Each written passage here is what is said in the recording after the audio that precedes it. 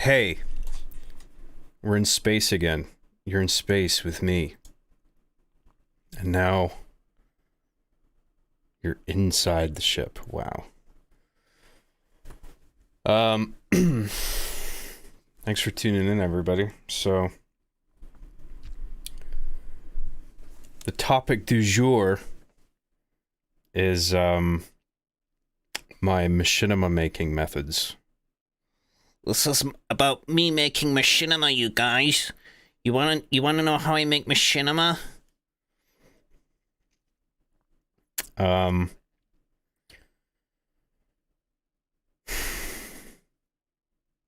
mean, I figured I'd just, we'd do like maybe 15 minutes of just bullshit current events and then I'd get onto my main topic, but maybe I should just get right into it. I don't know. How's chat doing? What the fuck? Real John stream. Could it be? Is he really streaming? Or am I just hallucinating? Somebody pinch me. Is John streaming? Wow. How exotic. What fucked up timeline is this? Where John is streaming on the internet. We in space. Whoa, that's right. See, this is space POV, and this is inside the ship. I got the notification, gasped, ran to the kitchen, and tuned in. I hope you sprinted. Otherwise, I'm not satisfied. Thanks, Daisy. Nice to see everyone. Hope all is well, John. Yeah, I'm doing okay. Just a little anxious. It's the same that whenever I start one of these things, but I'll loosen up in a bit. I just gotta... It helps just to scan chat and talk a bunch of bullshit first. John, are you venting? Are you the sussy imposter among us? What does venting mean? You don't mean ventrilo, do you? Is that an Among Us action going into the vents? Is that what you call venting? You break up the monotony. Thank you. Was this pre-recorded? What do you think, dude?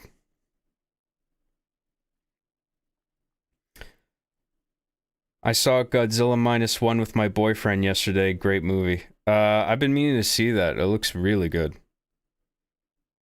I mean, the trailer looked great. And then I've heard it's like amazing. It might be like the best Godzilla movie ever made, apparently. And apparently they're releasing it to more theaters now. It was more limited in its theatrical distribution, but I guess they've seen such success with it that they're putting it in more theaters. So it might end up in a theater closer to me, because right now it isn't. I'll go see it maybe, if it comes out near me. Seems like a good theater watch. When I saw the notification, I pulled up the stream in the middle of my job interview. I'm still in the office, and they're telling me to leave, lol. Based. You are getting that job for sure. Hey, Job, how are you, Home Slice? I'm doing good. Doing okay. John, are you excited for Christmas? I am, actually. Yeah, I'll probably just do my same old thing, go to my mom's for a couple weeks at least. And hopefully I'll have some footage and streams to cut together while I'm over there on my laptop, and then I can put out a few videos this month. Still working on Hard Justice, but I got a lot of writing done. Like, I just powered through it the past couple weeks.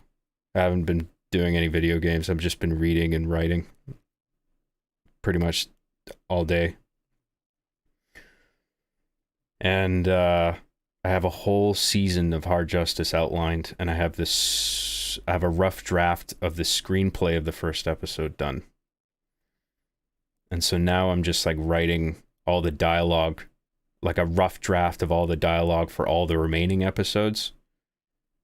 And then I'll go for a polish of the premiere. And then at that point, I can start opening auditions. I mean, I've got a few people in mind already for like voicing characters. But like I think for most of them, I'll open it up to public auditions where people can like, it's like R being the Chief, right? Where when I did auditions for those episodes where I'll announce it on Twitter and then open up a page on my website with some PDFs to like example sides people can download and then send in a reel. And then if I like the audition, I'll send more elaborate screenplay sides, and it's just like, here's your character, here's the scenes that you're in. Yeah. So that's coming along. I might even be able to get the first episode out. I mean, I don't want to say yet, but like early next year. Maybe maybe I can get a little teaser out or something as soon as January, and like the first episode out in February. Those are like rough estimates right now. I don't know yet. But I've come a long way in my Hard Justice outline, because I mean, it was already like outlined from start to finish, but I had some major problems in my second act that I needed to figure out, and I think I've eliminated most, if not all of them now. Like just plot errors where I'm just like, oh yeah, fuck, that doesn't make sense. Like, I got to figure something out here, and I think I've taken care of everything now. So mostly everything. There's going to be still some things that creep up when I'm writing dialogue where it's just like, oh yeah, I didn't think of that. Like, this is an issue I gotta fix, you know.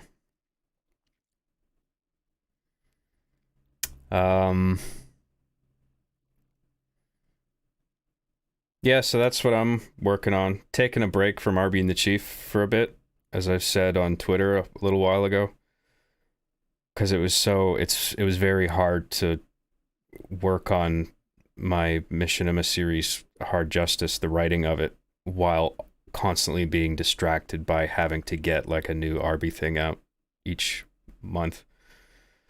So I'm just taking some time to just write my new series for now. And I'll go back to, because I still got ideas for like RB and the Chief episodes, and it's like really dumb episodes. I mean, I like making the show. I just want to do something different right now. It's just nagging at me to get this other thing done. So, what else am I working on? Oh yeah, so yeah, just between now and when I'm ready to get Hard Justice going, I'll just do some streams and then make videos with the footage. I just streamed Resident Evil 4. I made a video out of that. Professional reviews. And the next game I'm going to stream is Sonic Adventure. And I'm actually set up to do that as early as tonight. So after this, we'll see how much time we have left. I might be too tired, I don't know. But we'll get through this, see how I feel, see how long it takes. And then maybe I'll get started on my Sonic Adventure stream either tonight or tomorrow. Yeah. I don't know yet. We'll see. Job stream hype train. Yes. Yes, hype. Lots of hype.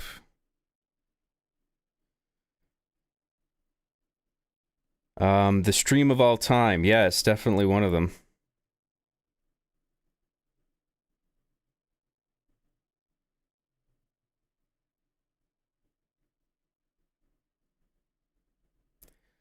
I'm excited for Hard Justice. That sounds awesome. I'll definitely audition. My wife and I really liked the Resident Evil review. Oh, cool. I don't get a lot of reviews on them. Kind of suck. Or, not reviews, views. Kind of sucks. But I'm just making the show I want to make. So, whatever. People don't like it. I got some valid critique about it too, but like, it's not the... I mean, there's some people who find Chip Gaiman too ridiculous. His humor is too ridiculous, where it's like unbelievably stupid. But I thought about that kind of execution for a long time, and I decided that was what I wanted to do because it was the best way to sort of tap into my inclination to write just absolute incoherent nonsense when I'm like coming up with like jokes. I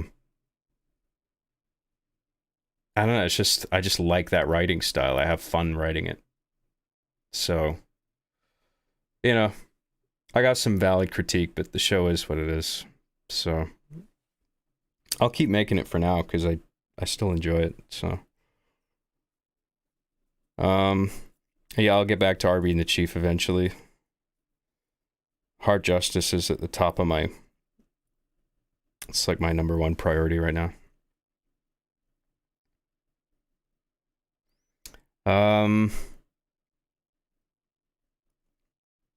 It's pre-recorded and John is just guessing what chat will say. Oh, genius.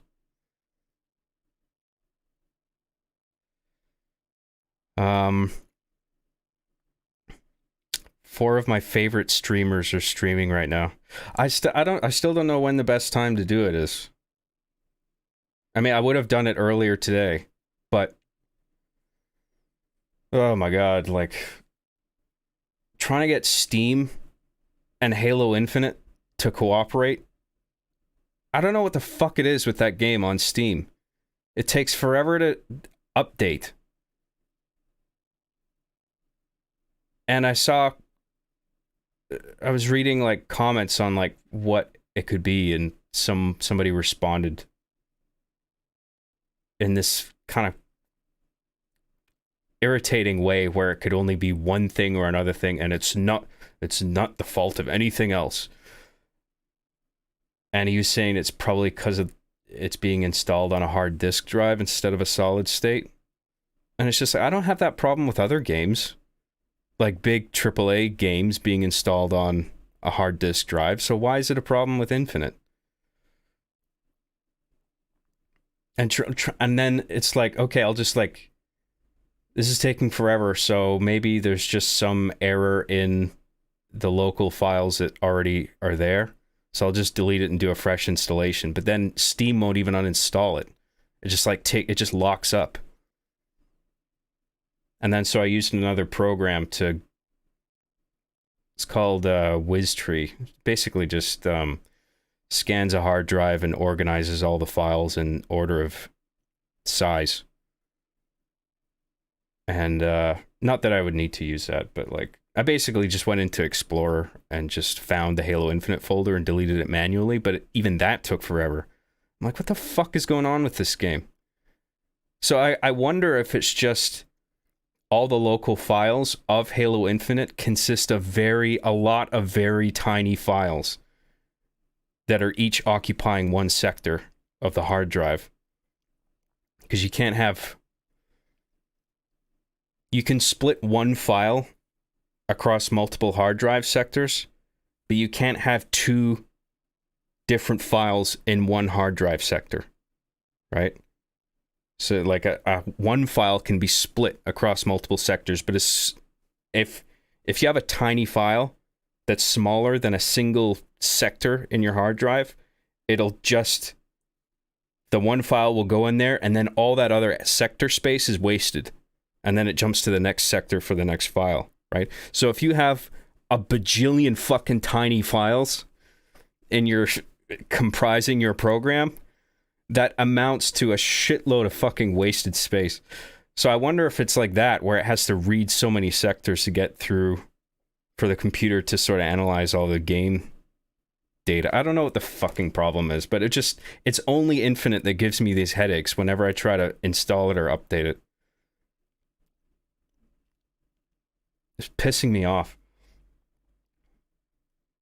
And then Steam was just like, I'm watching the download rate and the disk file unpacking rate, and they're just like dipping for no reason and then flatlining. I'm like, why?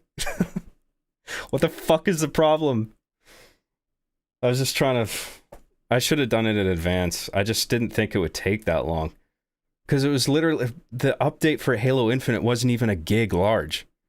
And so it was literally crawling by at a rate of kilobits per second. I'm like, what the fuck? It's just a gig. Like, holy shit. But, like, I guess it must be exclusive to wherever the servers that I'm pulling the Halo Infinite data off of. I don't know if those are at Steam. Like, Valve has a server farm where all the game data is, where it gets all pulled from, or if it's, like, you're pulling from, like, individual dev server farms or whatever. Yeah, I don't know. It's just... I'm slowly learning that for streaming, you have to just, like, dedicate the day before to just prep and just getting everything fucking set up and then testing it. And that'll take hours and hours, and then it's like, okay, I'm ready to stream tomorrow. Like, I can just start it up right away. So I did that with Sonic Adventure now. So that game is, like, ready to go. It's like the dog shit DX version, but then I put all the mods on it to make it play and look like the original Dreamcast version, which I'm a bigger fan of. And it controls a bit better too, I noticed, so... So yeah.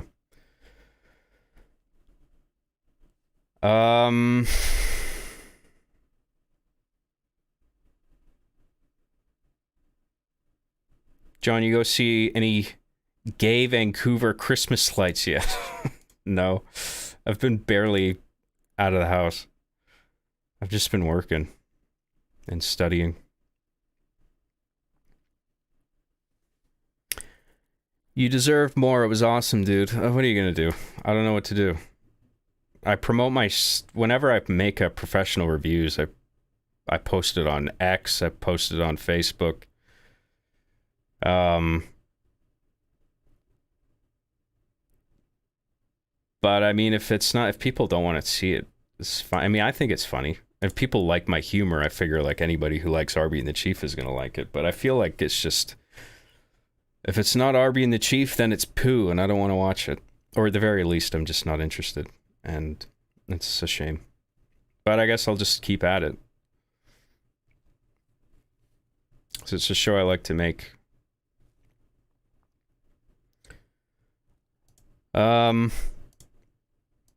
If any of your characters have a stereotypical French accent, I can provide. Lol.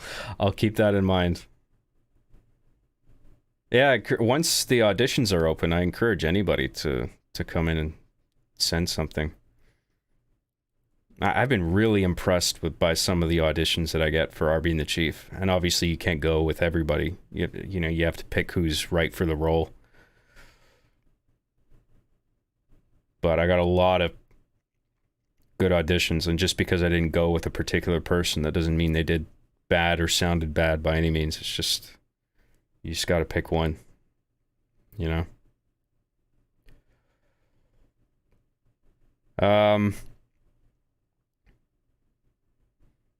finally ran out of John Tent to listen to at work. If you could make 4 to 8 hour streams per week, that'd be great. 4 8-hour streams per week. A steady source of John Tent. Right into the vein. I gotta mainline some John Tent for an entire week. Yeah, I think that's a bit overkill for me, sorry. But I'll probably stream for a while tonight. I got nothing else planned. Got everything else done.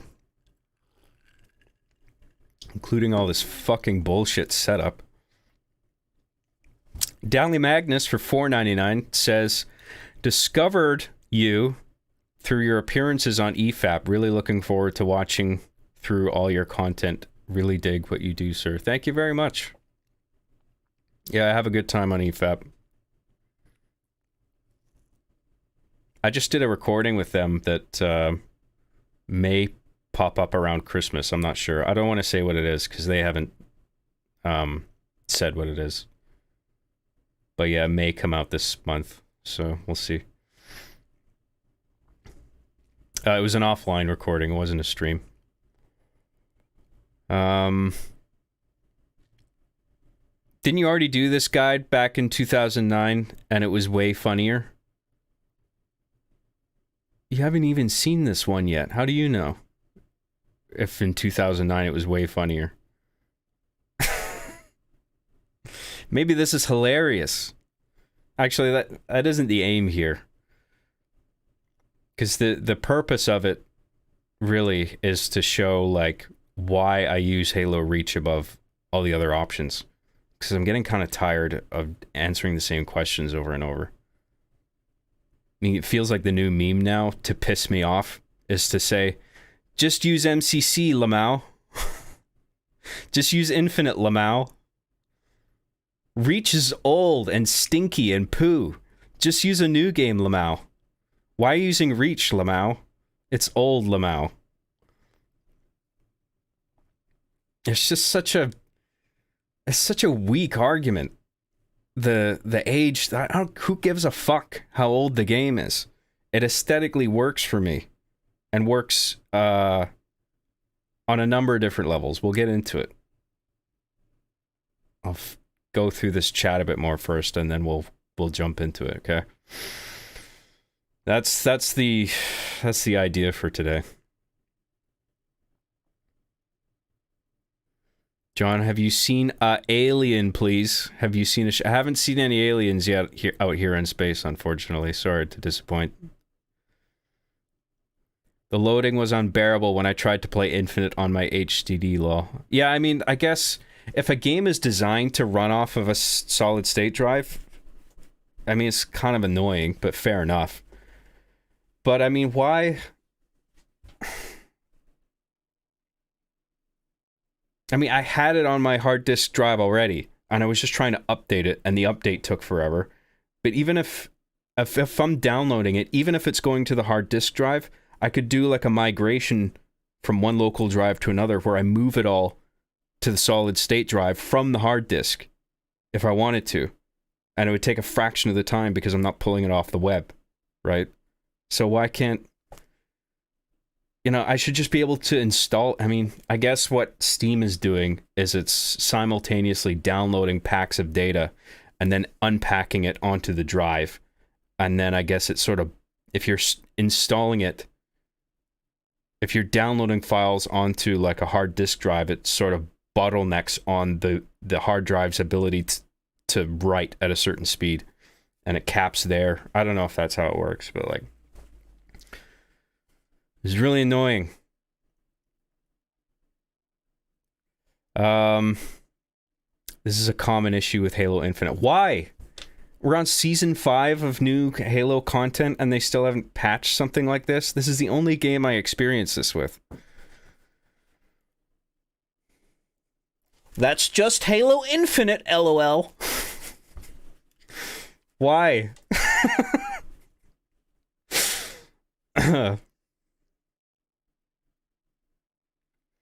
John, you look so comfy and cozy with your cozy flannel. I'm trying to be like you when I grow up. 26, by the way. I mean, it's just a shirt. Not any more comfortable. I mean, I'm kind of comfortable in this, but it's not a huge degree more comfortable just because I'm wearing a plaid thing. Flannel? I don't know what it's called.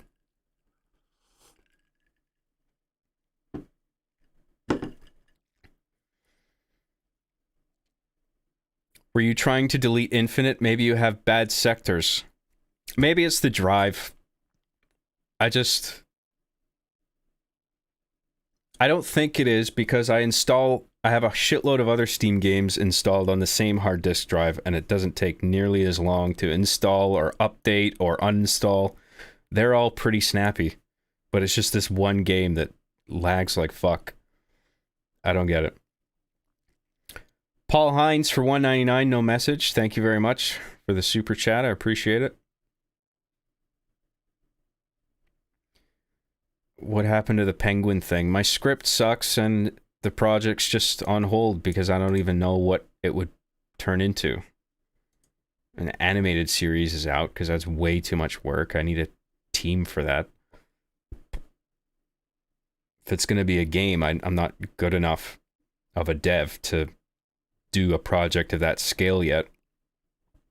Although I do want to make a game, but it would have to be, I would have to start with a smaller scale project. Would you write game from scratch or use engine? Like if I was developing a game? Of course I'm going to use an engine. I'm not going to write an engine from scratch. You should definitely keep at it. Yeah, I will. Thank you. Have you watched and analyzed Skibidi Toilet yet? Looking forward to your in-depth review. I looked at Skibidi Toilet and I had seen it before. I just didn't recognize the name at the time it was mentioned. But yeah, I do know what it is. I've seen bits of it. It's well done. It's really crazy. Yeah, it's cool what you can do with Source Filmmaker.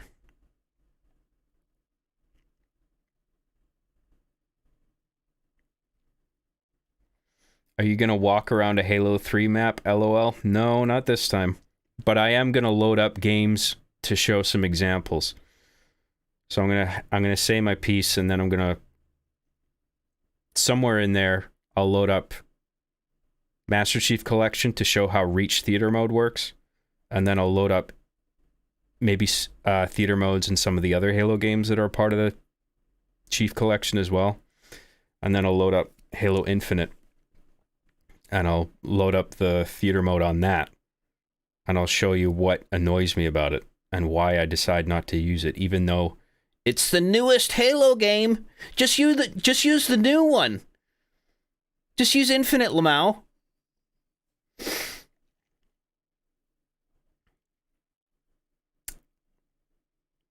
Use Quake. Yeah, that's a little bit dated.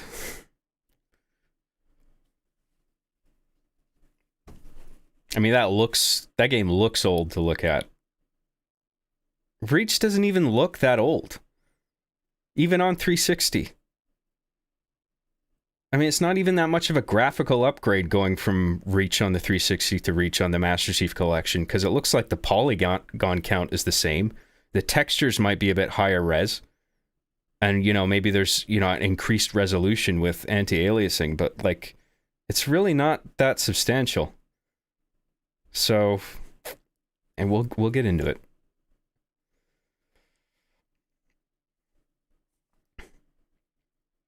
Have you considered Pong for Machinima? Oh, that's a good choice. I'll think about it. The Infinite UI is so soulless. It is kind of quasi Fortnite inspired, which pisses me off. It's not terrible, but, like, I do find it a bit irritating. For me, I'd rather save the solid state drive for games I know I'll want to play a lot, so it's annoying needing like 90 gigabytes just for this one game. Well, a lot of AAA titles now, they expect you to be running off a solid state, because if you don't, then there's these horrendous, like, stalls in the game where it's like loading the next chunk of the game. Like, you wouldn't get that stall if it was on a solid state where the CPU has quick access to it, but because a hard disk has to read off the magnetic plates, like, I mean, certain games it'll have like an option, like where it's sort of optimized for hard drives. Cyberpunk has an option like that. But yeah, I'm the same. If it's a big release that's like a big file size and it's like high fidelity, whatever, like Cyberpunk or Resident Evil, I'll put that on my. I have an M2 SSD in my motherboard that I install to. It's not that big, but it's big enough to hold one, maybe two games.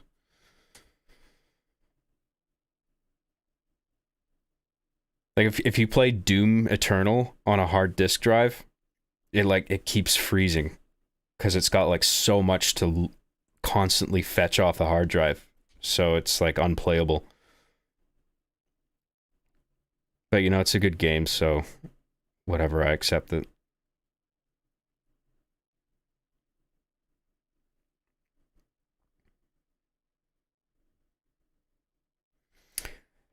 Hey John, I really love the channel and looking forward to seeing the reboot of Hard Justice. If you had the choice to bring back or remake any of your previous Halo machinimas, which would it be?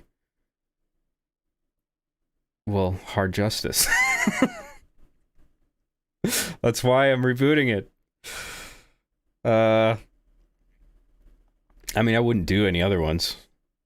They're all dog shit. I mean, Hard Justice, I think, was shit as well, the original one. Not everyone agrees with me, that's fine. That's just my personal view on it. But, like, there's enough there to salvage that I thought, like, you know, I like the characters, I like the premise. I could sort of reboot this, but, like, within the framework of a much more compelling and well thought out story. Because with the original Hard Justice, I was just winging it, and it was just a bunch of dumb boner jokes. So now I'm actually taking it way more seriously. But it's still going to be lighthearted and sort of like occasionally there'll be like a joke about sort of self-referential, referring to the fact that machinima as a medium is so limited. You have to work around the game's limitations. There's jokes here and there that in the show already that make fun of that, but like not too much.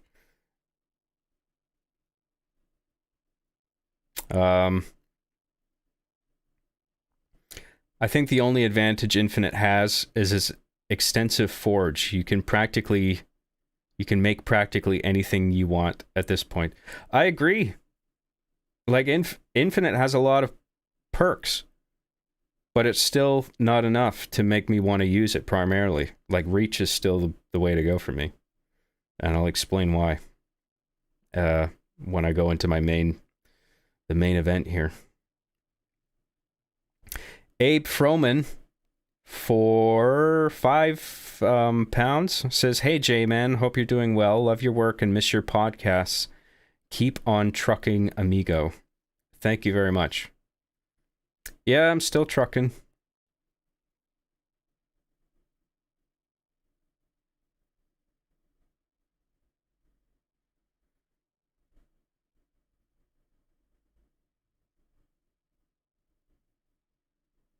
John, not using Reach because old is silly. Job, not using Quake because old, Lamau. You are fucking kidding me, are you? Quake looks objectively dated. Reach does not. It's not there yet. There's a difference there. You fucking know that. You're just triggering me. It's like saying, why don't you use Doom? It's like, because the level generation tech is so outdated and all the characters are 2D sprites. I mean, Quake isn't quite that bad, but like, it's old enough. The textures are very low poly. And not all the characters have masks on, which is a whole issue. Anyway, I'll explain why, okay? What's a solid snake drive? That's a troll. Have you seen the movie Doom with The Rock? I think I might have, but I've forgotten it because it was so forgettable. I'm not sure if I did, to be honest. I probably did, and I just forgot it because it was so unremarkable. Or maybe I just saw bits of it where I saw that they did the first person thing, and I'm just like, ugh, no. Even Halo did that, the TV show. It's just, oh, it's a video game TV show, so we got to have a few shots in there where it's like the video game where the assault rifle is being held up. It's like, you don't need to do that. Just because you're doing a game based off a first-person shooter, it's like, I don't know.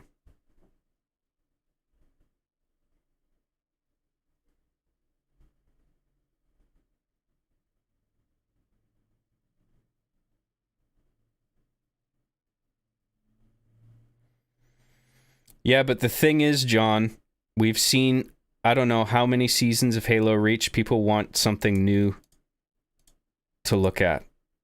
Well, go play Infinite then if you want to go look at it.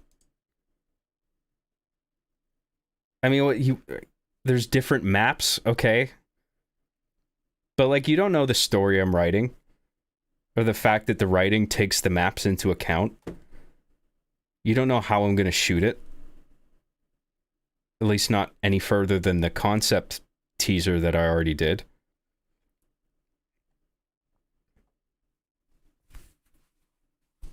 It's the game I want to use, okay?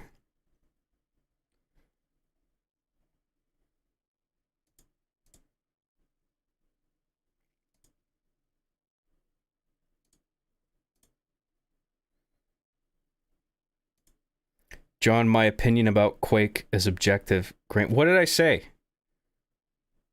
All I said was that Quake looks distinctly old because it was one of like the first really 3D games. Like Doom is like pseudo 3D. But Quake was actually 3D modeled and it was one of the first to do it. But it looks its age at this point. Reach is not in the same bucket.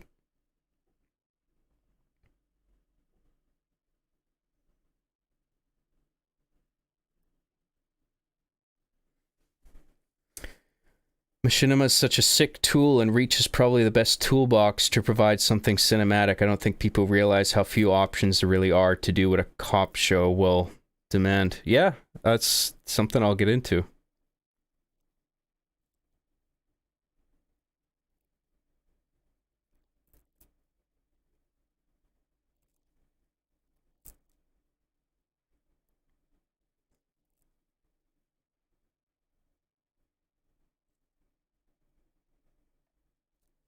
You should use modded Reach maps if you want something new. Yeah, I'm not building any maps for Halo Reach. But I do have all the maps, like the DLC maps for Reach. So I have like the maximum array of like pre-built maps that you can have for Reach to work with, but like I don't think I could I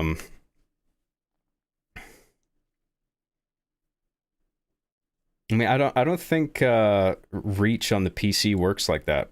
Maybe it does, I don't know, but then I don't really want to get heavily into like modding. I know you can like make whatever you want in like Halo Infinite Forge.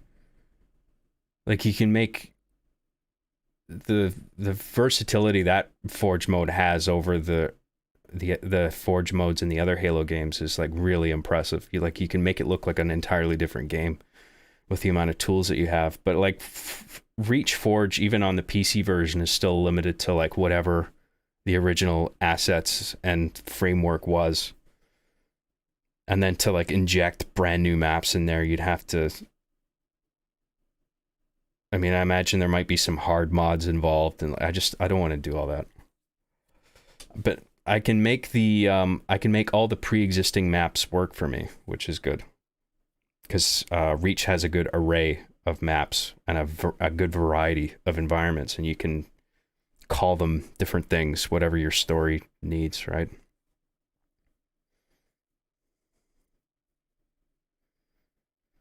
There's no gore in Infinite. Blood splats are important. It's another good point. I didn't even have that written down, but yeah. I mean, I actually wasn't aware there were no, like, blood decals sort of painted onto the ground and walls when people died. But yet in Reach, there's a lot, because Reach is trying to. Reach fundamentally has this kind of melancholic, sort of gritty, emotional aesthetic that it's going for, where it's because of the situation of like, Reach getting glassed and the sacrifice that was made to get Cortana over to Chief on the Pillar of Autumn. Like, it's sort of about it's heavily themed with sacrifice, right?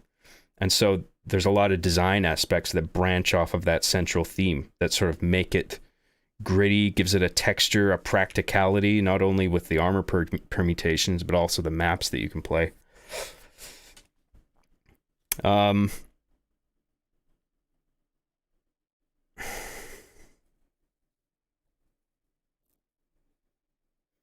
Wait for Infinite +1 and use that. Well, I'll put it this way, John. If Reach had a texture pack that changed all the textures, would you use it? No, because most user-made texture packs fucking suck. They look way too sharp in relation to the original polygon count. The colors are off, so the color palette isn't even matched properly.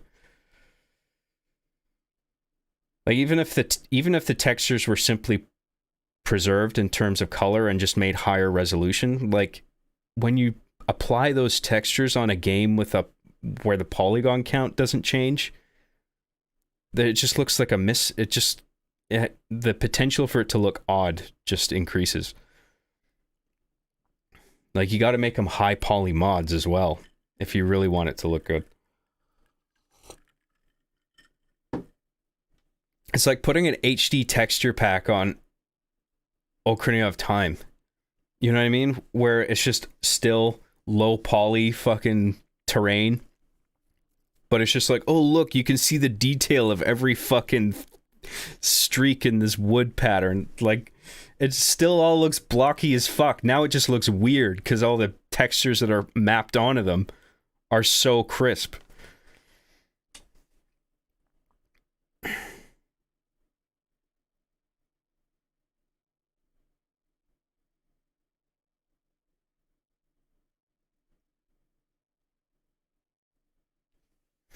Have you considered other games for future projects? Not memeing for once, but I'm thinking back to some old Fallout Machinimas and fan-made projects, just to name one of so very many.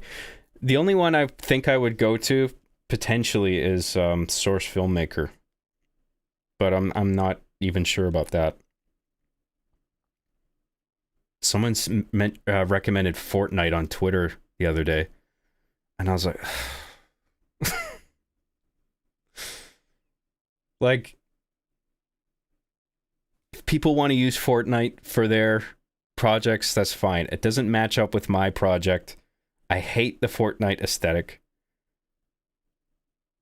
The camera operates in that sort of generic, no velocity curve.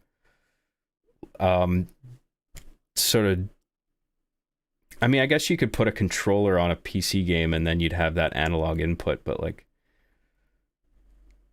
It's just, it frustrates me because the only thought people are putting into it seemingly is that newer game better, old game bad. And no, that doesn't apply to me criticizing or saying that I'm not going to use Quake because it's old. Reach doesn't look that fucking old. What about GTA? You could make something great if you got accustomed to the Rockstar editor. I've made Rockstar editor videos. I quite enjoyed it too. Although, I mean, it is kind of a headache operating the camera within that very limited range around the player. Because, like, you can only pull the camera so far back and then it hits like a hard boundary and it's relative to the player position or the car position. And it's even trickier when the person's in a car and traveling very fast, because then the camera, you have to make sure the camera keeps up with the player within that boundary.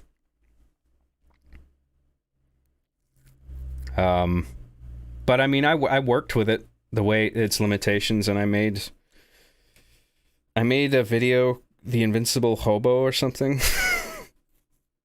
It's just a dumb throwaway thing, but I had fun making that. It was cool.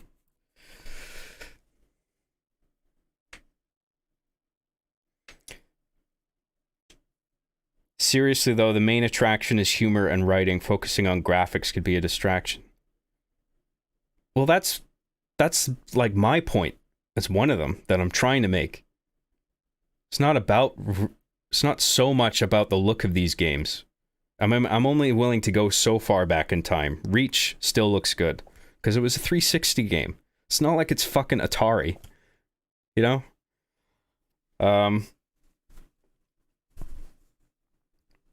But yeah, it's like a decade old at least. But it's about the writing, it's about the characters. Or is the story working? How do you shoot it? You know, is it compelling in all these other ways that have nothing to do with how the game looks in terms of fidelity?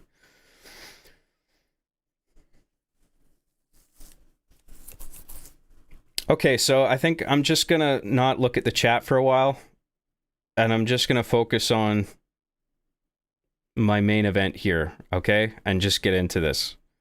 So I want to make a video out of this, so I'd rather not be constantly cutting out bits, irrelevant things in regard to like engaging with chat. Like I want to just, if I'm doing this now, then I just want to focus on this, and then we'll do some chats after. And if you have any questions about what I've said, I'll answer them or whatever. Okay. So, I mean, I'll try to keep kind of a brief eye on what the chat's doing as I'm talking, but like, I'm gonna try not to engage with it because I just want to focus on what I'm saying.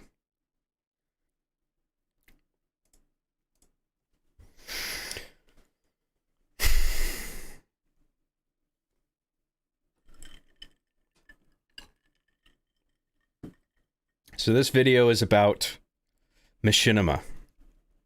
Machine cinema. What is Machinima? It's a contraction of machine cinema. It's a muddy term now. The way I see it, I've said this numerous times on previous shows and my own show, but it has three definitions. One is, I mean, well, let's go with the colloquial term first, which is just fan-made content using video games, right? Specifically cinematic content made within a real-time engine with computer graphics and assets generated in real time. So there's no pre-rendering. It's not like Pixar or, you know, VFX, computer VFX, where everything gets rendered like frame by frame very slowly. But then we get to the technical definition of machinima, which I think I just actually said the technical one, which is cinematic content in a real-time engine. But where the distinction is that I think a lot of in-game cinematics, even for the latest video games, like God of War, for example, you could call that cinematic content within a real-time engine because that's exactly what it is. So I think you could call any cutscene in a mainstream video game machinima. I think that's technically correct. But people don't use it that way. When people use the term machinima, it's usually like some guy in his bedroom like me using consumer level hardware, right? No dev kits or anything like that. You just have like a console with a bunch of controllers and you take advantage of the game the way the game originally works. You puppet the character yourselves, or you go on Xbox Live and you get a bunch of players to coordinate with you and you all play out the characters. And then you load it up in theater mode. I mean, this is just Halo with the theater mode, right? I mean, other games have different ways of working, but you don't necessarily have to use Halo. I use Halo because it just works perfectly for me, for what I want to do, the stories that I want to tell. But yeah, people use machinima colloquially to refer to fan-made content where you're not working for an official dev company, right? You're not working with some high-end tool set. right? Whatever, it's not. I mean, even it's the lines are blurred now more than ever because you got individual game devs using shit like Unreal 5 at home, and of course the big mainstream developers will also use the same software.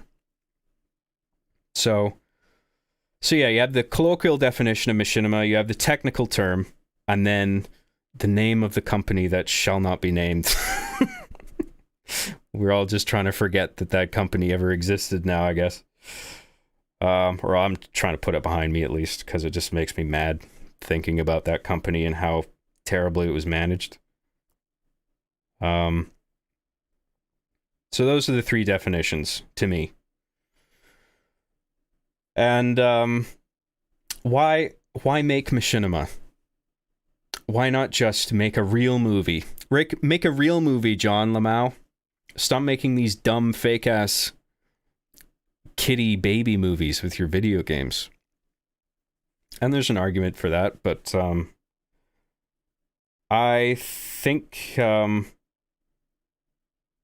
what's really valuable about machinima is that it's probably the best filmmaking tool you could possibly take advantage of. It has an ease of use. Because, if you can play the video game, you're probably going to be able to figure out how to get the footage recorded and, puppeteer all the characters and get the assets doing what you want, whether they're vehicles, you drive them around. If there's explosive canisters, you blow them up, right? If you're working with more sophisticated software, you'll absolutely have more flexibility, but then you'll lose a lot of people in the weeds where they're just like, oh, this is a little too much for me. Like, I don't know what I'm doing with this tool set, right? But I mean, that's people, especially young people, more and more, like individuals at home, are becoming more and more familiar with these very high-end technical concepts and pieces of software. But yeah, it's a great filmmaking teaching tool. There's a lot of concepts and time-saving tricks that I've learned in the process of gathering footage for machinima projects that if I were to start making live action movies, I could carry a lot of those skills over to live action. Specifically, like, one of the best examples is the order in which you obtain coverage and an economic approach to shooting shots that you need, where you pick one that's really good. Like, okay, because when you're shooting anything, right? Machinima, live action,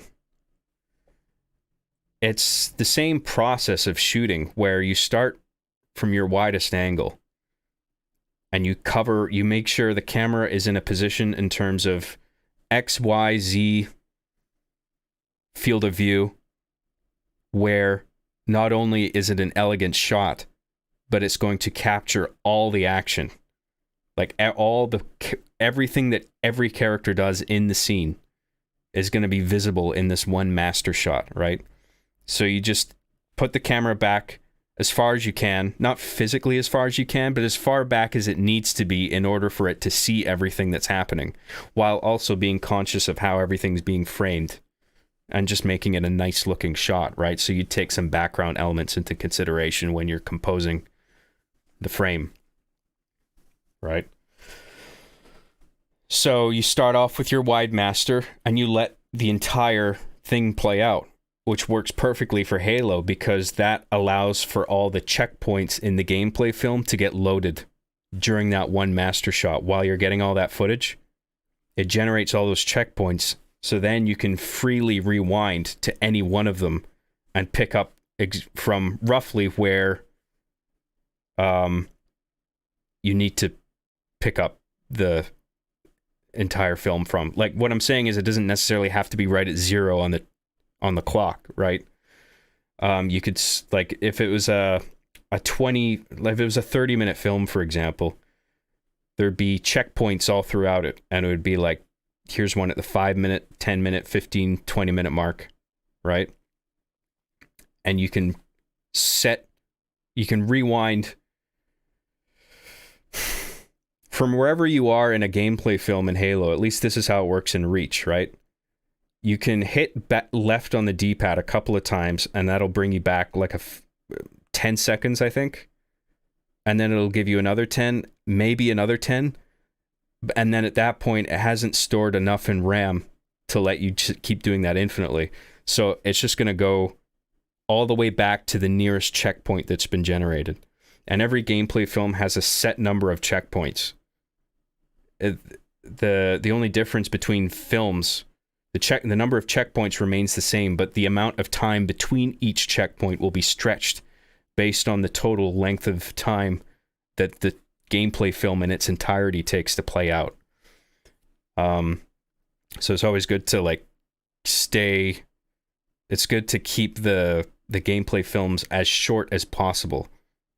So you minimize the time between checkpoints, and then that minimizes the time that you're, scrubbing around trying to figure out the exact spot you need to be at to get the action that you want, right? So that, to my broader point, doing that sort of thing for so long has taught me to be very efficient in my shooting process, where it's just like, okay, gameplay has started now. Pause my game while I'm not moving anything, because then the game clock doesn't run. And then it's just like, I pause on any one of the 4 controllers that I have controlling an avatar.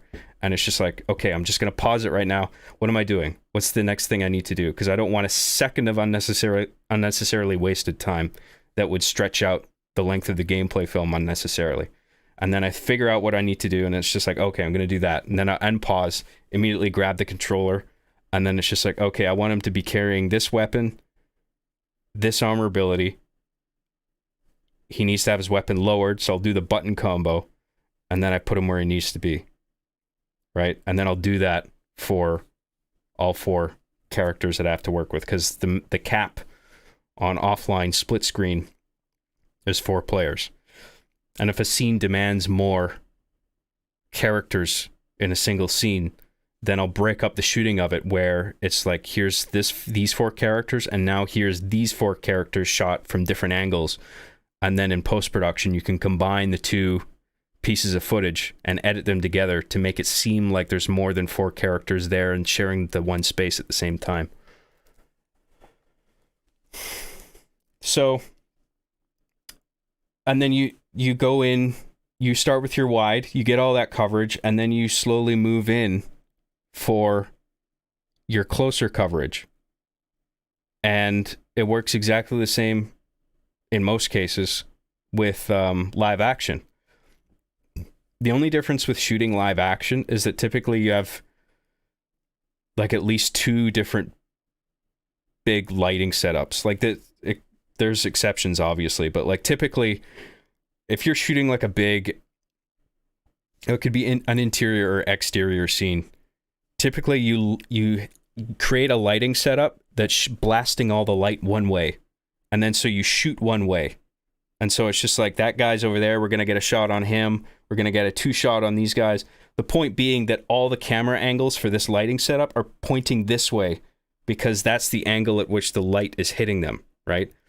And so then, when all those shots are gotten, then you turn it around, and you have all the lights pointing the other way, and then you get all the shots that are looking this way, right? So it's like, okay, we're gonna get the shot of this guy now, who's talking to that guy who we already shot, but now we need his coverage, right? So we hit that guy, or those 2 guys, and then that all gets combined in editing, where it seems like the light is hitting everybody, so you can see everybody all at once is clearly lit. But obviously you can't have there's some exceptions, but a lot of the time you can't have a lighting setup pointing both ways, because then if you set the camera up on one side, you're going to see all those lights blasting in the direction of the camera, right? You don't want to see any lights pointing this way. But obviously Machinima doesn't work like that. You don't need to worry about lighting setups, because the maps have built-in global lighting, and sometimes with Forge you can put in your own light sources, but I tend not to do that unless there's like a specific story reason why I want like a flashing alarm light or something. You can put that in the Forge mode.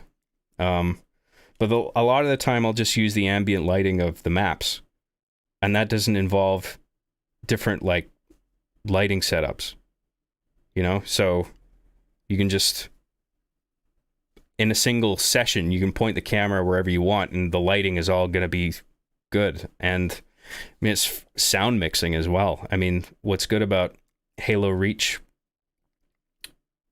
it's theater mode.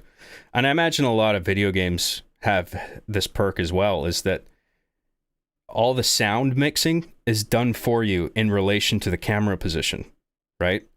So if you're in theater mode and there's a Warthog engine running, if you turn the camera around, the sound of the Warthog is going to come out the back speakers if you're playing it on a 5.1 setup, right? So like the 3D sound is being mixed in real time for you already by the game. So you don't actually have to do, I mean, obviously there's sound design involved in editing Machinima, but it's substantially reduced compared to a live action production where you got to do a lot of it from scratch. You know, like building individual tracks of ambience. I mean, like I said, you can still do that for like Machinima scenes. Often I do still do that, but like the workload is, a lot of the load of the work involved is taken off by the fact that the game mixes the 3D sound for you in the theater mode. So yeah, you just keep moving gradually in for closer and closer coverage, right? So it's like wide, extreme wide, full, cowboy, which actually some people say it's an outdated term, but when you're dealing with characters with guns on their thighs, the cowboy shot still actually applies here. So cowboy is basically just like from the head down to the bottom of the gun that's on somebody's thigh. So if an avatar, and one of the avatars in Halo is carrying a sidearm, a pistol, that'll go on the thigh, not on the back, right? So you could technically have a cowboy shot in Machinima where you see the pistol on the thigh and the shot goes all the way up to like the top of the head. Cowboy. Well, before you'd even get to cowboy, if there's any 2 or 3 shots, you would get those first, right? So you have your full shot where you can still see everybody, but they're all like head to toe in the frame. And then you move in for like 3 shots and 2 shots. So it's just like, say there's 5 characters in a scene. It's just like, I'm going to get a 3 shot of these 3 characters and a 2 shot of those 2 characters over there, right? Because they might be on sort of broad sides of an argument that's happening in the scene, and you want to sort of visually divide it into teams where it's just like, these 3 characters are arguing for this thing, those 2 characters are arguing for that thing, right? That's broad, whatever broad ideas that those might be. And then they're shot head to toe in the frames as well. And then you move in for your cowboy shots, and you might sort of mix some shots a little bit in there. Like maybe it's a 2 shot, but one of them is framed in cowboy and the other is sort of in a full shot head to toe. You might do shit like that. Like whatever works for the script, right? Whatever tells the story most efficiently, because the story determines everything, right? That's why I work so much on the screenplays beforehand, because that tells me everything, including how to shoot it. And then you move in more, and then you have your medium shots, which is from the waist up to from the waist to the head. Medium close up, which is like this. Close up, which is like this. Extreme close up, which could be like mouth to eyes, or it could just be the eyes, right? Like if you really want to emphasize like something means a lot to a person, like if you cut to an extreme wide, all of a sudden that's making it clear to the audience, like, oh, he really cares about that thing, or he's scared of that thing, or whatever, right? And then you have your inserts, and I like to do those last. And so inserts are basically shots of anything that's not a person, right? So if there's an object being handed over from one person to another, or there's a shot of like a terminal that needs to be operated, something that's key to the scene, right? It's just like, okay, I'll grab an insert on that object, right? And those are all the shots, right? But that process of going from widest to close coverage and being extremely efficient with that and as time saving as possible, those are all skills that I can transfer from doing machinima to working on an actual production where I have that in mind, where it's just like, let's not waste any time here. We need to see everything. This is the best angle. Let's set up the camera there. Okay, action, get all the coverage, right? It's mixed up, complicated a bit by lighting setups, but it's basically the same thing, right? So if you get good at making machinima, that's a lot of training for live action production is actually handled by that. You can carry a lot of those skills over. It doesn't map on exactly, but like it teaches you to be very economical and fast with the way you shoot things, which on a live action set, time is money, right? I mean, it's ridiculous the amount of money that gets pissed away on live action productions. Like hundreds of thousands of dollars. And some of those days with all that money spent, nothing gets done. Like, it's just hilarious the amount of fucking money that gets tossed around.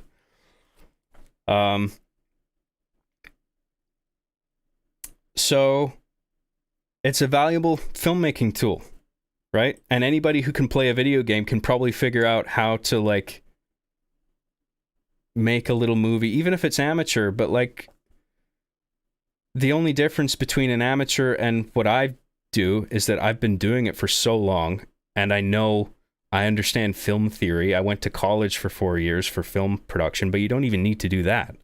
Like I made 5 seasons of Our Being the Chief before I even went to film school. Like I already knew the principles of filmmaking and storytelling just by studying my favorite movies and reading things and reading books on screenwriting, you know?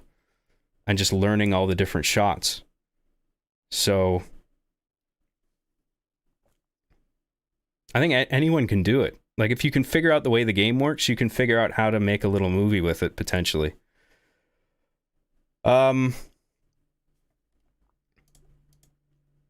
Is machinima art? I don't really care one way or another whether people think so. I think it's a very efficient way of getting stories out fundamentally, and if people want to call it art or not call it art, I'm fine either way.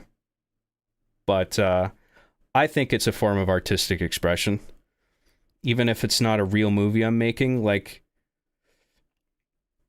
I mean, this sort of gets into the whole argument that's going on right now with like AI art, right?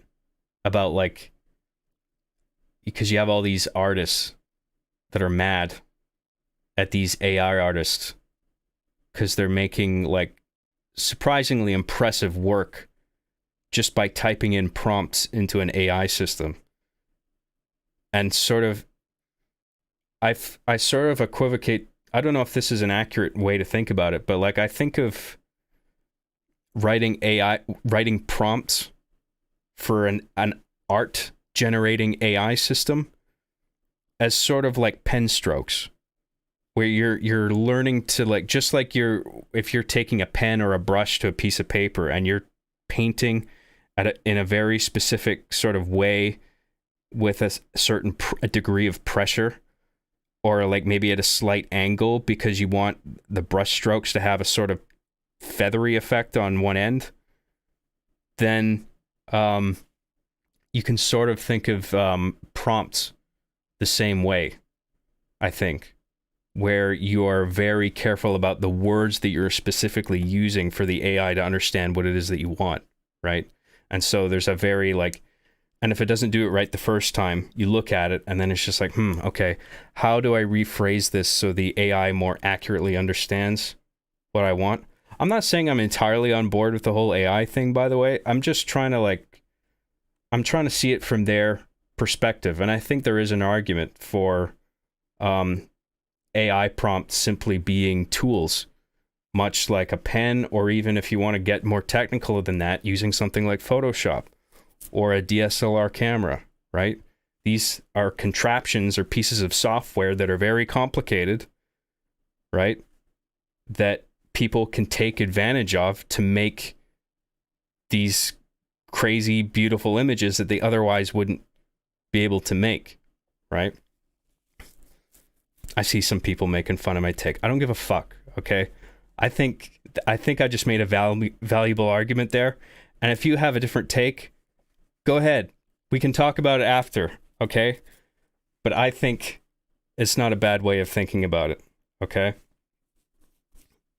And I mean, I'm saying I get both sides of it, right? Because you have people who like are very skilled at drawing, and you know they're struggling to get by, and then they see somebody just writing a paragraph into an AI thing, and it spits out an image that looks great, and it's just like, looks a lot better than mine. Or maybe it's like, well, that looks like shit. Mine is a real image, right? So there's a worth to this that doesn't have, that image.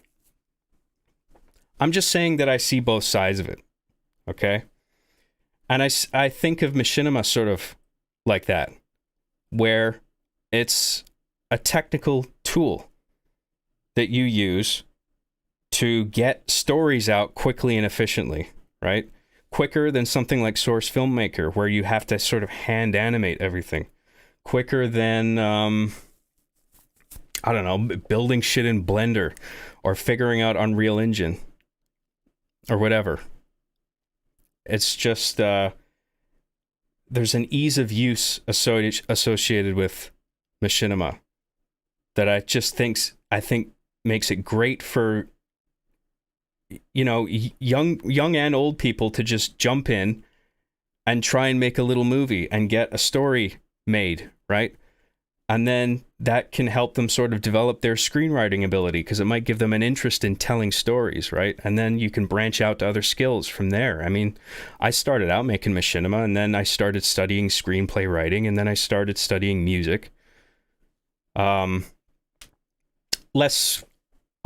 so on the theory side, but more just on the technical side of actually figuring out how to use music software to create sounds. And, you know, from there, I just sort of felt it out, like what sounds good to me. Oh, that sounds cool. What if I mixed it with this instrument? But then there's a whole theory side to music that I'm woefully ignorant to, that I plan to get to eventually, but I'm trying to get through a bunch of computer science books first.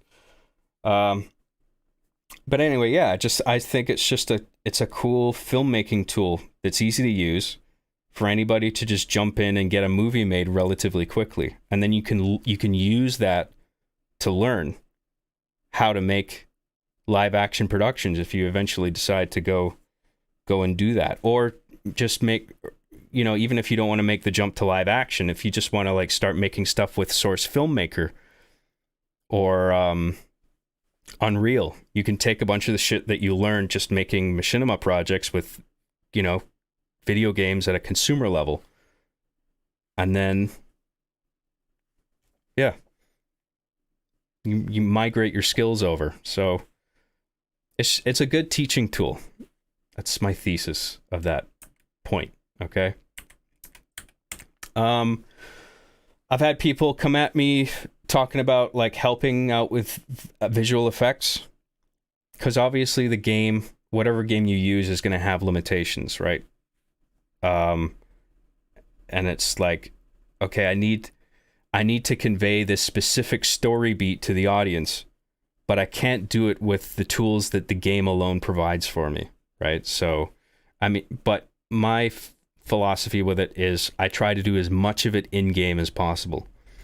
And then whatever that I cannot possibly achieve with the vanilla game, I'll look into something like Blender, where I can create a certain object, like a key object that I can't create in Forge. I'll do that in like Blender. I'll match the camera angle, put it against the green screen, give it similar lighting so it looks like it matches the environment, and then have a plate shot that's shot in the video game, and then combine the two, where it looks like, okay, it looks like this 3D Blender created object is actually in this environment, right? But that's like that's one of the last steps of the whole process, right? Because you get the story written first, you shoot as much as you can in the game, you create as much as you can in the game, you edit as much as you can, you achieve picture lock, you do sound design, and then at that point, it's just like, okay, what are the visual effects assets that are missing that I couldn't do in the game? I'm going to need to create those in Blender or something like it. And then, so I'm very far away from that when it comes to my new Machinima series I'm working on, but that will be a thing that I have to deal with eventually.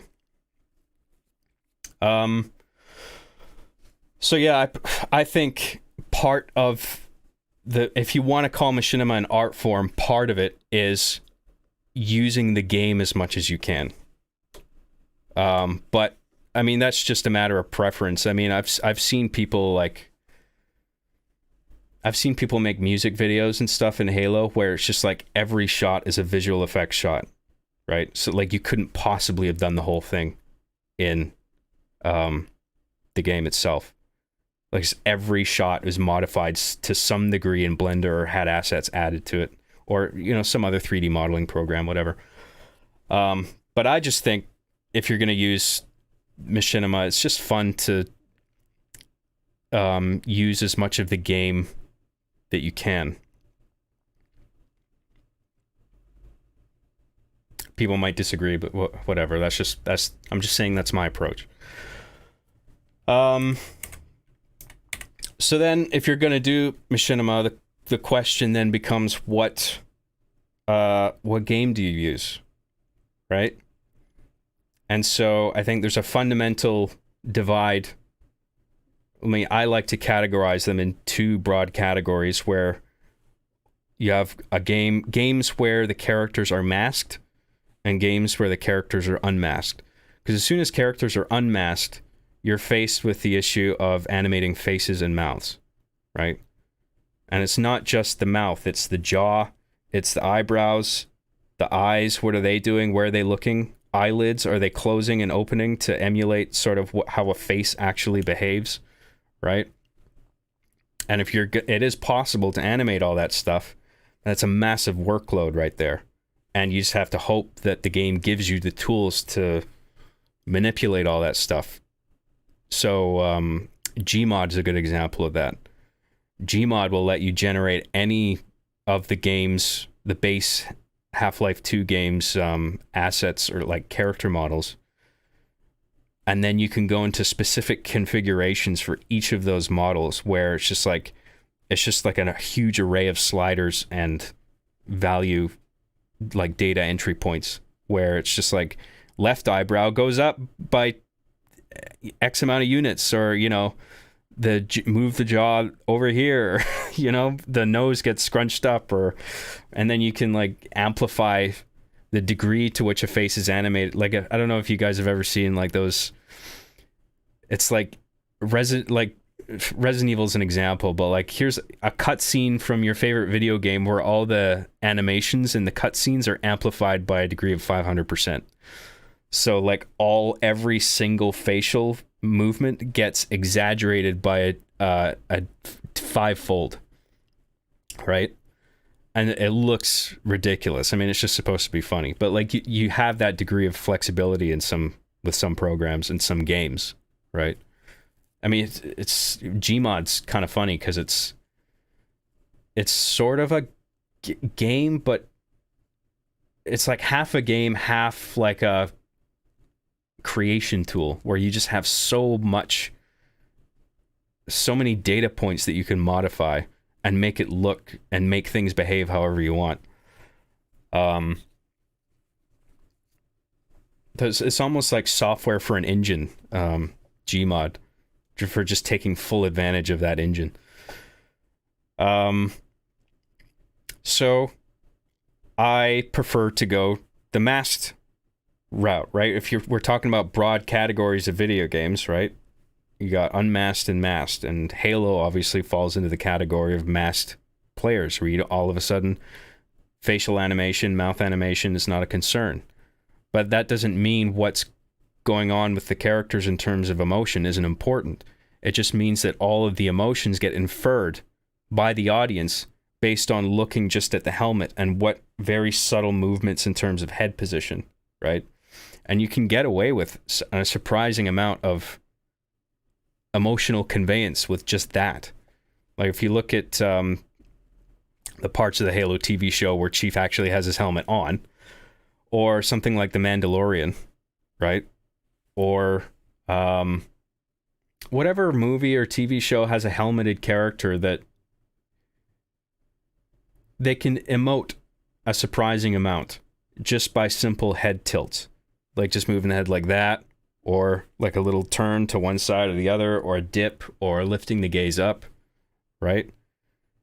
Just, and by the audience just has to look at the helmet and the head positions, and they're sort of painting in their mind's eye what is probably going on their face. It doesn't work the same with non-helmeted characters, right? Because even if you move the mouth, if the eyes aren't doing anything, if the eyes look dead, then it immediately sucks you out of it, right? Because it's like, I don't believe this character's feeling what they should be feeling right now, right? But you can infer all that on a helmeted character. That's, I mean, I see that as a perk. I don't see it as a limitation, really. Because it just, like, not only am I spared all that workload of animating faces, I see it actually as a storytelling plus of the audience, specifically with games with helmeted characters, being able to sort of project their own emotions on that person that they're looking at. I see that as a step up. So, there's a number of games that have helmeted characters. Halo is obviously the big one, right? There's probably a few games I could go with, but the way Halo's theater mode works, starting as early as Halo 3, is just perfect for me. And I think it's specifically good in Reach because of the smoothing effects that are applied to the free roam camera. And you don't get that with a lot of Halo games, and including Infinite. Halo Infinite doesn't have those velocity curves applied onto the camera. So like if I'll demonstrate this later with an actual live example, but just for now, if I'm panning a camera in Reach, right, and I'm applying a slight degree of pressure, and I'm making the camera go, and then I just let go of the control stick, the camera is not going to stop dead. It's going to go gradually from whatever velocity value, gradually to zero, as if it was on an actual dolly in real life, right? So on live action productions, cameras will be fitted on what's called a dolly, right? So a cart that gets pushed off, they're pushed back and forth across a track. They were actually originally used to load engines onto the wings of airplanes, right? And eventually some guy came along and he was like, you know what? That would actually be perfect for putting a camera on because of how smooth it is. Because dollies, when they were fixing engines onto the wing of aircraft, the application process of mounting the engine on had to be incredibly smooth, like no jerkiness at all, right? So everything was, all the machine was done to apply all this smoothing onto all the movements involved in getting the engine up and then clicking onto the wing, however that works. And so eventually a guy came along and said, let's put a film camera on that. And then that'll make the camera look really smooth when it's recording footage, and it'll look great in editing and when people are watching the finished product, right? And so then that became a camera dolly, right? And the Reach camera emulates that surprisingly well, just with that simple little velocity curve, but it gets neglected in so many games, including Infinite. So if I were to do the same thing in Infinite, right, apply a degree of pressure to make the camera pan, and then let go of the stick, the velocity stops dead. Like say the velocity was at 100. It would go from 100 to 0 in the span of a single frame. So it just stops immediately.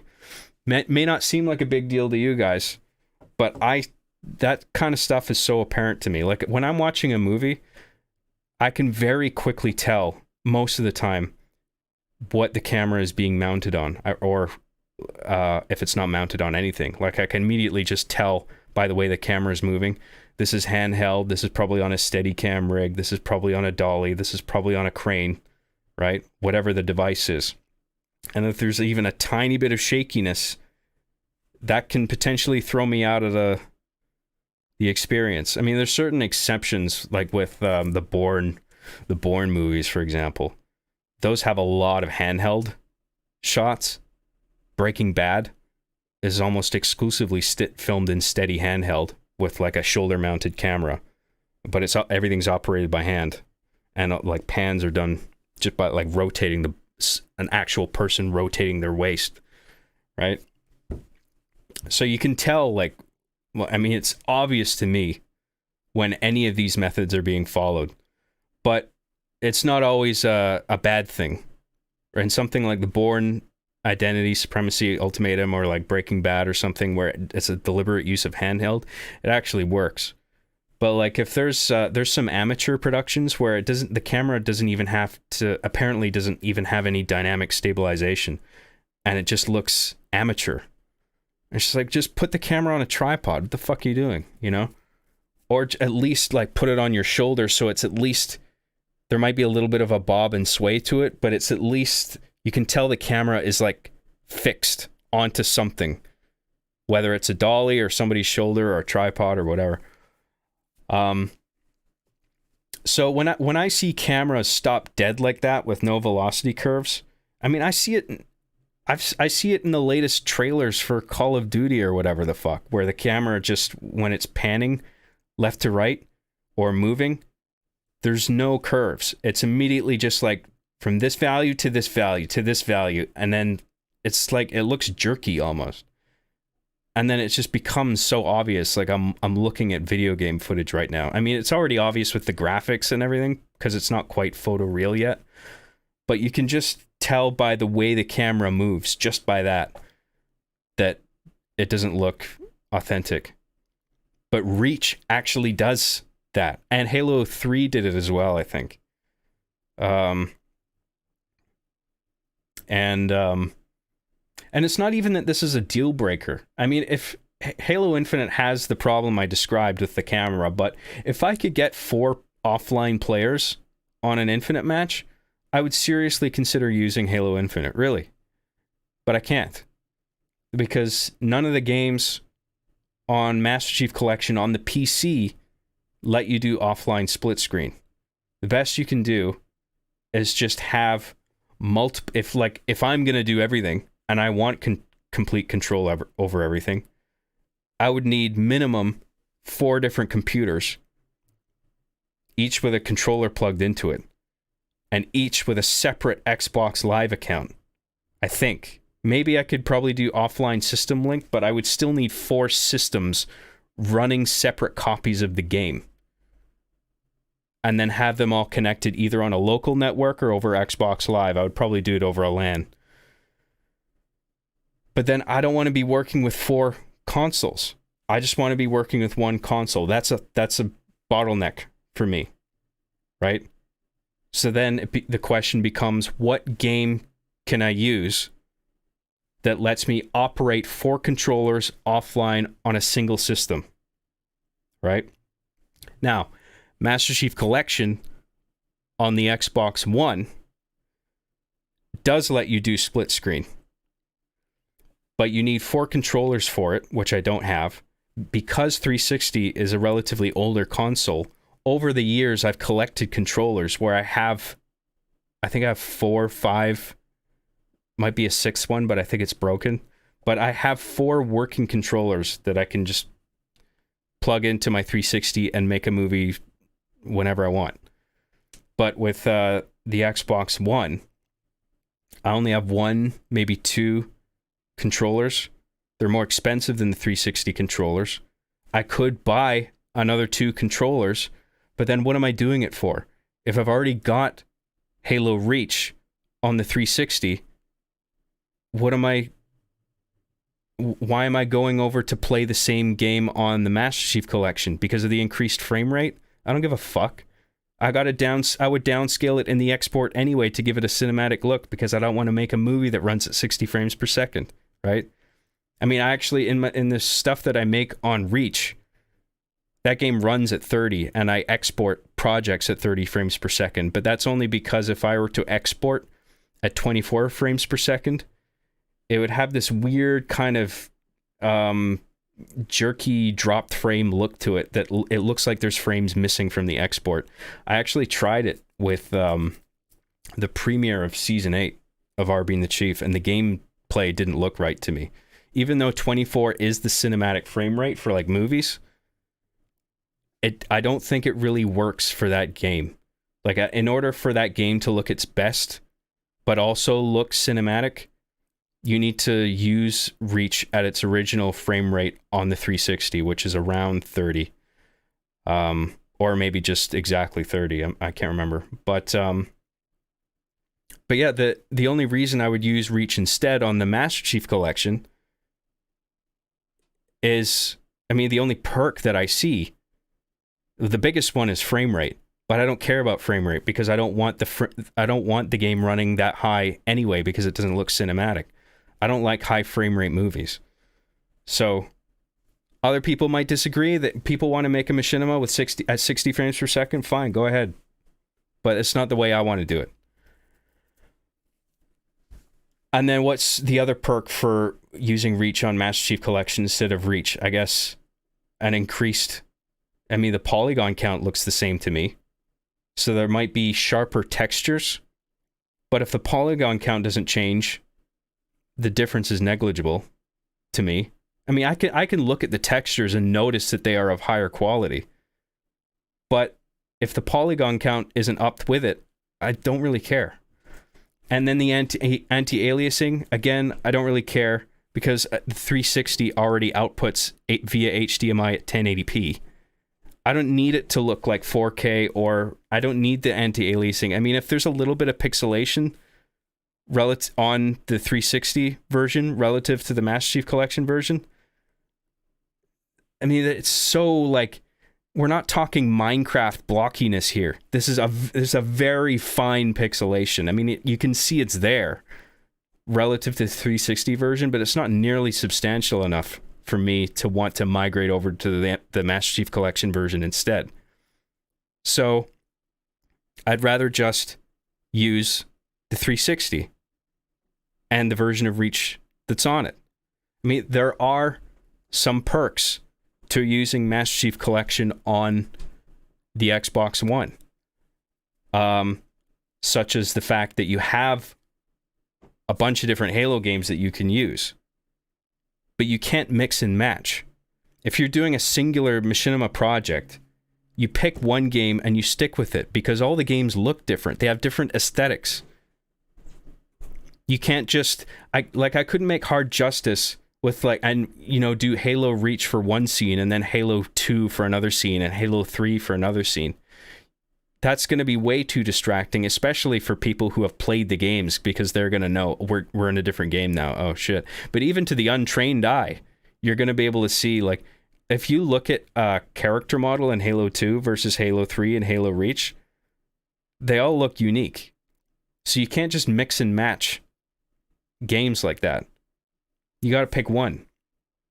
So if I'm going to pick one, which one do I go with? What about Halo 3? Halo 3 has a lot of good maps. And it does. Especially on Master Chief Collection, because it has maps like Turf included with it, which is a Halo 2 map, which was remade to work in Halo 3. I love Turf. Not just in terms of gameplay, but it's a great like city map with like little narrow alleyways and stuff. And you can use that for like environments in your story where it's just like, I need a little, like, especially in my series Hard Justice I'm working on, I'm doing it in a city, right, where there's a lot of urban environments. So that would be great to have a map like Turf where it's just like, I need a map that looks like a shop front, right? Or like an intersection. And I can use this part of the map to sort of represent that. That would work great. But then if I were to choose Halo 3 just so I could use Turf, then all of a sudden I'm immediately limited to everything Halo 3 has to offer and nothing else. And if you look at all the maps that are available in all the different games in Master Chief Collection, I think Halo 3 or Halo Reach still makes the best offering, because you've got alien maps, you've got city looking maps, there's actually a very limited number of maps that just look like arenas, like, you know, Quake style arenas like Halo 3, where like what is it, Construct, or there's another one where it's just like a bunch of ramps and like multi-floor. It's just this weird multi-floor structure that's obviously designed to just be a deathmatch arena and not to actually look like anything recognizable on Earth. You know what I mean? That's one of the benefits of working with Reach, is that because of its thematic core of sacrifice, it's trying to tell this emotional story, and there's a design philosophy that results in a bunch of maps that sort of resemble real human environments, right? That I can write a story, right? And be like, oh, that map is perfect for this thing I'm trying to do in my script, in a way that like that doesn't apply to Halo 3, where it's just like, that's like an arena type map, that's an arena type map, this sort of looks like a police station or whatever, that's an arena type map, shit. You know, they're all sort of like, a bunch of Halo 3's maps are these like Forerunner installation kind of weird looking things. They're not bad maps. I'm just saying they don't work with what I'm trying to do. But Halo Reach's array of maps, like every one of them has at least some part of it that I can say like, oh, this would work as like a locker room or a police station or like a city intersection, or I can use this as like a library, or this could be like a school or whatever. Like there's a lot of aspects to all of Reach's maps that resemble recognizable Earth-like structures, right? That you can map onto whatever your story's demands are, right? I'm kind of looking at chat a little bit, but I'm trying not to focus on it right now, because I'm just got a train of thought here. I think I'm doing okay. I'm sorry, by the way. I'll get to the chats later on, and if people have questions or you want to disagree with me, that's fine. But just let me get this out.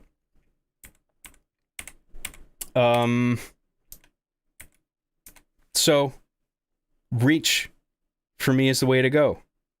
And it's not just maps, it's also the aesthetic of the armor permutations, or the armor broadly, because all the armor's like scratched up in Reach.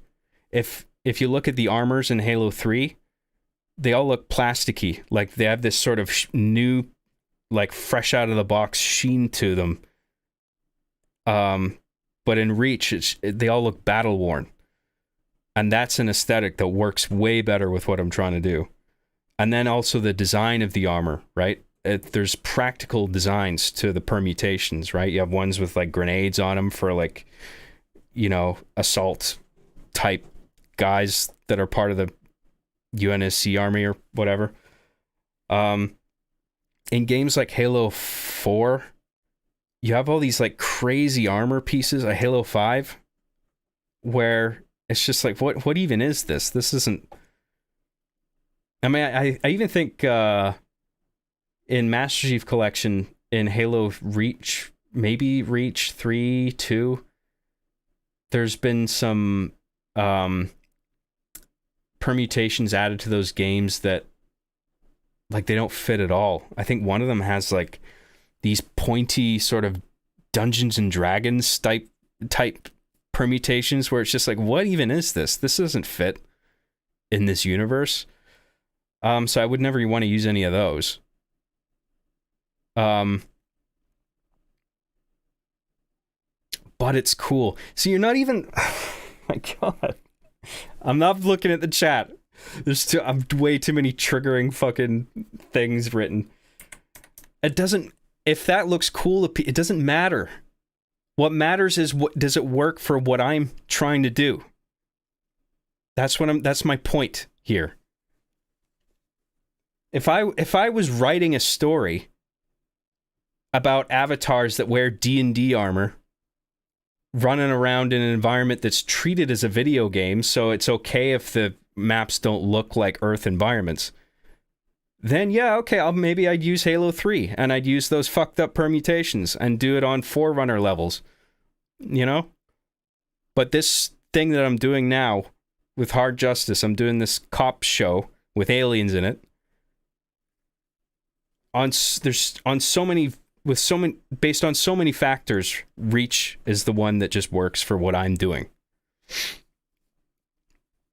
And because it's dated hardware, I can mod the profile data with ease. And it doesn't involve modifying the way the game fundamentally works. All you're basically doing is taking a file. You create a new profile. You boot up Reach. You do a first-time boot up of the game so it generates some profile data on your system. You move that to a memory card. You move that to your computer. And then there's a file, I think it's a GPD file or something. You modify it. You replace it with one that's been modded. You put the profile back on your system. You boot it up. And then what the mod does, it basically just maxes out your credits. It doesn't even unlock the armors. The armors are still locked. But what it does is it just maxes out your credits, and you can spend them all on unlocking all of those armors, right? And having all the armors is key, because I need to be able to, it's already so limited. My means of distinguishing one character for another are already so limited that I need whatever I can get to use to distinguish one character from another. You know, helmets, customizing the shoulders, maybe mixing and matching the shoulders, have one thing on one side, one thing on the other side. Chest plates. You can convey a lot of character just with those things alone, right? Like if I put like a grenade belt on a guy, I can sort of just immediately convey to an audience like, oh, this is like a warrior type guy. You don't want to fuck with this guy or whatever, right? Or if someone's a little less bulky in terms of armor, the intent might be, oh, this character's a little less threatening, like, because that's something I want the audience to sort of register, at least unconsciously. And so if I were to use Reach on the Master Chief Collection, all the armor on that version of the game isn't just locked by credits. It's locked by specific tasks. Like, it says, I looked at it recently. It said, I scrolled through all the permutations on it, and it's just like unlocked by playing Series 1, whatever the fuck that means. And I gather that's like, Series 1 is just a line of online missions that you play with people. I don't know, some kind of maybe firefight sort of thing, where it's like the unlocks are based on specific tasks rather than just earning credits and spending those credits like it does in the original game, right? So I don't want to do months and months of grinding just to get all the armor pieces that I need. Like if I'm working with an old game on old hardware, it's an easy fix to just get the credits maxed out, and then I can buy everything. This is all offline, of course. I don't play my 360 online, because if you went online with modded profile data, you'd probably get banned. But I do everything offline. I don't even have the Ethernet cable in the system, because I have everything I need on the offline console already. I've got all the like I could mod profiles easily. I've got all the maps already downloaded. Like every DLC map that ever came out, I have offline on the system. So I never have to be connected to the internet to do what I do with the 360. And like I wouldn't have to be online with the Master Chief Collection either, but all those armor permutations would be locked to me unless I grinded online and got all these achievements. And I don't want to do that. That's a huge time sink. I'm not particularly interested in playing Reach online anyway.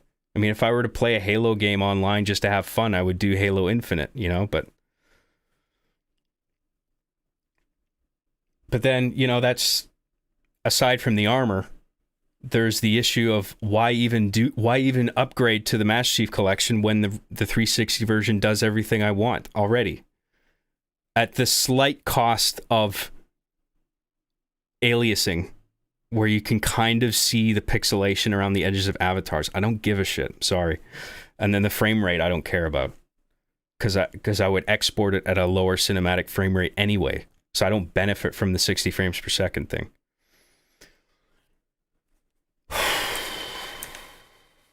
And then I think, according to the game content usage rules that were released by Microsoft in cooperation with Bungie at the time, and like Marty O'Donnell, I think as part of the game content usage rules, you can use the Halo 3 soundtrack if you wanted to. So, I mean, I don't personally. I make my own music, but, like, it's a cool perk for anyone who wanted to, like, make a movie and use tracks from the Halo 3 soundtrack. Like, if you can just go ahead and use them and you won't get messed with. I think that's pretty cool. So, for other people to take advantage of. That, personally, that's not a plus for me, but, I mean, I think that's worth considering if someone else is picking a game to work with, you know?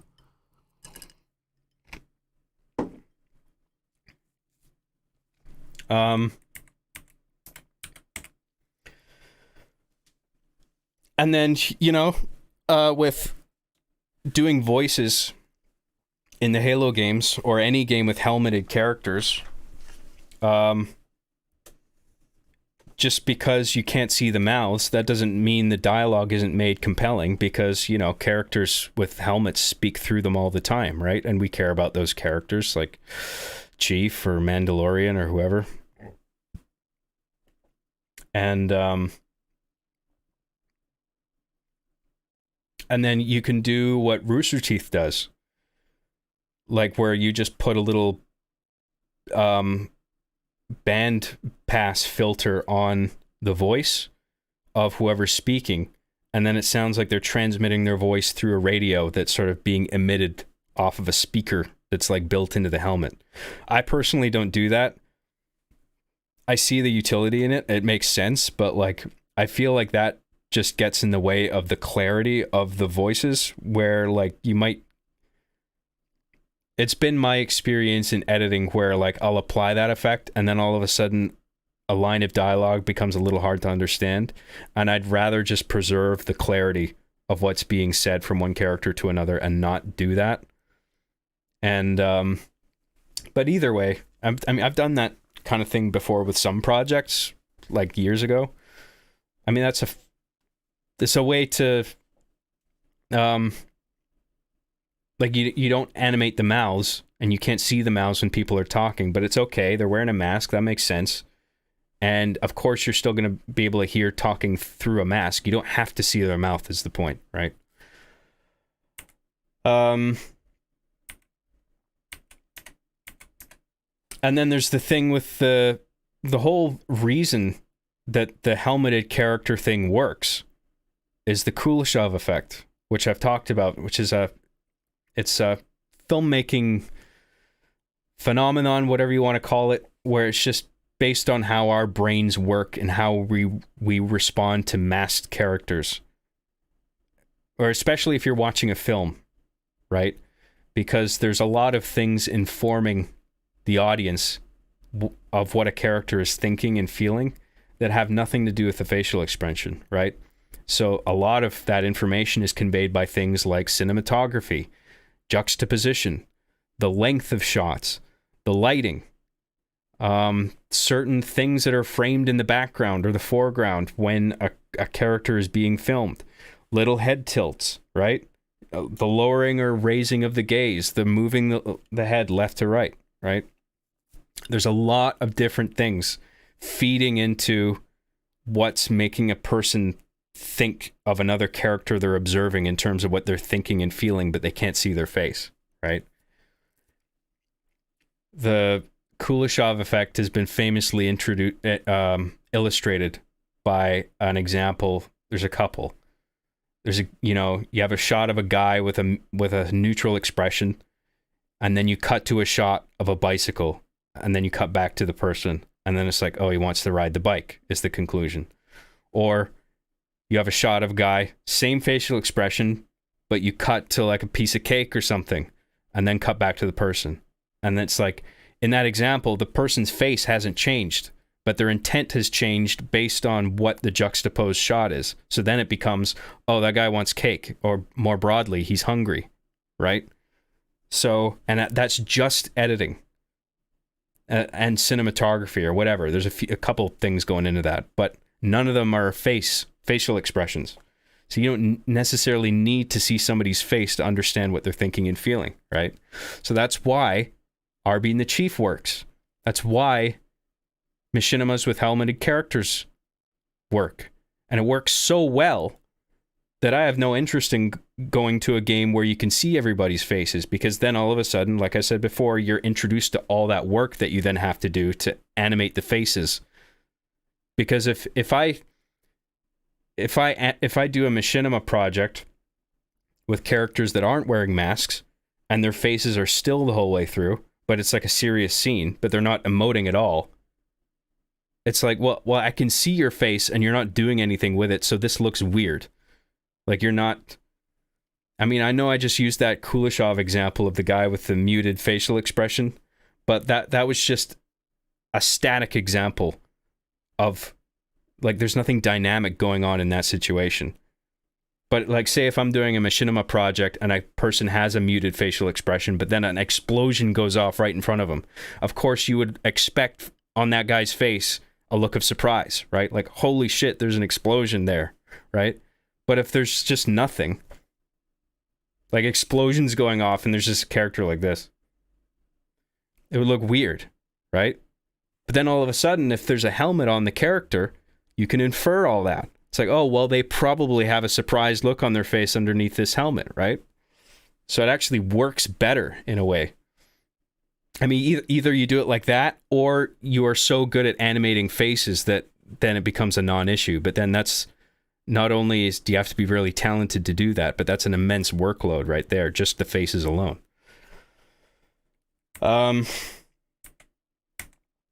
So I'm gonna load up Reach.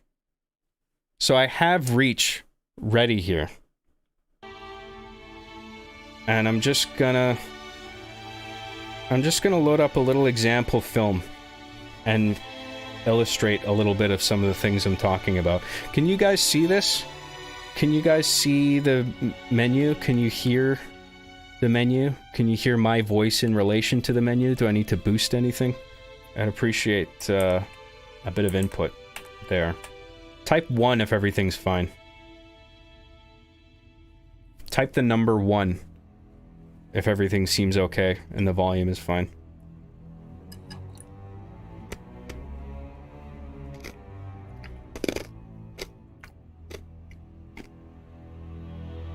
Okay. Okay, I think we're good. So I'm just gonna do a little... I'm gonna create a little film in Reach. And then we're gonna load it up in theater mode. So, what map should we go with? Actually, hang on, I'm just gonna move my chat to a place where I can see it better.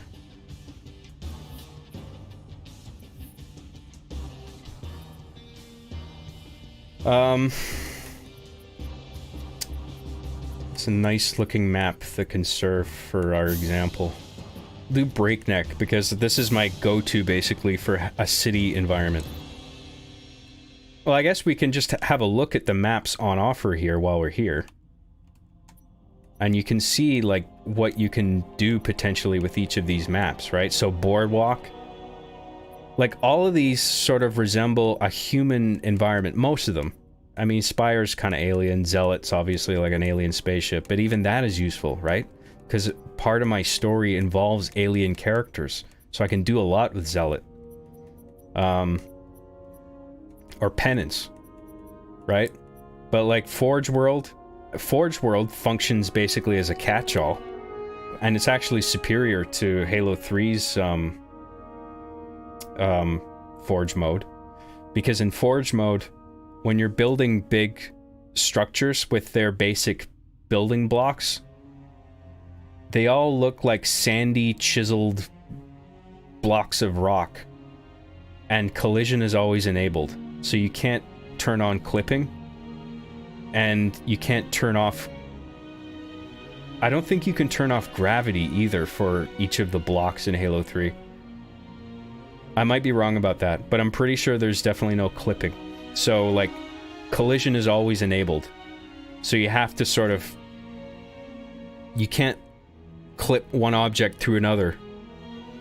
Sometimes that's really useful to be able to do that when you're building structures. And then also the look of the blocks that you have to work with in the Forge mode in Reach. In Forge World in Reach, the blocks you have to work with, they're sort of a cleaner Forerunner inspired design, where they could represent a multitude of environments, right? I mean, with Halo 3, you're sort of locked into everything that's sort of custom built, looking like some ancient Egypt thing where everything is just chiseled, kind of shitty looking rock. And it's not, I'm not saying it's like badly designed or anything, but it's just, you're limited in terms of aesthetic with the Halo 3 Reach. Halo 3 Reach. The Halo 3 Forge mode. But in Forge World, you can make much more elegant, cleaner looking structures, like the church in Season 5, for example, which obviously is just a big block, but it looks better than just a bunch of sandy, blocky bullshit, right? With collision always on. And obviously the scale of Forge World, like, there's a vast environment, and it's also different than all the other outdoor environments that are on offer here, except maybe Ridgeline. Like, it looks sort of like a very green foresty... There's a green foresty look to it. Breakneck, it's just sort of a catch-all for a lot of city-type environments. It has exteriors and interiors. High Noon, it could be like a graveyard because of all the stones. I think that's actually what it's meant to be. Solitary can work for any sort of prison-type environment. Ridgeline is a little bit like Forge World, but a bit more intimate, and it's got sort of a melancholic feel to it with the fog, and has sort of an early morning look to it, and you can do some stuff with that. Penance, that could be the interior of a spaceship or an alien homeworld or whatever. Battle Canyon can be a sort of like an outdoor Earth environment, but it's a bit hot. Like, all the colors are very warm and orangey. And also there's some foliage that's quite dense. So if, like, you wanted a forest environment that looked distinctly dense from other environments on offer, like, you could use Battle Canyon to make it look like it's like, oh, in my story we're deeper in the forest now, if we're in a forest, right? You could use Battle Canyon for that, potentially. Highlands, I like to use as sort of a headquarters. Like, whatever the headquarters is, it could be a police station, it could be Tossers and Arby and the Chief, for instance. This is sort of their base of operations, because it just has that look to it, to me. The only drawback with some of these is, like, you have these sort of environmental elements on... Well, all of the maps have them to a degree, but with some of them, they're particularly annoying, where they interfere with the ambience track. Like Highlands, for example. Periodically, you can hear, like, every 30 seconds to a minute, in the background on Highlands, you can hear, like, an alien shooting a big laser, and it, like, blows up, or whatever. And that sound is constantly occurring through the entire recording. And then, so when you're chopping that footage up in post-production, it can be a bit tricky working with that. Like, with maps like this, what I like to do is just get all the footage recorded, and then delete all the raw audio associated with the clips and replace it with just one steady recording of that map's environment. And then I can sort of shift it around and copy parts of it to get around the reoccurrence of that sound happening over and over. The same sort of issue happens with Tempest. Yeah, Tempest. Every 30 seconds to a minute, there's like a big laser blast. And it's annoying for sound.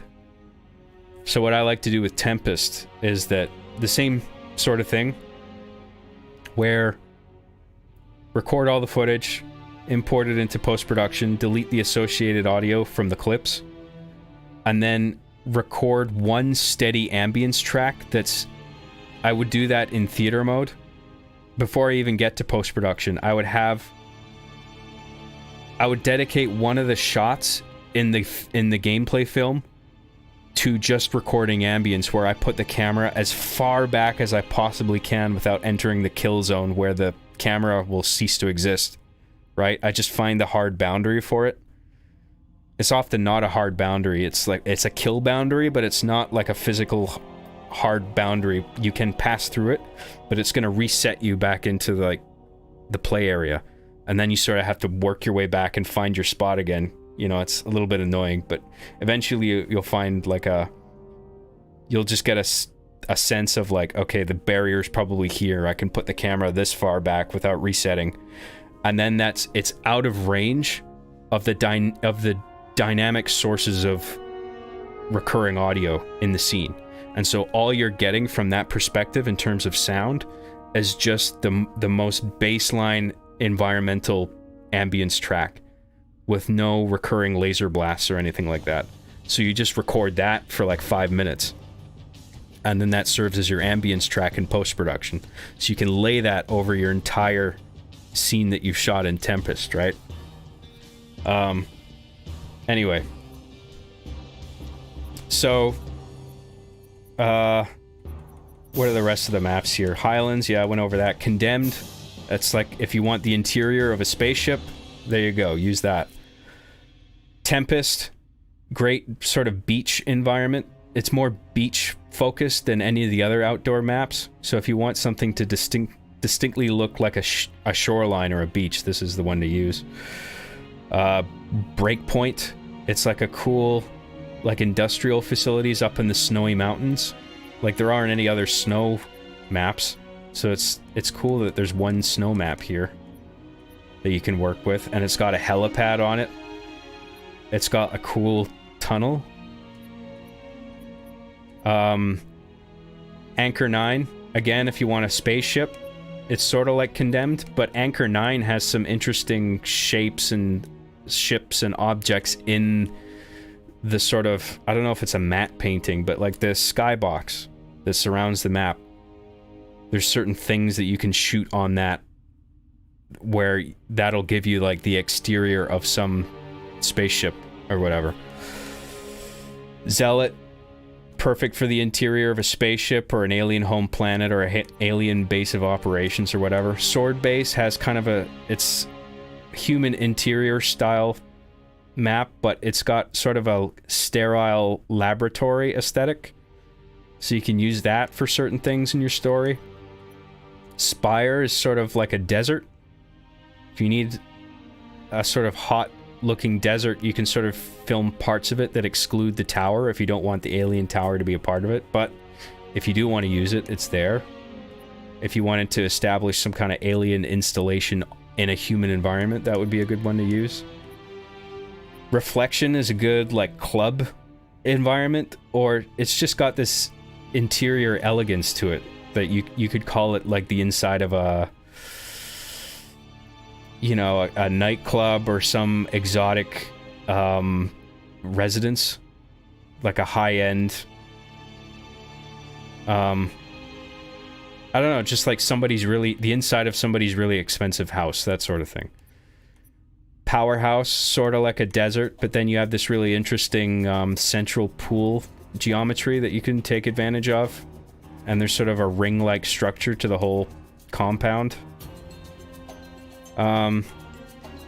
countdown. You've got a rocket silo, so if you've got like a space shuttle in your story, you can use this. Boneyard, desert, if you wanted like a sort of a place for like ships being built. That would be a good one to use.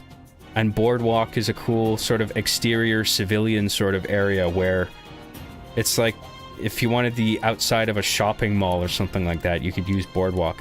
So like every one of these maps is unique and has some piece of it on offer that can be used for something in your script. I think more so than a game like Halo 3, where a lot of the maps are just like arena type Forerunner aesthetic maps that you can't really call any sort of recognizable urban environment. Or, I mean, I know some of these are alien, but like Forerunner's kind of weird where it's not distinctly alien and it's not distinctly human either. It's sort of this weird in between.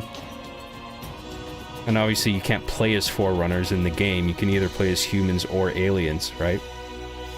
Which is another thing I didn't even get to, right? The fact that Halo Reach lets you play as humans and aliens. So does Halo 3, but with Halo Reach you have a little bit more variety in how you can customize how the elites look. So you're given a armor customization for elites doesn't work the same as customizing armor for humans. With humans, you have way more flexibility because you can adjust permutations individually. It's like you have, here's the helmet, here's the left shoulder, right shoulder, chest, knees, and then you can even have like, you can even modify the limbs of human avatars to make it look like they have a prosthetic arm on. And that can be one arm or both arms. But then when you're doing aliens, you have to pick from one of a number of complete outfits from head to toe, right? It's just that with Halo Reach, I think you get more of them rather than in Halo 3. I think I can't remember if you can play as aliens in Halo 2. I think you can actually, yeah. But the degree to which you can make them look distinguished is limited relative to Reach. Reach, I think, gives you the most options, if I remember correctly. So yeah, that's that. And then so let's load up a map here, and I can show you what I mean with like the camera and stuff like that. So let's pick let's do Breakneck, and we'll start the game. I hope everyone's enjoying this. I'm not boring the piss out of everybody.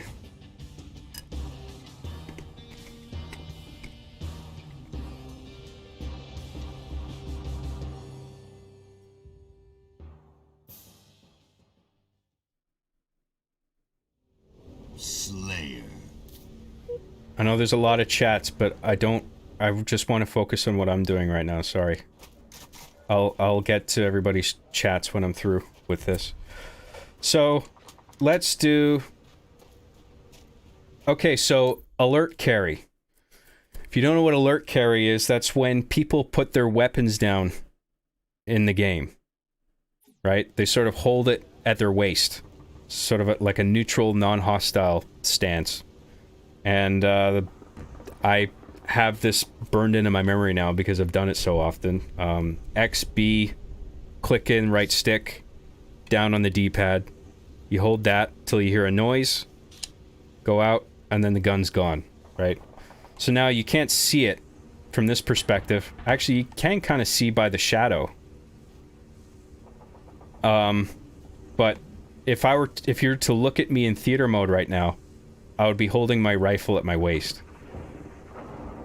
And then you can switch between weapons while still being in the alert carry state. So if I switch to my assault rifle, it's still going to be held at the waist. If I switch to this, you're going to see a little animation of like him pulling out the new gun, but it's still going to be waist high, right? And then if you want the gun to be raised back up in a cinematic way, all you have to do is you can't have any grenades on you, so I gotta throw the grenades away. And then I'm gonna do the button combo again. And then, with no grenades, if you press left trigger, the gun goes up. And it looks really good in theater mode.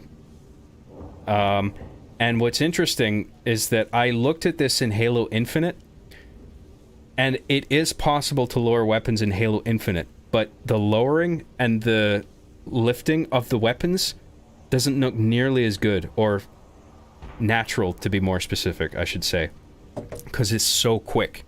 Like if you look at Halo Infinite, weapon lowering and raising, it's like this. It's like way too quick. It's almost like the animation is being just tweened, right? Where it's not even like, there's no elegance or sort of realism to the way it's sort of lifted up into like an aiming state.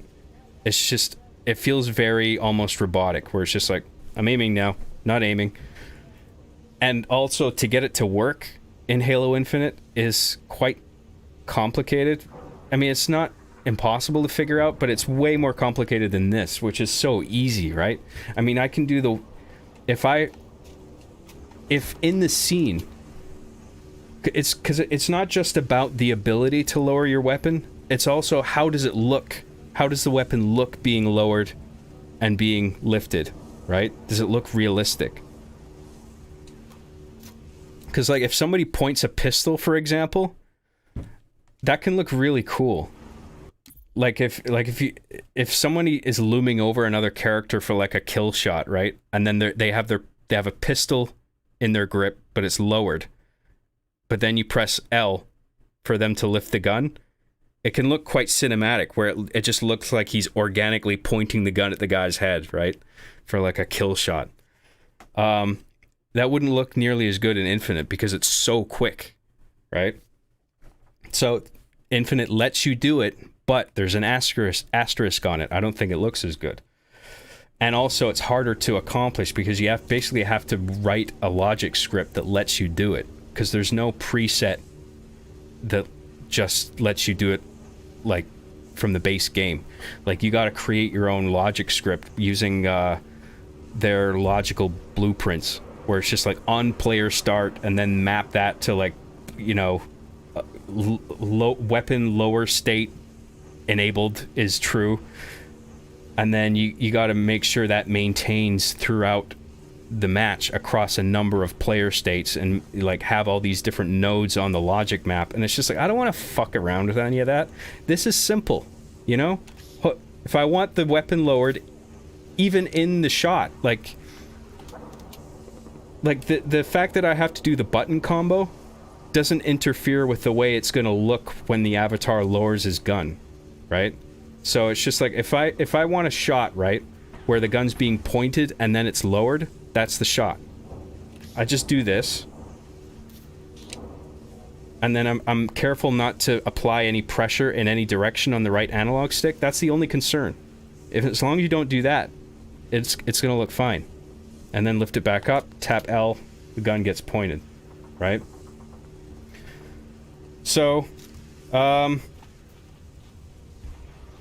yeah, and then I'm just gonna do a little like walk cycle. So what I like to do is, like, if you're just looking straight forward, it can be kind of difficult to get a sense of how fast your character's, well, not how fast your character's moving, but what their gait looks like. If you were to observe them from the third person, you might, if I do this, for example, right, and I don't look at my feet, and then I go into theater mode, I might decide, like, oh, you know what?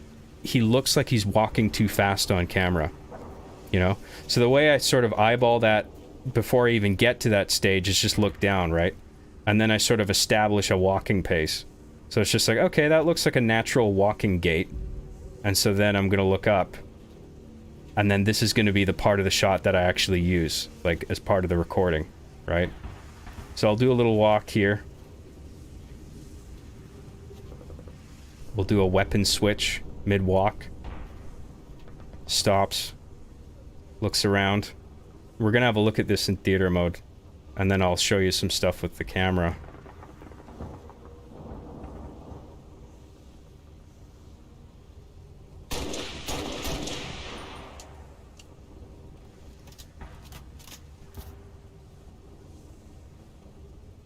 and that'll do. So let's end the game, and we'll load it up in theater mode.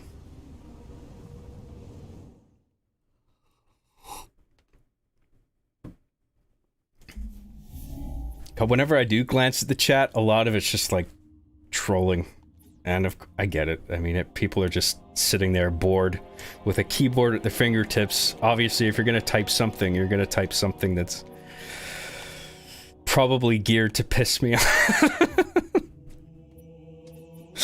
But I'm not paying attention to it, okay? So we're going to go into theater mode. And then we're going to look at my breakneck film. This works a little differently on the 360 version. This is obviously the Master Chief Collection version. I wouldn't use this version, but the way it operates, other than frame rate, is basically the same. I mean, it's the same game engine.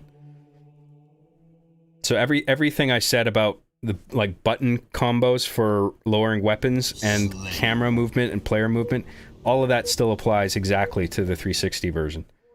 The only difference is the higher resolution and higher frame rate. Okay, so we're in theater mode, so I can pause it with A, hit Y to go into free roam. Right now it's locked onto the player, but I can press Y again, and then I have a true free roam camera where I can put it anywhere. And that's what's good about Halo, is that, you know, if you're doing GTA Machinima, for instance, right? Because of the way that game works, it's only rendering there's like a sphere of shit being rendered that's always relative to the player. The player's at the center, and the camera always has to be within range of that sphere around the player, basically, right? What's good about Halo is that the entirety of the arena is loaded into one instance, and any corner of it can be explored regardless of what the player or any of the other players are doing, right? So I can get all these environmental shots. I can get a shot of a dumpster if I wanted. I could do some scenic water shots. It's paused right now, but if I press A, the game will progress. And it's just with the gameplay, with the game clock running, when you're getting environmental shots that are supposed to be quiet with no sound, you just have to be careful that you're not within range of players doing things or throwing grenades or whatever. If they're far enough away, it's not a concern.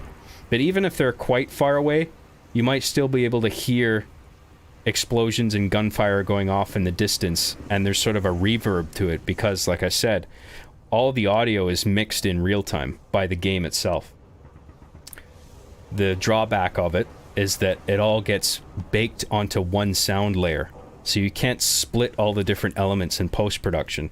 So like gunfire, ambience, any kind of sound, it's all baked onto the one audio layer, and you can't divorce one element from another. But you can work around it, right? It's not a big deal. You just have to make sure, like if you want environmental shots with no intruding sound, just create a gameplay film where players aren't doing anything, right? And then you just have the quiet map to yourself with no exterior or intrusive sounds to worry about.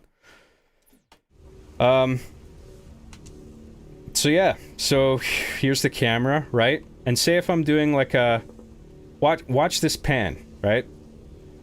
And then I'm gonna so the camera's slowly panning, or actually this is a track, this is a pan. So I'm panning, which is basically just rotating the camera in a fixed position. And this is tracking, right? And then when you do it up and down, this is called a jib. But you actually can't do this in Infinite. You can't change the altitude. In Reach, moving the camera up and down are mapped to the bumper buttons. But in Halo Infinite, I don't think there's a way to adjust the altitude. The only way to do it is to just sort of finesse the left and right analog sticks to sort of like if I didn't have the bumpers here and I wanted to raise my altitude, I'd have to like look up and then physically move the camera up and then look back down, right? So it means like you couldn't do any movements like this where it's like I want a shot where we see the environment like this and then we jib down and then we reveal these characters doing a thing. The drawback of this is that you can't adjust the speed of this. It's one set speed. So you basically just have to make it work for you if you're gonna use this type of camera movement. But at least you can do it. In Infinite, you can't. So the velocity curves, right, that I keep going on about. This is a track, okay? I'm tracking, then I stop. Now, I don't know if that's clear to you guys, but that's very subtly going from whatever the velocity was to 0 on a gradual curve, right? To make it look like it's actually on a dolly, right? Maybe it'll be more noticeable if I do a fast track here. Right, you see it doesn't stop absolutely dead. In fact, there's actually a bit of a wobble to it, right?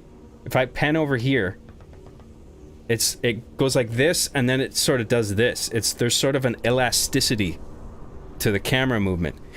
Infinite doesn't work like that. If I lifted pressure off the analog stick, the camera would stop absolutely dead instantly, like on that frame. And there's no sort of bounce or elasticity to it. That may not seem like a big deal to you guys. That may seem like nitpicking, but to me, that's huge.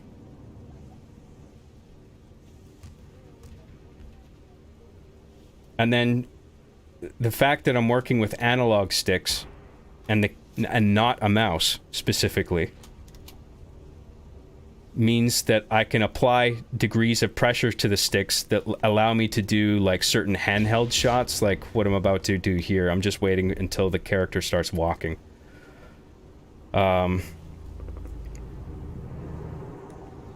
Anytime now.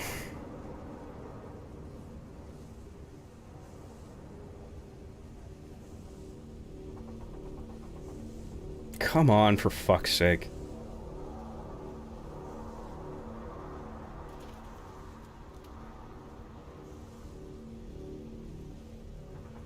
I'm waiting for him to start walking. See, the way the checkpoints work is you have to organically fast forward through the film until you pass a checkpoint, and then only then can you revert back to that checkpoint or skip ahead to that checkpoint.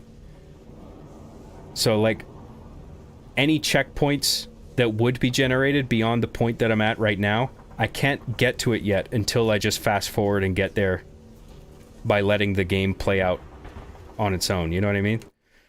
So it's just one of those things, like, that's the way the game works, and you just have to work around it.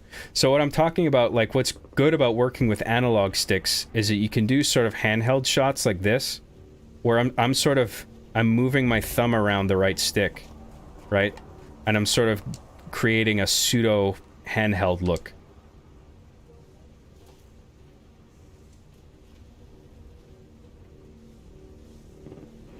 And then I can even, like, do, like, a pan up while I'm doing that, right? So, and that's with analog sticks specifically. But I'm gonna try using a mouse now, and I'm gonna do the same thing with a mouse, okay? So here he is.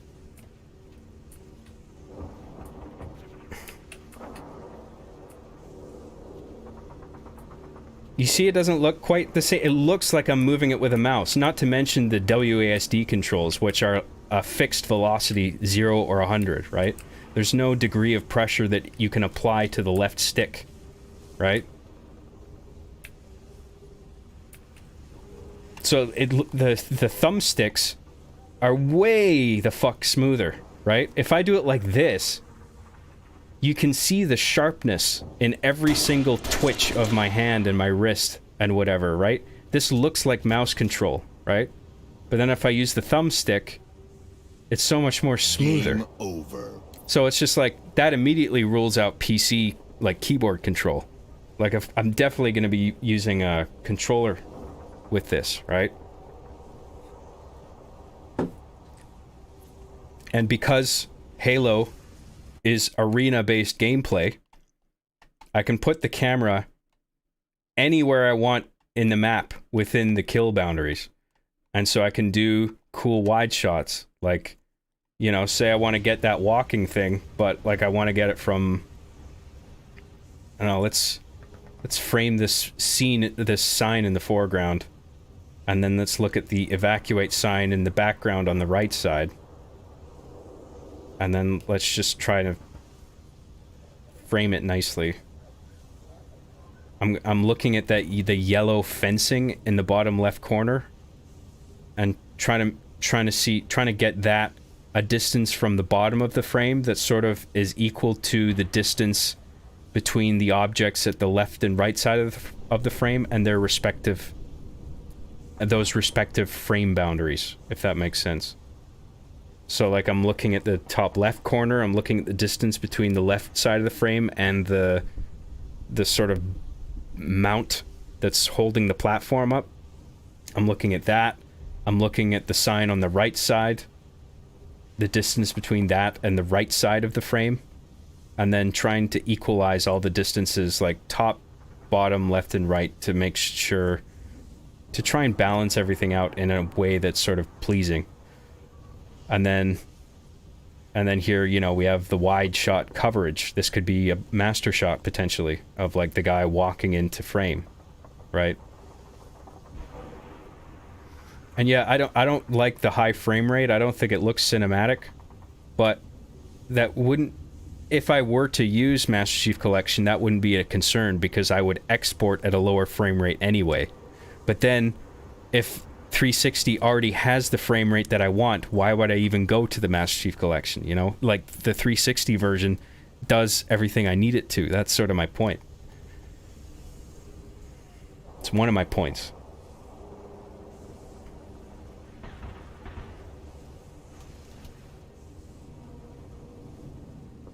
And then the way field of view works in this game, this game simplifies it, where it's just, here's the wide angle, click the right stick in, here's a narrower angle lens, right? Where it's sort of, if you look carefully, it squishes the foreground and the background to make a more picturesque image, right? But alternatively to this, if I want a close shot on a character that's sort of meant to establish a sense of instability or something, or there's some surreal aspect to the scene, I could punch out to a wide lens, but then physically move in, right? So it's still the same sort of like medium close-up, but the foreground and the background aren't squished, so there's almost a sense of vertigo that you can achieve. You can literally do a vertigo shot as well. Like if I push forward on the stick and punch out of the lens at the same time, like that. So you work with the game's limitations to achieve cool effects like that relatively easily. I mean, a bunch of different games would probably give you like a slider to adjust the field of view, but then that sort of complicates it to an unnecessary degree where I would be too fixated on the number. It's just like, what exact field of view number does this need to be the best shot ever? I like that the way this game works just simplifies it to, like, I'm forced to not having to think about that. It's just like, wide angle, close angle. Okay, great. They're both pretty good default values, and I can work with both. As long as I have the two, then I can work with it. But then how do you do a gradual zoom? Thank you for the relevant question. That's not just trolling, by the way. There's probably a few. But you can't, unfortunately. The best you can do is just punch into the narrow lens and then just slowly push in like that. So right now I'm pushing the front stick. I'm just applying a light amount of pressure to the left analog stick. That's all that is, right? So it's not a zoom, technically. A zoom is sort of an in-camera function where the lens is, like, the image is being magnified. But with this, I'm physically moving the camera forward. But it's all I can do if I want to achieve something that approximates a zoom, you know? So So it's a dolly zoom. It's not, see, a dolly zoom would be if you were pushing in on a dolly and doing an in-camera zoom, like a magnification of the image at the same time. So this is just a dolly, is all this is, in terms of camera movement. The process of this is a zoom in, it's a zoom out. Or I don't even know if that's an accurate way to call it. This is basically switching lenses is what this is. And then this is a dolly move. So you can't, I don't think you can really zoom in this game. But you do one of those, you take advantage of what you can do to sort of replicate the same sort of thing. But yeah, just I've been able to work around all the game's limitations and do basically anything that I want. The only thing that, like, the biggest bottleneck I've found is that if I want to do a shot where it's just like a snap zoom, where a character is startled by something, I do this, right? So I start from like this lens, and then I punch in like that, and then I'll sort of combine this with the player physically stepping back as if he's like, you know, shocked by something he's seeing, right? And the degree of, it's such a substantial snap zoom because we're going from a relatively wide lens to a relatively slim one. And it's just such a radical change in the picture. Like, it would be cool if you could do a snap zoom that was more subtle. That's what I'm getting at. But it's not a huge deal. I just accept the fact that I can't do snap zooms that are that subtle. And if I do want to do a zoom in, I can sort of... I could do a mixture of both, where it's just like a snap zoom, and then we're also slowly dollying in if we need to get closer, right? So I just work with what the game lets me do. And I feel like I can achieve pretty much any cinematic thing that I want if you just learn to work around the game's limitations. So that's basically it for Reach. And then the other thing I wanted to do was load up Infinite. And I'll show you the difference with the camera moves. So I hope you enjoyed that. Again, I hope I'm not too boring, and I hope you'll just give me a minute here to, because I want to just get Infinite going. And then we'll do a little game. We'll load up a little thing in there, and I'll move the camera around a bit.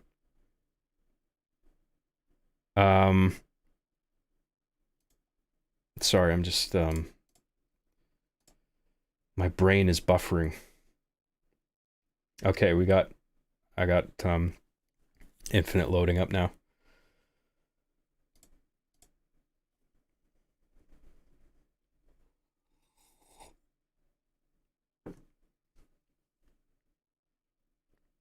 Or you can do the Star Wars prequels method and digitally zoom in the frame in post.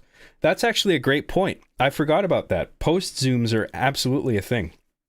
So if you haven't heard the term post zoom, that's when in post-production you literally stretch the image out. So you're stretching out the pixels. So there's some loss of quality in the stretching out of it. But if you do it, if it's subtle enough, then the loss in quality will be negligible. And it's definitely negligible if you had raw footage in 4K, but your final product was going to be 1080p. You've got all that resolution to work with and stretch out without any loss in picture quality, right?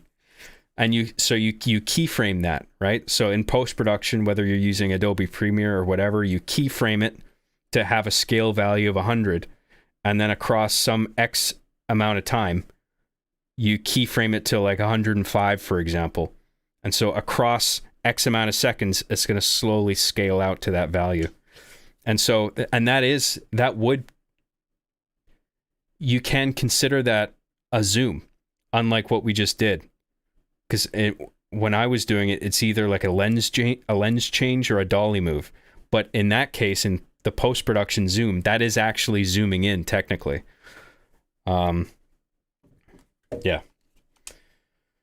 So I got infinite here, and I think there might be an issue with the, yeah, because it's not grabbing the right exe, so just give me a second. The black should be above my webcam feed in terms of layers. And then we're going to set the game capture to capture the infinite exe.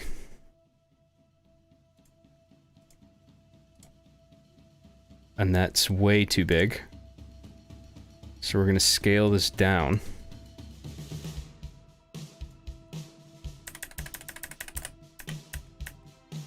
Bear with me here, sorry guys.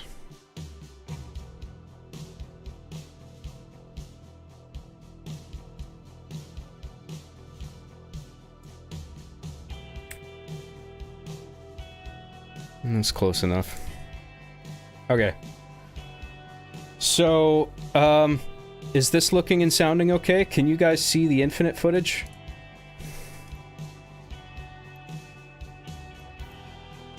Type the number 2 if everything looks and sounds okay. Can you hear the menu music?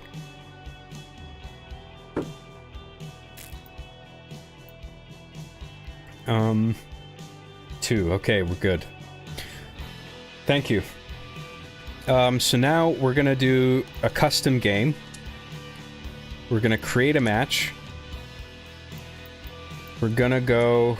What are the modes here? Oh, fuck all that. Let's look at the maps. Let's do that. I love that street map on here. See, like, I got nothing against Infinite, fundamentally. Like, the maps are cool. Like, I would love it if this streets map was in Reach, so I could use it. But unfortunately, you have to pick one game and stick with it. Because the aesthetics, like I was talking about earlier, the aesthetics are all different. You can't just mix and match games in a single project. Unless that's sort of the idea. Like in Arby and the Chief, I could see a situation where I could get away with that, where the toys acknowledge the fact for themselves and for the audience that we're moving from Halo 2 to Halo 3 now, or Halo 1, or whatever, right? You can jump between games, and you can write it so it makes sense. But when you're doing a project like I'm working on Hard Justice, for example, where the show doesn't acknowledge that it's taking place within a video game, unlike Arby and the Chief, right? So you have to stick with one. Okay, so right off the bat, there's no button input for lowering weapons. So if I wanted to lower my weapon here, I would have to use some logic script, either written with code manually, or use their blueprint interface to sort of piece logical nodes together. That will, like, and you save that logic script as a component of a Forge map. And then I think this is the way it works, you load that Forge map up in Forge, and then the logic nodes on your blueprint will play out. And then if you've programmed it so players start with their weapons lowered, cool. But then you also have to program a method of the weapon getting brought back up. So, like, there may be a way to set it so there's a button input that you can put in to lower the weapon, and then a button you can press to bring the weapon back up. But you have to program it all yourself using the logic nodes. Maybe I could do that. But when you do that, you are restricted to the set speed at which the weapon gets lowered and lifted. And it's super quick. I can't demonstrate it for you here, but you can go on YouTube and you can look at the speed at which the weapons are lowered and raised, and it doesn't look nearly as good as on Reach. Because in Reach, it's slower. It's a bit more gradual, where it just looks organic. It's just like, okay, I'm shooting my gun. In Infinite, it would be like that. It just looks kind of silly. So I wouldn't want to take advantage of it. So, like, but you don't want to... when you're making a machinima, you want the characters to have some way of lowering their guns at the very least. Because if I make a movie like this, where everybody's just pointing their guns straight forward all the time, that looks stupid. Like, if in my story I have a scene with an armed character dealing with a civilian, I don't want the armed character pointing their gun in the guy's face. You know? So I need to be able to do that. And it looks the best in Reach and Halo 3 and maybe Halo 2. I haven't looked at Halo 2 in a while, and I don't know if the remastered version in the Master Chief Collection has made any adjustments to the way that works. I'm not sure. But anyway, we'll do a little walk through here, just so we can do some camera moves. I'm actually going to reset this. I'm going to end the game, and then I'm going to start a new game. I mean, I think when people say, why don't you use Infinite? I think most of the time, all they're literally thinking about is graphics. And shit, well, the graphics, though. The graphics look so good. I mean, I just showed you footage of Reach. Does it look that old and dated and crappy? I don't think so. I think it looks perfectly fine. I understand Infinite has all these shaders, and you can do 4K, and it's got, you know, water effects. Maybe there's probably some ray tracing enabled, so you can see some puddle reflections and stuff. It all looks very nice, and if that was all in Reach, and it had all the things that I needed, that would be great. I would love that. But no, I can't have it all. I gotta pick, okay?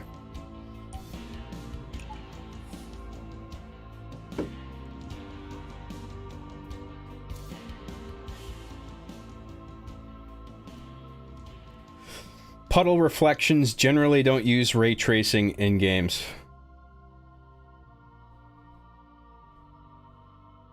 Well, it's a reflective surface. Why wouldn't it? I mean, I'm not saying every game has to.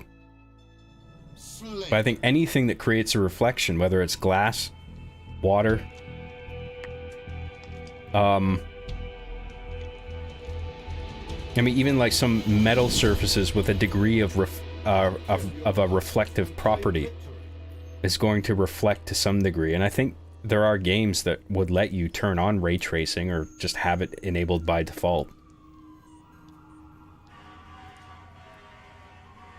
But I don't think it's always the case that any game with a puddle isn't going to use ray tracing. Like, look at those puddles there.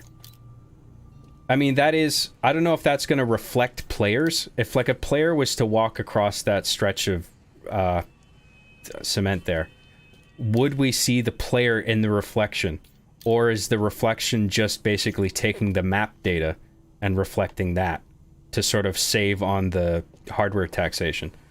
I imagine if a player were to run across that, then it would reflect. But, I mean, maybe I'm not understanding what you're saying. I don't mean to put words in your mouth. I'm just... I mean, look, this looks fantastic.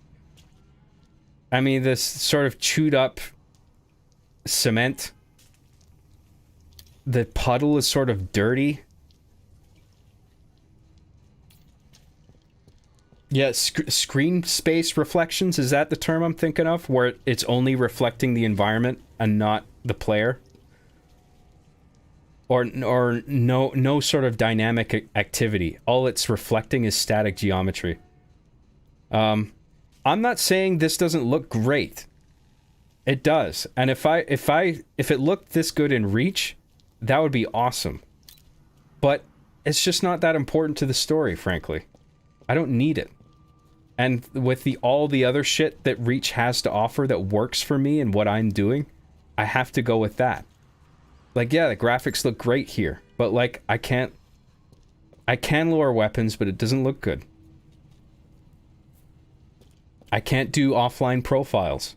I can't control 4 players at once unless I were to have 4 individual systems with 4 separate copies of the game. Right? I'm actually I'm gonna test that reflection thing by trying to see if it casts my reflection in the theater mode.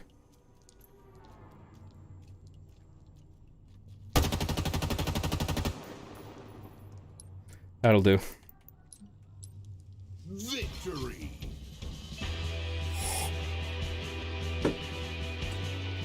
It does look great. I don't equate underlying tech to visual quality. Well, sometimes the underlying tech is the visual quality is the result of underlying tech. I don't quite know what you're saying. Look, John, you won. This isn't about winning.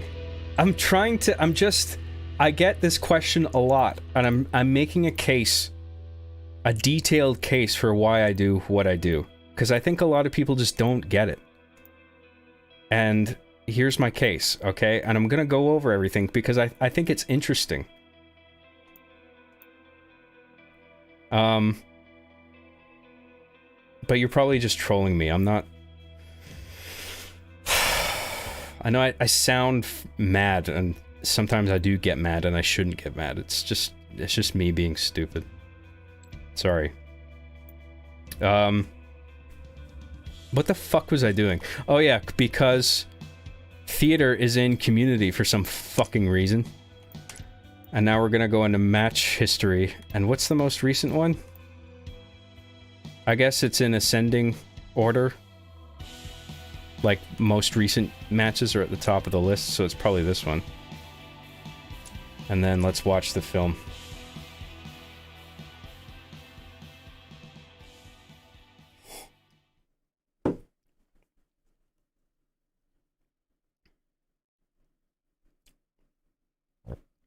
John did not get that joke.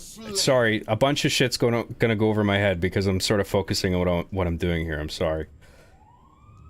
And I know, like, some of you people are writing shit in chat that's obviously designed to trigger me, but that I'm not sort of thinking about the joke aspect of it because I'm so caught up in what I'm doing that...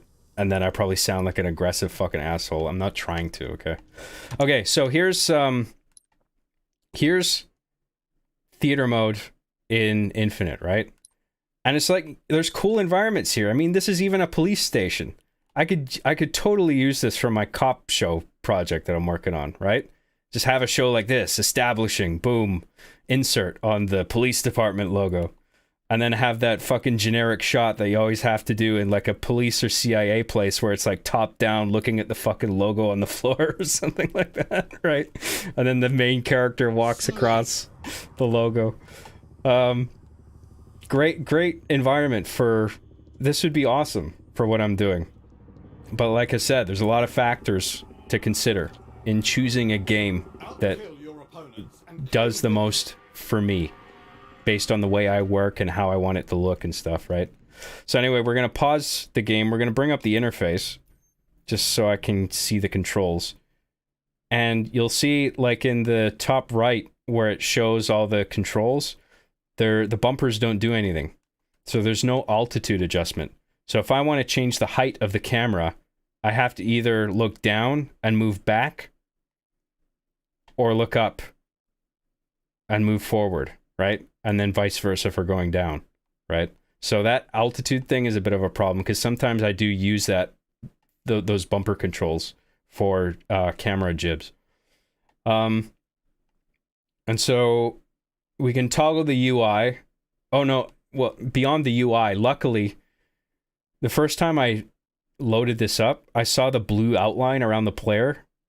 Because, I mean, it's blue for friendly, red for hostile, right? And I was just like, fuck. But then I realized you could change that. If you press X, you can get rid of that. And so there, it's gone now. And I was like, okay, that's a relief. But then I'm going to demonstrate, I'm going to get rid of the UI. I don't know why that shield is still there. Oh, there, it's gone now. So here's the camera velocity curves I'm talking about, right?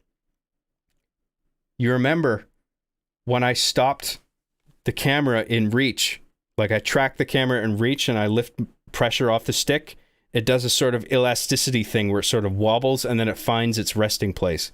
On here, there's just a direct, it stops absolutely dead. You see that? That bugs the fuck out of me personally. Maybe it's not a big deal to you guys, but I see this all the time, even in mainstream trailers for like Call of Duty and shit like that, right? Inertia, whatever the fuck it's called. I don't like the way it looks, okay? I want it to look like it's actually on a dolly to give it that extra cinematic flavor, shall we say, okay? I don't want it to stop dead like that. And it's so odd, like, I see so many like machinima, or not well, technically it is machinima, but like, you know when they do trailers for the new Call of Duty Warzone or whatever the fuck, and then the camera is obviously following a path based on a series of nodes, and the camera turns sharply every time it hits one of those nodes on the path. It's just like the camera will do this, and then all of a sudden, boom, we're in this direction, and then we're going over here. Like, there's absolutely no smoothness to this. So it looks... Your brain registers this immediately as artificial. Like, this is a fake camera going through a fake environment. It's obviously a fake environment. You can even tell that with the Reach camera. But I'm just saying, just by the fact alone that the camera in Reach moves in a more cinematic way, as if it's actually on a physical dolly, that goes a long way in immersion for me, and that's the one I want to use. But it's not. That's one of a number of many factors, right? So you see how it's like it goes straight from 100 to 0 in terms of velocity, frame by frame. There's no elasticity to this. I mean, you could sort of. I think someone said it. Yeah. Can you slow it down manually to emulate inertia? You can, but it's sort of the same thing as trying to operate a handheld with a mouse, right? So if I do this, like, fuck, remember when I was doing the handheld with this thumbstick in Reach? There's even a smoothness applied in that case in terms of panning and tilt, right? But here, the same thing applies where there's just dead drops in velocity from whatever the degree you're pushing it at to 0 in the span of a single frame being rendered, right? So it doesn't look... It just looks that it just looks like one direct vector and then another one followed by another one, another one. It looks computerized. And then in this case, I think the mouse actually looks a bit better. Like if I were to just do it by hand with a mouse, but I mean, it's not even letting me do it. I don't know why. It's registering my mouse clicks, but it's not letting me look around. I don't know why. But, I mean, I already did the mouse movement in Reach, so it would look the same in this as well. But yeah, I mean, I don't like the look of the camera in this. Like, I can't do the same handheld sort of thing. Like, you see how sharp all the endpoints are of the movement? So yeah, that's a big thing for me. I mean, I imagine some of you in the chat are just like, are you fucking kidding me, dude? Like, that's such a small thing. I don't think it's small, okay? Hopefully some of you can appreciate what I'm trying to get at, what I'm getting at here. Maybe you could still use this map for establishing shots of the police station, then use Reach for interiors. I won't even say a terrible idea. It's not a bad idea. It actually isn't, but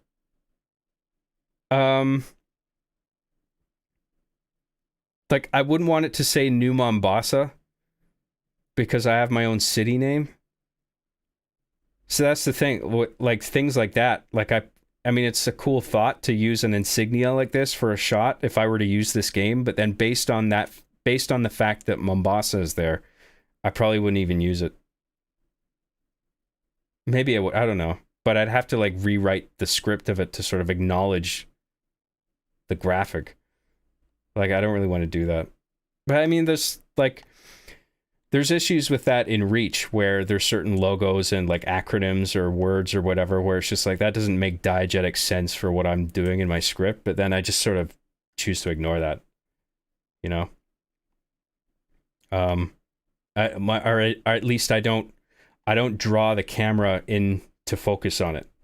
Like I wouldn't dedicate a shot to like an insignia or a mark on a reach map that didn't make sense diegetically to what I was doing.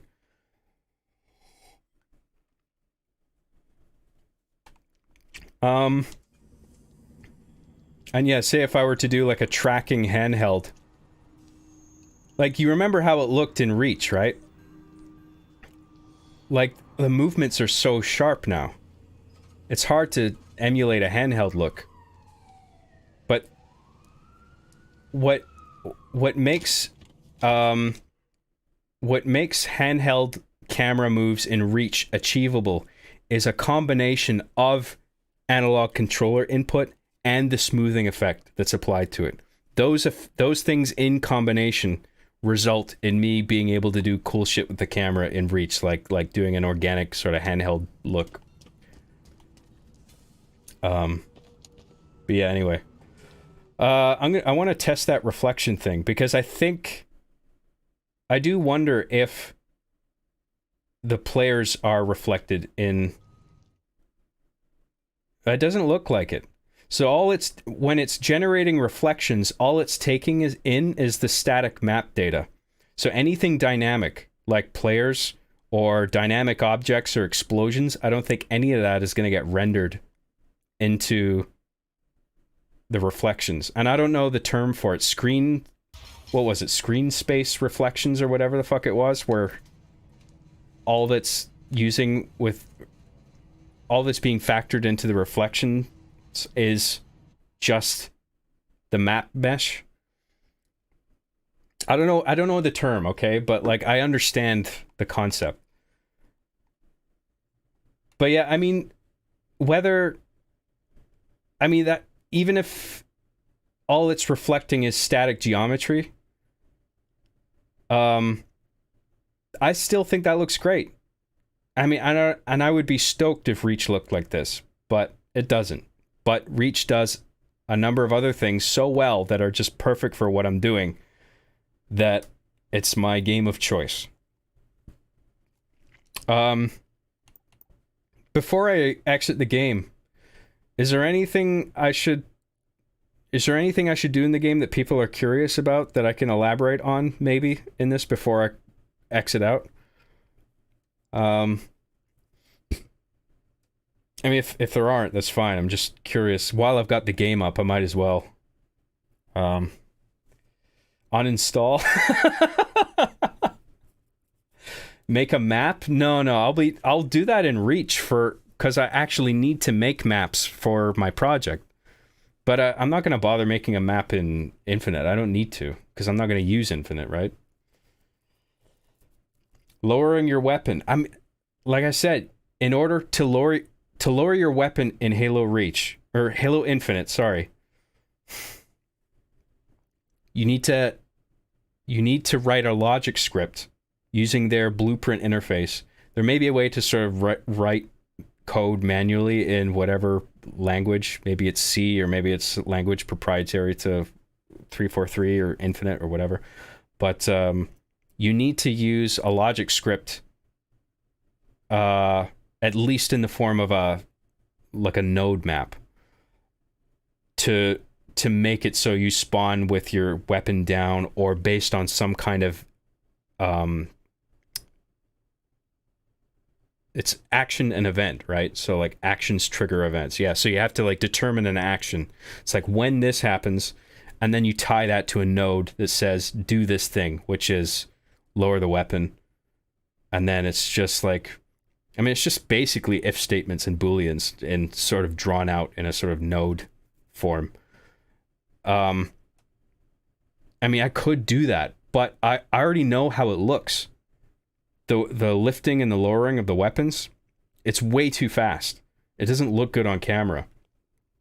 So, and the video I watched was like a year old on YouTube, and the guy was saying like, hopefully there's a patch that fixes this and makes it easy, but I don't think there's ever been a patch that sort of fixes this issue. Like it's as hard as ever to just get that. I mean, maybe it's not that hard, but like it's just, I feel unnecessarily. I mean, I say unnecessarily complicated, but obviously the reason for ruling it out on the side of the developers is to minimize the amount of avenues that the game is potentially exploited, and they use it to like cheat, right?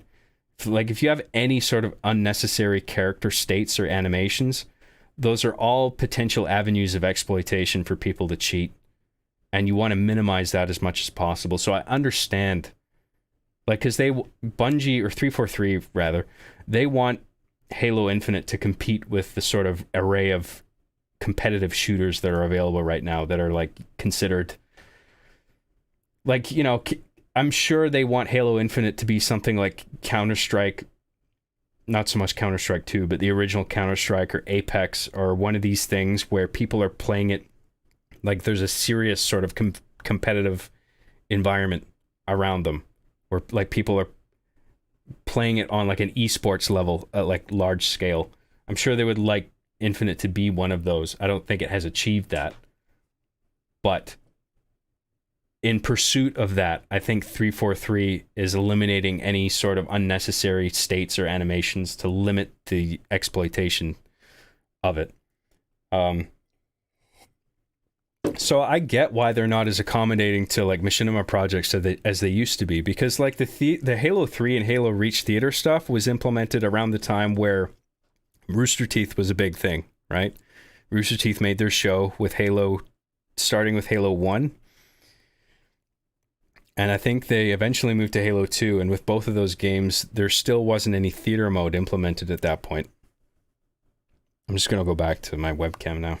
There wasn't any theater mode at that point, so you couldn't have a free roaming camera pointing wherever you wanted, place wherever you wanted. A player had to be the camera.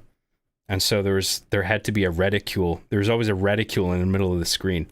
That's why if you watch like old Rooster Teeth episodes, you see the gun cursor in the middle, because you can't get rid of it. Maybe there's a way to get rid of it in Halo 2, but you still had to use a player as the camera. And then Halo 3 came along and had the theater mode, and then all of a sudden you had a free roam camera that you could put anywhere and you could point it anywhere. So I think Bungie put in the theater mode inspired by what Rooster Teeth was doing, and sort of not only expanding their tool set, but like allowing any sort of player who enjoyed Halo to make their own films in a similar way.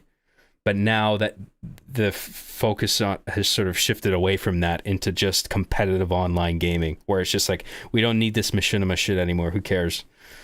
Nobody's making Machinima anymore except me. Because I'm a fucking loser. But I accept that, because I like the stories that I'm writing, and I feel like I can pull them off in Reach especially.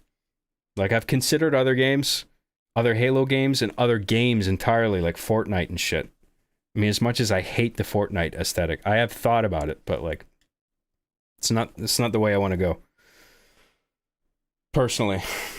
So I don't think there's anything I need to show off in Halo Infinite. I think we're done with that, right? I just wanted to demonstrate the differences, mainly the difference between the way the cameras work in Reach and Halo Infinite. I mean, that smoothing thing is a huge thing for me. So, I'll go back to my list of talking points and see if there's anything else. Oh yeah, Halo 5 introduced like a Machinima mode. And it even let you put objects like green screens. Like, it would let you put like a 255 green value cube somewhere in the map, and you could put that behind a character or an object, and then you could treat that as a chroma key in post-production, where you could remove the green later. Like, that was interesting, but then that had, I don't think you could lower your weapons in Halo 5. I haven't looked at Halo 5 the way it works in a while. Maybe I'm wrong about that. Maybe it was patched. Maybe you can lower your weapons somehow in Halo 5, but if you can't lower your weapons, it's immediately ruled out as an option. If I can't have 4 players offline on a single system, it's immediately ruled out as an option. Okay, there's a number of factors that are just deal breakers, where it's just like, if I can't do this, no. I will not use this game. I'm sorry. Okay. So it's just when people say like, why aren't you using Infinite? Like, because they're just thinking solely about graphics. They don't understand the limitations of each game, right? And they all have pros and cons. And there's a great number of pros and cons to each of them. And I have actually, I'm not saying I've explored every single thing. Maybe I've overlooked a few things, but I have done a lot of looking into what every game has to offer, and Reach is the best option for me, apparently. Still, even though it's an old game, I don't care. It doesn't even look that bad. It looks pretty good considering how old it is, I think. And whether it's on 360 or the Master Chief Collection. I mean, there's not even that much of a difference, really. The biggest one is frame rate, but whatever. I don't give a shit about frame rate.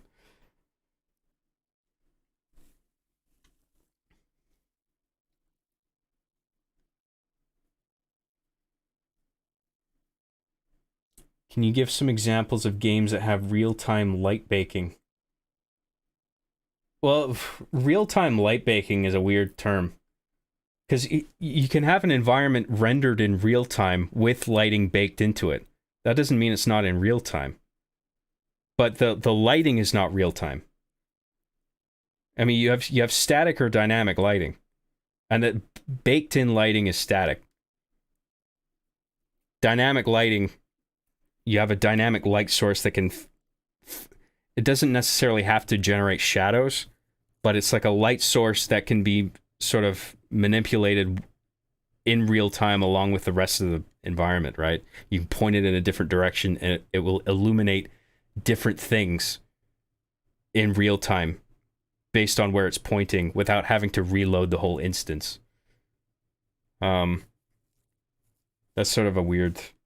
I don't understand real-time light baking. That's weird. Anything recent built with Unreal uses light probes. Okay. Is that Unreal 5? Light probes? What's the difference between a probe and like a... Is it like omnidirectional and unidirectional? Is that the difference there? That's kind of weird. I think baked-in lighting is still used nowadays. Because sometimes you don't need to dynamically light everything. Because you don't ever want to waste processing power on lighting that doesn't need to be done. You know? If you can get away with baked lighting still, even in this day and age, you should do it. If there's no way to, in playing the game, to give away the fact that it is indeed baked-in lighting, then just do it. I mean, who gives a shit? As long as it looks okay. And it's something you're observing from a distance that you can't interact with. Where if you could walk right up to it and be like, oh yeah, this is baked in because it's not casting any shadows, and like if you can do baked in lighting even now, even though you can put in dynamic lighting, you should still do baked in lighting where you can get away with it because it's less taxing on the hardware. Ultimately, you just want to save processing power for other systems, other effects, right?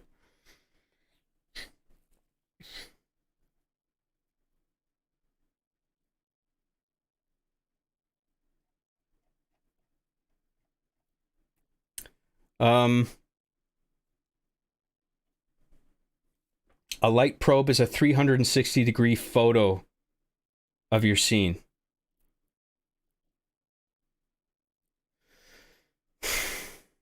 So is that can you call that a light source?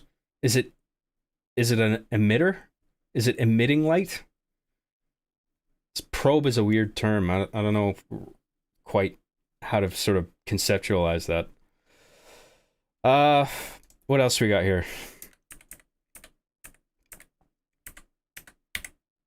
So yeah, Machinima or Halo 5 introduced some Machinima options, but I don't think it let you lower weapons, unfortunately. And I don't know if there was a PC release for Halo 5, but anyway, the armor aesthetics for Halo 5 I feel like that's an obstacle. If I remember correctly, a lot of the armor designs in Halo 5 are just sort of far out and like unpractical, and it's just like, what is this? Like, what? I don't understand the practical utility of this design in the context of the world that it's taking place in. Like, it just feels like a lot of unnecessary bells and whistles and like armor looking cool for the sake of looking cool, and that's it, you know? Yes, the aesthetic in Halo 5 is a big turnoff for me, despite some machinima options, which I thought were cool that they even bothered with that, but then in Halo Infinite, they didn't even bother to reintroduce those. Like, there's no, I don't think, there actually might be a machinima mode in Infinite that just sort of adjusts some global sort of game session things, like, I don't even know what it is. Just, all I know is there's enough about Infinite, from what I do know, that I have to just rule it out as an option. Just the weapon lowering alone is a huge thing, and the way the camera works, and no offline 4-player split screen. Because I need to be able to control all the action. Like, if I am not going back to fucking directing 15 people on an Xbox Live match of 16 players total, me being one as the camera.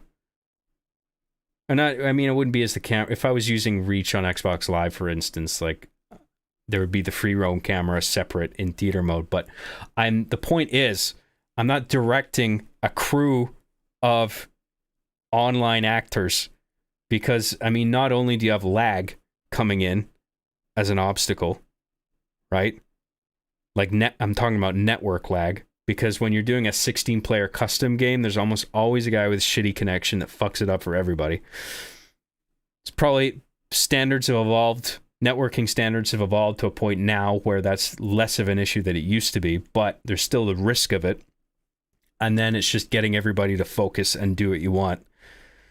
Like, if I have complete control over 4 controllers on one system, I can control exactly how it's going to look, right down to the frame, right down to the smallest little movement, right? That's what I want. That's the way I insist on doing it. I'm not telling people over a microphone, do this, do that, get into the vehicle, okay, walk at this pace, like, because I don't know if they're going to hold the pace properly. I don't have to tell people to do something over and over again. Like, I don't want to do it. I need to be able to control 4 players minimum offline in a single instance myself. Reach lets me do that.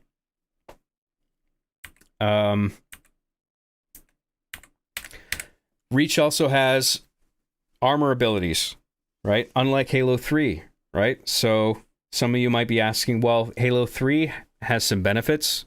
Maybe you should consider Halo 3, and I did consider Halo 3, but I don't think Halo 3 has armor abilities. Actually, that I don't think that's true. I think it actually does. I think just Reach expanded on it a bit more and introduced more things you could do. But anyway, like, across Halo 3 and Halo Reach, having the armor abilities as an extra dimension, sort of equipment, right? Okay, so Halo 3 had equipment. Halo Reach had armor abilities. But they were sort of the same thing, right? It's like, it's not a gun, it's not a grenade, but it's a thing you throw that does a thing, right? Equipment does that, and armor abilities do that. Not all armor abilities. I mean, armor lock is sort of just a personalized feature, but I think there are some... I don't know, I'm just remembering a bunch of shit now, because like in Halo 3, I remember you could throw down a thing and it would generate a shield or like a sort of healing sphere. Maybe that was in later games, I can't remember. But maybe that's the difference, I guess. Equipment is sort of deployable objects that you throw external to yourself. And then in Reach, you had the armor abilities where it's just like a thing that's directly on your person that modifies the way you can get around. Like, for instance, the jetpack, you can shoot up, you know, directly upward. Armor lock just makes you invincible but locks you in place. There is a shield bubble in Reach that is an armor ability. Oh, yeah, that's what I was thinking of. Yeah, so that's an example of a thing sort of like equipment in Halo 3, but it works essentially the same way, where you deploy a thing. It's a thing you sort of throw out, and it becomes its own dynamic object that's divorced from you. But it generates a shield relative to the position of that object where you've thrown it, right? And then you can go in there, and then just as long as you're within range and the shield lasts long enough, no bullets or things can hit you.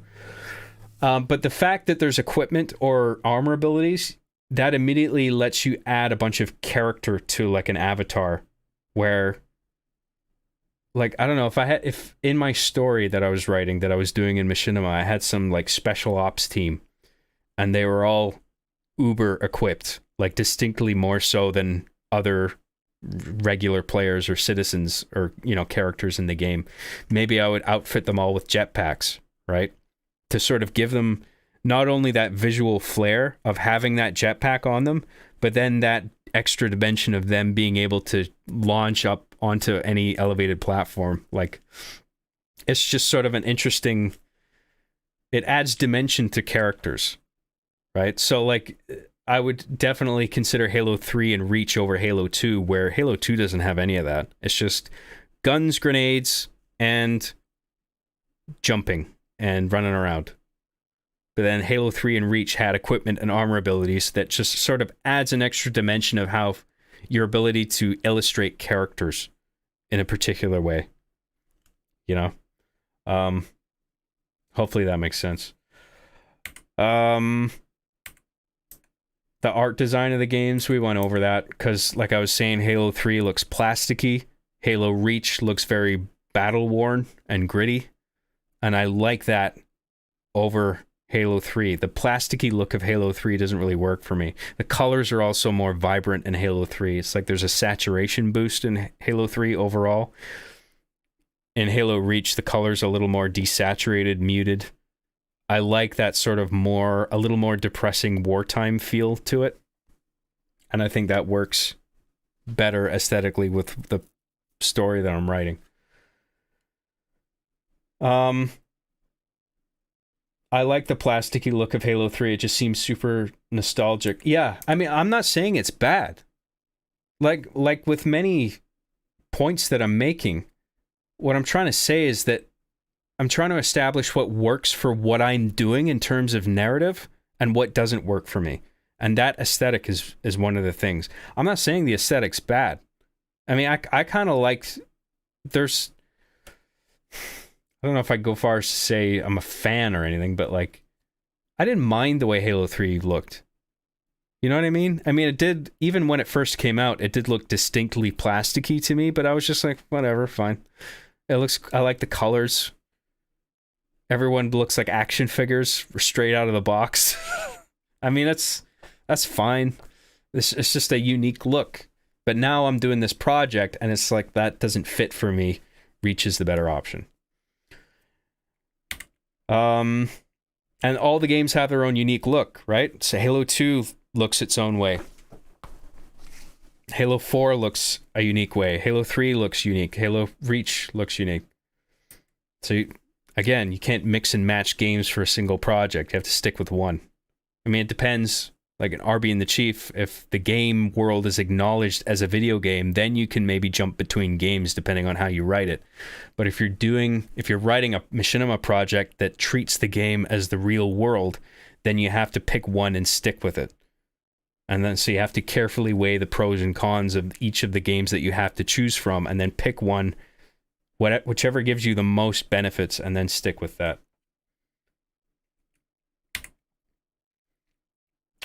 I also like working with the Forge mode, because Forge is sort of, there's things you can do in Forge to get footage that you can't do in a custom game. So the way Forge was sort of an interesting thing when it first came out, because, I mean, there were map makers before, but what Forge let you do was have a game in progress, and then while that game is in progress and things and explosions and guns are going off in real time, you can have a monitor or multiple monitors floating around spawning objects into the world in real time.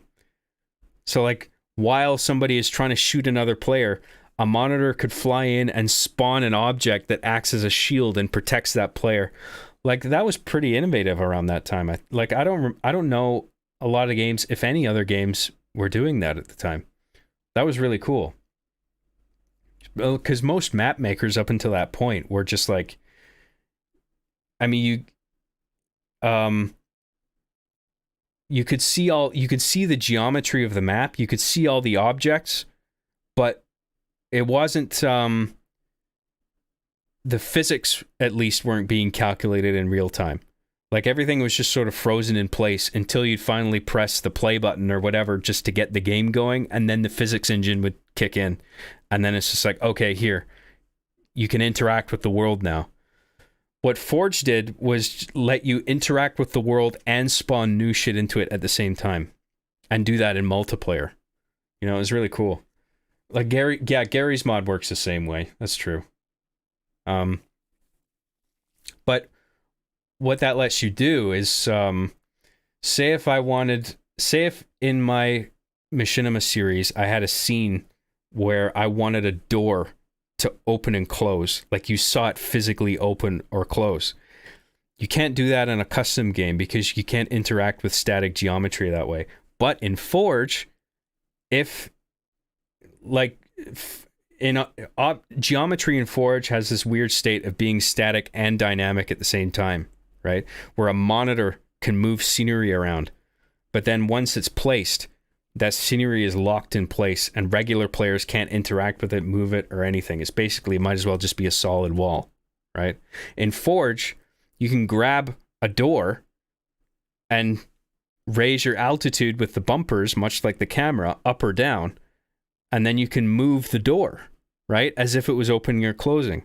And then you can load that Forge game up in theater mode and grab a quick little insert of that door getting opened or closed, right?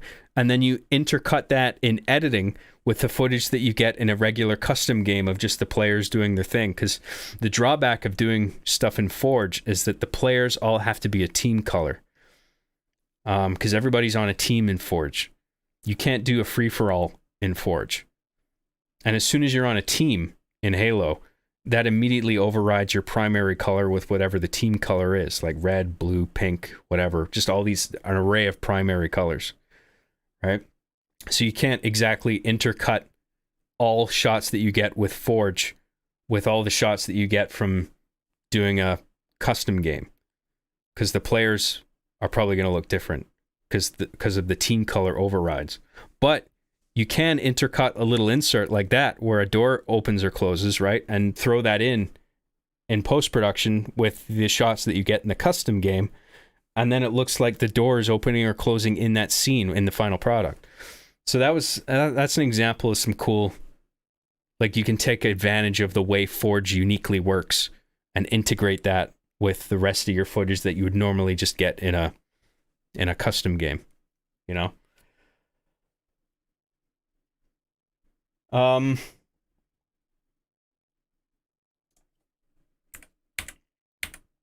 What else? Collision always on, covered that. Reach Forge mode. Turn off collision, yes.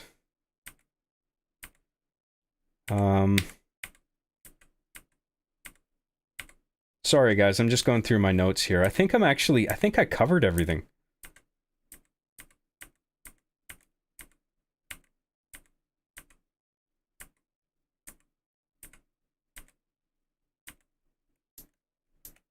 Yeah, and the resolution, I mean, people call Reach an old game, but not only does it still look good, but like I was saying, it outputs via HDMI at 1080p, and I still work with 1080p in my projects, and I still export at 1080p. So, you know, it's not like I'm capturing Genesis footage and upscaling it, you know what I mean? Where that would run at probably like 240p at the most, right? Like original 360 version is designed to output at 1080. Progressive scan. So I can still ingest that footage and edit it. And I think it looks fine. So just because the game is over a decade old, that doesn't mean the footage is outdated. You know what I mean? I think it still looks fine. And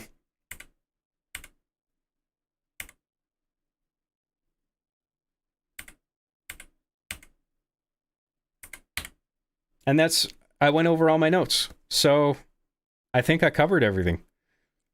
Hopefully I've made a at least respectable and understandable case for why I use Halo Reach above not only other Halo games, but other games broadly. I think I have. I want to demonstrate that I have actually put a lot of thought into this. It's not just me being stubborn going, I just want to use my old stinky smelly games, okay? Like I have no bias against new games. If Halo Infinite did what I wanted it to do, and it had all the maps that I wanted, I would be totally happy with that. But I'm choosing Reach based on a carefully considered number of many factors. And it's not about owning people. I was just kind of getting tired of the question. I was just like, you know what? It is an interesting topic. You know, I'll do a stream about it, and I'll just make a case for this is why I do what I do. Because a lot of people seem to be confused. They're just like, use MCC, Lamau. Use Infinite, Lamau. Reach is old, Lamau. Just use the new game, Lamau. Reach is old, Lamau. The new games are new, Lamau. Old games are bad, Lamau. Just use Infinite, Lamau. And it's just about graphics. And it's just like, there's so many more factors than that. It's not about the game looking good. It's not about increased FPS. I don't give a fuck about FPS, okay? Cinematic frame rate is still 24. I don't export at 24, but I export close to 24 because I don't think 24 actually looks good for Reach, because you get this weird dropped frames look to it. It doesn't, I don't think it looks good. I tried it, but anyway. So yeah, I hope you guys enjoyed that, and I hope you guys understand why I do what I do a little bit better. I hope it was informative. And now I'll just answer if people have questions about anything that I said, now's the time to ask me. And I think we'll do the super chats first, if that's okay. So if you don't want to send a super chat, but you have a question, just hang on still. Maybe it'll be asked by the super chats. And if it's not, just wait until I'm done with those and then post your questions in the regular chat, and then I'll get to them, okay? So Dally Magnus for $4.99 says, discovered... Oh, sorry, I read that one out already. Dally Magnus, thank you very much for that. Paul Hines, I read that one. Abe Froman, I read that one. Erica Ehrenreich for $2 Australian says, yay, another episode of the John Gayham Show. You threw gay in there. That's not nice. And Erica for another $5 Australian says, everyone praises Arby and the Chief for the story and humor and other stuff, rightly so, but I just want to say how good your puppeteering is/was. Thank you very much. Yeah, I mean, I take it seriously, you know, even though it's just action figures bobbing around. I'm quite attentive to making them bob around in a way that they actually would, if that makes sense. You know, if they were actually alive. Like, I try and make it look as authentic as possible, despite the ridiculousness of the premise. That's part of the tongue-in-cheekness of the whole thing, you know, is that it's an absurd premise, but like, I'm going to treat it as authentically as I can. So I'm glad you noticed. Thank you very much for that. I really appreciate it, Erica. Uber Kinger Dojo for €10 says, keep sharing your thoughts. Just want to say thanks for your stories and dedication. You're welcome. Thank you. Ron S for $4.99 says, John, have you considered using Pong on the original Atari? Seems it could be a good fit for your show. Yeah, I think it might have been you that said this in the regular chat. I think I saw something like this already, but yeah. Pong, maybe a little bit too old. Doesn't have quite the graphical assets that I need to tell the story I want. But I like your thinking. Thank you, Ron. Lord Coventry for $5 says 100% with you on Reach. Halo 3 is solid. Parentheses, I prefer Reach's look. 4 has poor walking mechanics. 5, yeah, I mean, it's small details like that. I didn't even bring that up, but yeah. I mean, I'd have to look at Halo 4 and how the walking cycles work, but yeah, if there's not proper blending between walking and running, that is a potential deal breaker if it doesn't look good, you know? Reach smooths all that out. Like, it just, whatever you're trying to do, it looks good on camera. That's one of the reasons I like Reach so much. 5 equals no split screen. Yes. Infinite equals foobar machinima mode. For those who don't know, foobar means fucked up beyond all recognition. I didn't really explore the infinite machinima mode too much, but like I said, I know enough about the way infinite works that I know that it's not going to work for what I want to do. So thank you, Lord Coventry, for that. Turbo Chief for $1.99 says, Job, use American Truck Simulator for your machinimas. Yeah, I don't think that's going to work either, sorry. Thanks, Turbo. Erica Ehrenreich for $2 Australian says, from Kanakuk to Chad, the John Graham story 2024. I don't know if I've gone Chad. Certainly a Kanakuk, that's for sure. Thank you, Erica. Adam Croucher for £1.99 says, hey, John, can't believe you finally hit 10 subs. 10 subs, wow. How many years has it been? Since 2008? 15 years? And I gained 10 whole subscribers in that time. What an impressive figure. Thank you, Adam. And Adam again for another £1.99 says, John, when is See Me After Class finally returning? Ha ha ha ha ha ha ha ha ha ha ha ha ha ha. That was a very genuine laugh for me because I haven't heard that joke a million times already. But I appreciate the super chat. Okay. Okay. That's all the super chats.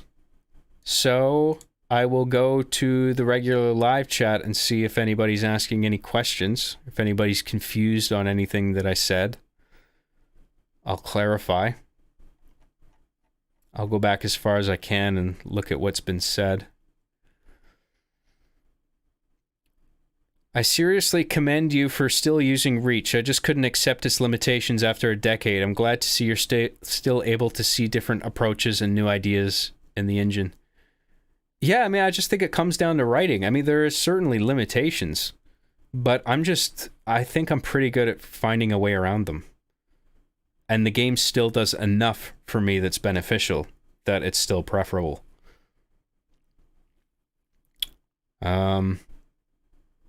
Yeah, Halo 5 had the worst armor/art style.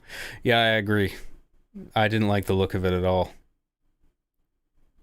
The armor designs in Reach make sense, you know? It's just like, here's a grenadier, here's explosive ordnance disposal, and like they have permutations that sort of make sense for what it is they're doing in a utility, whatever their utility is.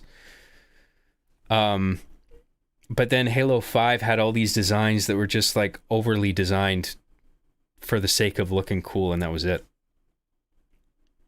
And I don't like that. I liked Halo 3 for its high saturation. It just looked vibrant. Reach defo had more options for variety with foraging characters. That's a great point. I mean, there's reasons to use Halo 3.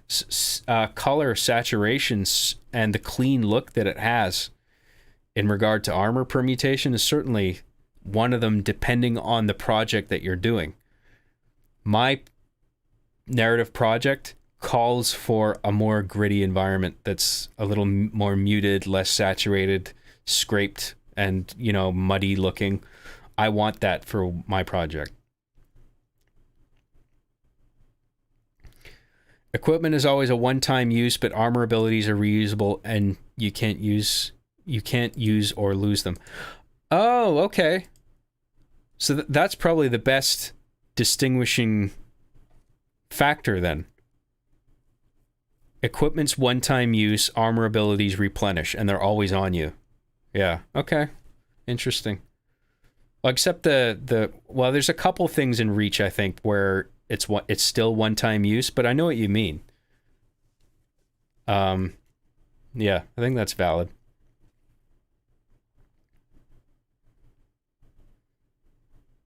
How many of your writing days consist of just deleting all the shit you wrote for like the past week? It's like 80% of what I do. Oh, like, I mean, I said on Twitter, I mean, in creating my outline for Hard Justice, before I finalized my outline, well, I mean, it's not 100% finalized yet, but it's as polished as I can get it.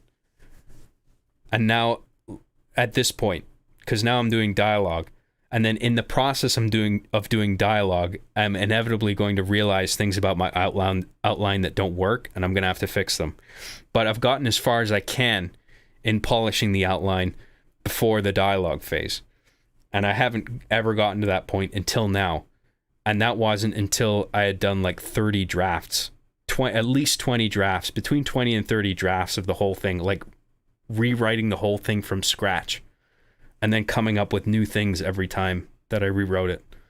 So, yeah, a lot of stuff gets written and it gets not necessarily deleted, but like discarded, where it's just in another document. And then it's like, I've got a new document, version however many the fuck, version 30, you know?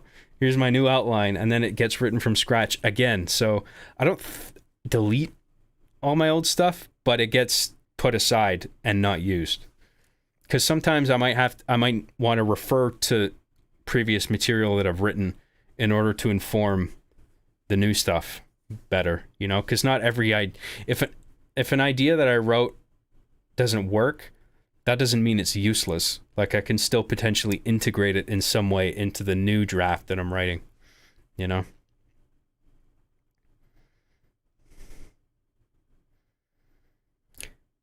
Did you ever have offline profiles with all armors unlocked? Always been curious. Yeah, I talked about that earlier. I mean, I use them strictly offline, but yes, I mod my 360 Reach profiles to... It's not that the mod unlocks the armors, it's that the mod gives me an insane amount of credits that I can then immediately spend on unlocking all the armors. There are still a few pieces of armor in the 360 version of Reach that are unlocked by special like tasks that you have to do, or sort of like online related things that you have to have an internet connection to ever get it. But like, I'm not going to bother with that. As long as I have all like the credits accessible armor pieces, then I can work with that. That's plenty. I mean, it's not exactly plenty, but it's enough where I can make all the characters feel distinguished in my story. John, do you still have the Halo Reach copy on 360? Yes. That's why I'm saying I use the 360 version. So I have it on disc. No, you defo made a good case, dude, and I agree with you about the new Halos. Gmod I would still recommend for the future, but if you're comfortable with Reach, no shame, not broke. Don't fix it. Yeah, I certainly don't feel shame. It's just, I think there's such a fixation with graphics. So just use the new one. Just use MCC Lamau. That's going to be the new meme. Just use MCC Lamau. And the graphical upgrade is negligible. The only thing that's really noticeable to the eye immediately is the increased frame rate, which I don't give a fuck about because 60 FPS is not a cinematic frame rate, and I'd be downscaling it in my exports anyway. SFM, I would be very interested in playing around with that later on. Source Filmmaker seems really cool. It's just, it feels like a lot to sort of dive into. And there's other big things that I'd rather do first than dive into that. Like I have this Hard Justice project, and I feel that a Halo game is the best thing to use. Like if I felt Source Filmmaker was the best for this project, I would just go straight to Source Filmmaker and start learning it. But the way I've written it, the premise of it, it just feels like it works in Halo the best. And so I don't have a reason to go into Source Filmmaker yet, so I'm happy just sticking with Halo for now, at least until I finish this season of Hard Justice, and then we'll see. Maybe I'll migrate over to a different... I'll play around with Source Filmmaker, try and make something funny to start off with.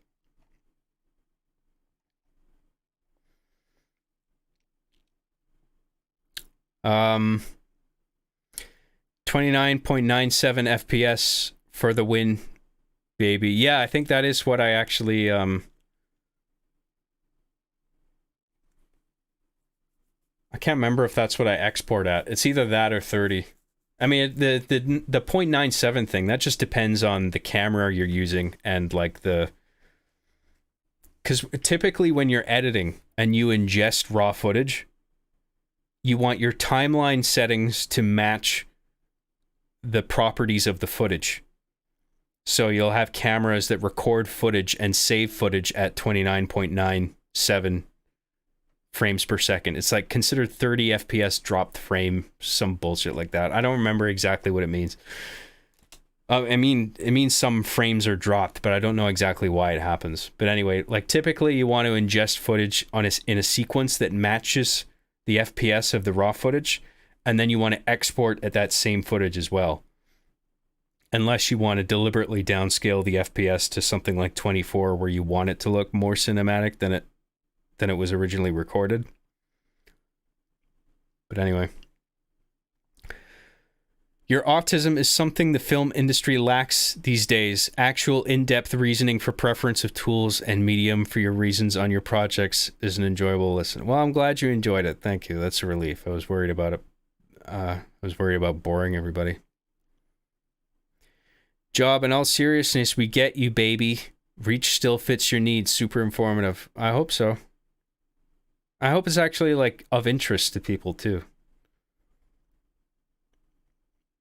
And I hope I've inspired people to like, because I still think Machinima is a cool thing to take advantage of as a filmmaking teaching tool more than anything else.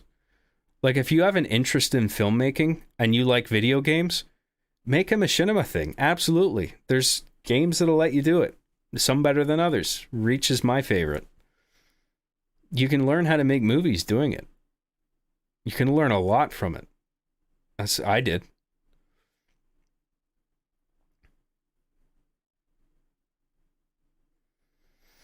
In Halo 4, walking and turning automatically raises your weapon if you have it lowered. See, that's a great...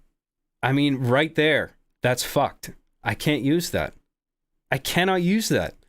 Because I'm going to have situations where I want my characters to be walking and the whole time they're in an alert carry state where the gun is at their waist.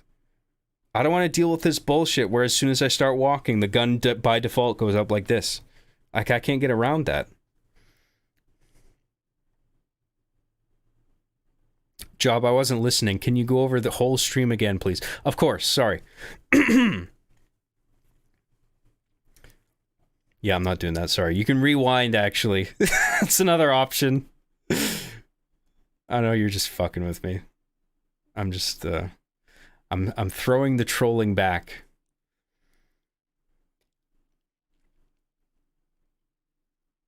Have you considered remastering your previous works? No, I'm not into the whole remastering thing. My old projects are what they are. They were made with what they were made with. You know what I mean? Like, what am I going to do? Reshoot the R being the Chief pilot with, like, super cool cameras this time? Like, come on. I mean, the pilot episode is what it is. I know it looks like shit, but that's part of the charm, you know? And then the show evolves as it goes along, as technology evolves, as I evolve.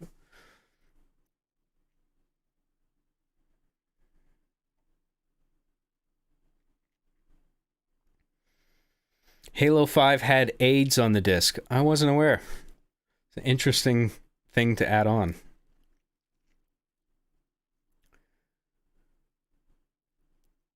Job, any thought on going into Blender for custom animations, Halo related or not, just as a new art medium for your stories? Keep it up, you mad Canadian beaver. Oh yeah, I've used Blender already. Like, I've built some basic environments and shit in Blender. And when I go eventually into game development, because I do want to make a video game, I'm absolutely going to be using Blender and probably Godot for either Godot or Unreal Engine. One or the other.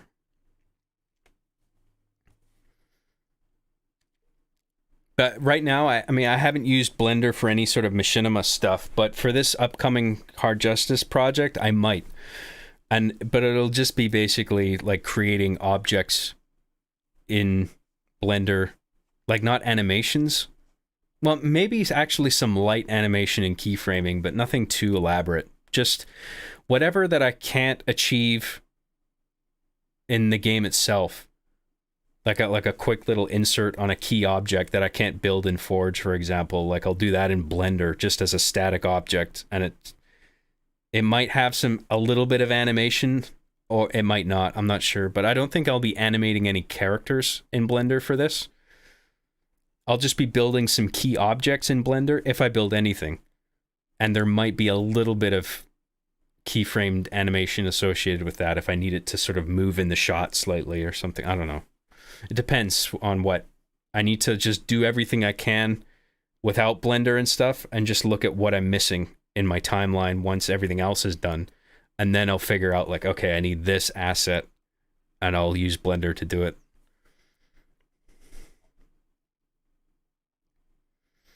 Halo 3's high saturation killed the horror atmosphere of the flood levels. That's a good point, yeah. I mean, that isolation Halo map is quite horrific, but I don't think it's like not scary as a result of the colors, but if you were to desaturate that image, the horror effect would be amplified, I think. So yeah, there's pros and cons to the color thing. It just depends on what you're trying to do. The problem with Halo 4 and Halo 5's armor is that they tried making the armor look more flexible while still trying to keep the tanky aspect, so it was just tight suits with bulky chest pieces and helmets. To keep the tanky aspect, so like just looking tanky for its own sake, rather than having any sort of practical utility. Ironically, they made it even worse since Chief's shoulders literally clip with his chest in cutscenes. Oh, right, yeah.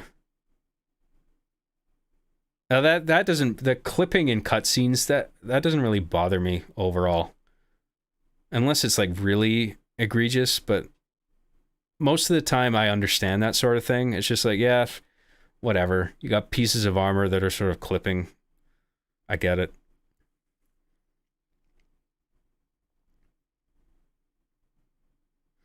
John, did you write it or type it? Type what? My outline for this, or Hard Justice? I mean, I don't write on paper anymore. So, very occasionally, if I need to sort of sketch something out, like a visual representation of something, then, you know, a pen and paper's good, but like for the most part I'll just do everything in hierarchical typed lists on a computer. Like I edit text documents with Notepad++ on my desktop PC, and then I have some writing apps on my Android phone, and I use those to edit the same document on a cloud server. So I jump between my computer and my phone or my tablet, wherever I am. Depends.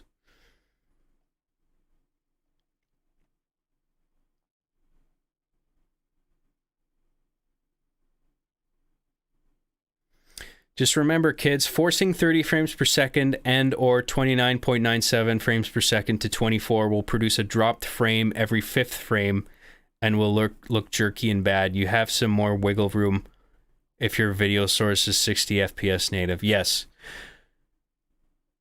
I am familiar with what you're describing there.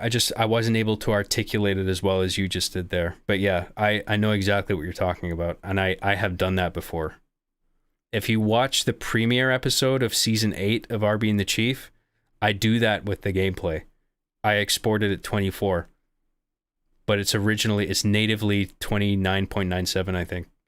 Maybe 30, I'm not sure. But either way, it results in a dropped frame, and it looks weird. Yeah, it looks weird.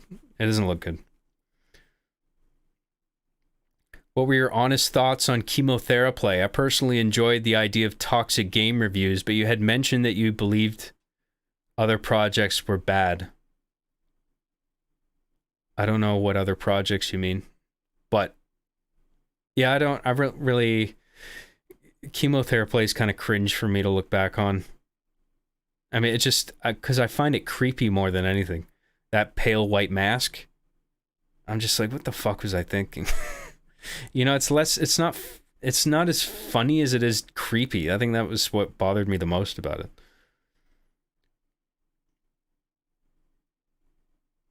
I mean, there was a purpose behind the white mask, at least, because I was supposed to be a white cell in the cancer that was killing gaming. That was sort of the idea. But he's sort of cancerous, in a sense, in himself, without not acknowledging it, because he's like deluded. He's sort of like Chief in that way. But yeah, just overall looking back on it, I'm not a fan. You may have mentioned this before and I missed it, but any timeline for Hard Justice episode? I may be able to get the first episode out February, but I'm not quite certain yet.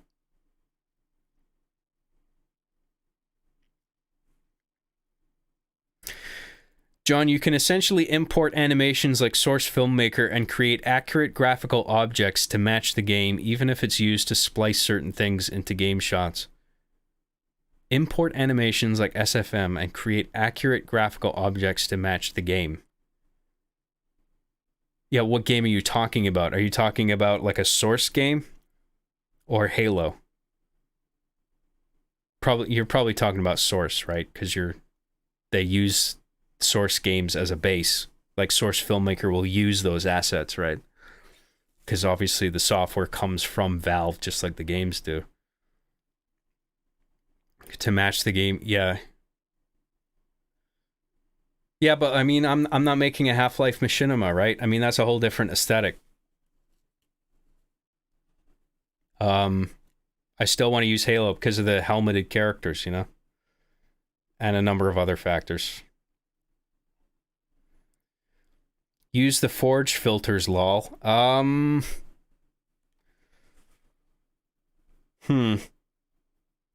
I mean, I think I may have used those at some point, but usually it's in a context where it's like an RB in the Chief context where they are acknowledged as objects placed in the world that modifies the look of everything.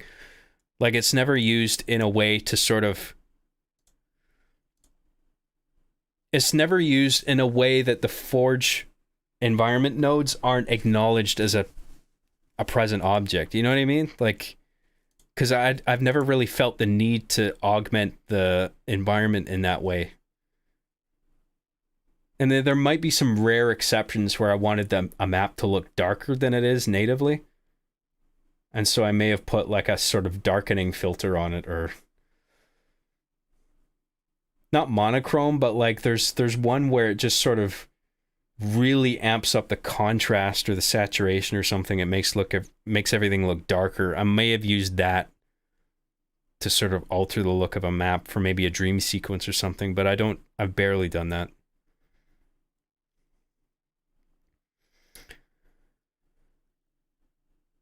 What's the Halo 3 level that looks like a colonoscopy? Isolation?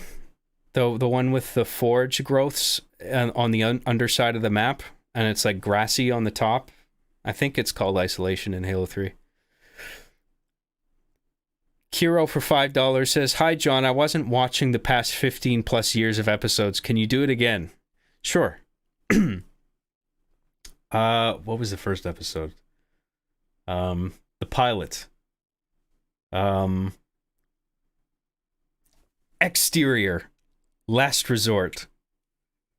A guy on a turret is shooting at a concrete block that two other players are hiding behind. Yeah, I'm not going over all the episodes, sorry. You'll just have to watch it from the beginning. Thanks, Kiro. Team Killtacular for $4.99 says, hey, Job, just popping in to say hi and give you delicious monies. I love it. Can't wait to watch the stream back. Love hearing you talk about your process. Well, that's awesome. Thank you very much for your super chat. I hope you enjoy the stream when you watch it later. Thank you.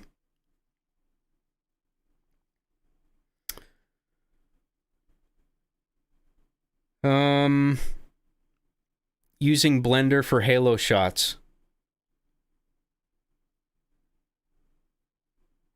Wait, sorry, what's the context of that?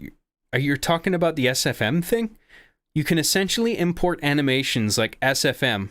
Oh, like SFM. You can import animations and into Blender. You can essentially import animations into Blender and create accurate graphical objects to match the game. Yeah, I don't understand how, though. I mean, I understand building a mesh and then sort of replicating the lighting conditions of the environment you intend to superimpose the object on top of, right?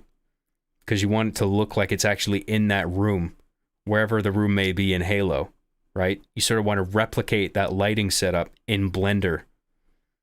Light the object in a similar way as the room is lit, and put it against a green screen, and then overlay it over the plate shot. Right? Is that what you're talking about? Job's doing the gotta piss jitter. Yeah, I know. Don't call it out. You're embarrassing me. Oh, hell yeah, you're live. I've been binging your channel while recovering from surgery. Oh, that's awesome. Well, not the fact you need surgery, obviously. Sorry. But I'm glad you're doing okay and you got some entertainment. You're enjoying the channel. But import the game animations into Blender to save time on animating and such. Import the game animations into Blender? So like the Halo Reach animations? Because, yeah, I guess since it's on PC in the form of the Master Chief Collection, you could gain access to all those animation files, right? Kind of like how people mod whatever new game that comes out. So you can bring those files into Blender and manipulate them and sort of get them to match up with the way characters are natively animated. Is that kind of what you mean? To save time on animating and such. I wouldn't be doing character animation, though, in Blender. Like, I would just be, at the most, probably just keyframing the position data of certain key objects that I build that I can't build in Forge. Like a little keypad, for example, or something like that. You know what I mean? That I can't build that quite in Forge, but if I do it in Blender and light it in a similar way, I can superimpose that over a plate shot, and then it's like it's there, as long as the camera angles match up.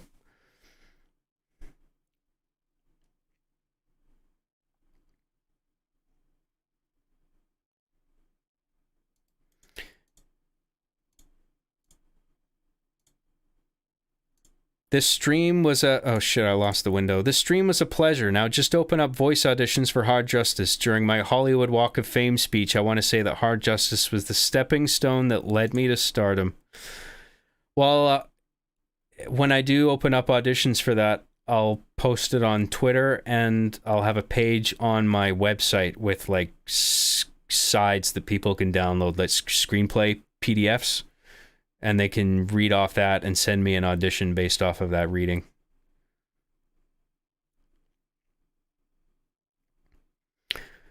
There is a Halo asset library where all the Halo objects from Reach are basically ready to use in Blender that use in-game shaders. Interesting. So, well, the issue is, I mean, it's not really an issue, but like, if I'm building something in Blender to complement the footage that I shoot for Hard Justice, it would be something that I can't build in Forge. So if it exists in Forge and I can use it for my storytelling purposes, I'll just do that. Like, I don't need to use Blender at that point. Blender would be for creating objects that I need there present in the scene to sort of translate a certain story beat to the audience, to make them understand, like, this is a specific thing that's happening right now. This character's doing this thing to this thing.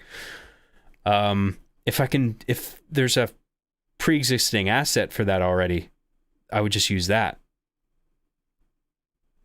Like the objects from Reach, you're saying there's a library of them. I get that, but if they're already in the game, then I'll just use them in the game. I don't need to build anything from Blender, right? But maybe there could be a situation where there is an object in Halo Reach that I can't animate, but it would be cool if I could animate it in some way. It would help the story. In which case, I could find that object in the online library and bring that into Blender and then do whatever I want with it. Do whatever position keyframing or whatever I need. So that's it's a valuable thing to know. I wasn't aware. That's cool. It makes sense too. Now that these games are on PC, of course, like, people are just going to pull all these assets out and do whatever the fuck with them, so.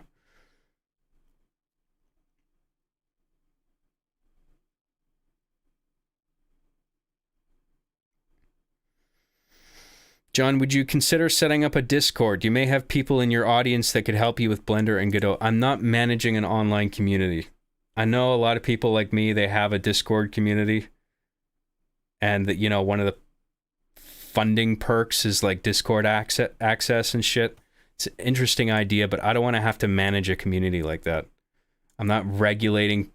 I don't want to put a toss in and say, you can't say that, you can't do that. I don't want to deal with all that fucking drama. I've been through that shit years ago. I'm not doing it again. It sucks.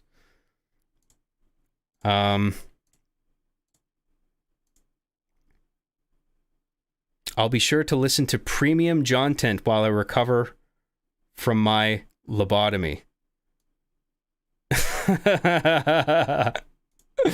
Well, that's what it's for.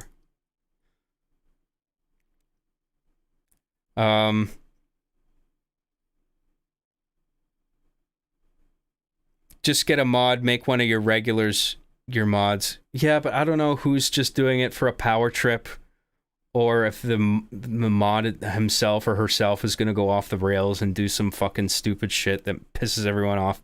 I've been through this shit, okay? I'm not doing it. It's not just Discord. Any sort of online community, if you're managing a Reddit forum or whatever, it's all the same fucking horse shit. So people have these little cliques, and it's like high school, but like a digital form of it, you know? Where it's just, it's cringe. I don't want to do it, okay?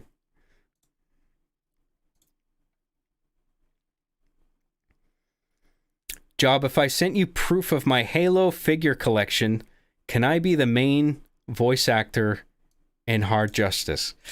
See, I think that would depend on the quality of the audition, don't you think? Not somebody's figure collection. So, like, please, when auditions are open and I want them to come in, please send a reel. I'll listen to them all. But like, I have to just go with one per character. And, just like anytime this process happens, like, there's going to be a bunch of great auditions that I don't select because I have to just go with one.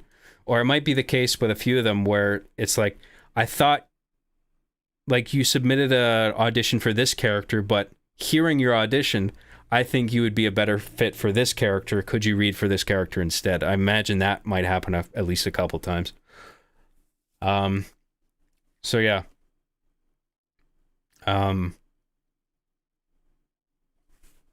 Yeah, it's just all dependent on the audition. Just make sure if you're gonna send an audition, I mean, the performance is one thing, but have a good microphone as well. Because if recording quality sucks, and there's all this background noise, and it's just not good quality, and it doesn't measure up to the other voice clips that I use with all the other characters, I can't use it, even if the performance is good. You know, so your equipment has to be decent. You know?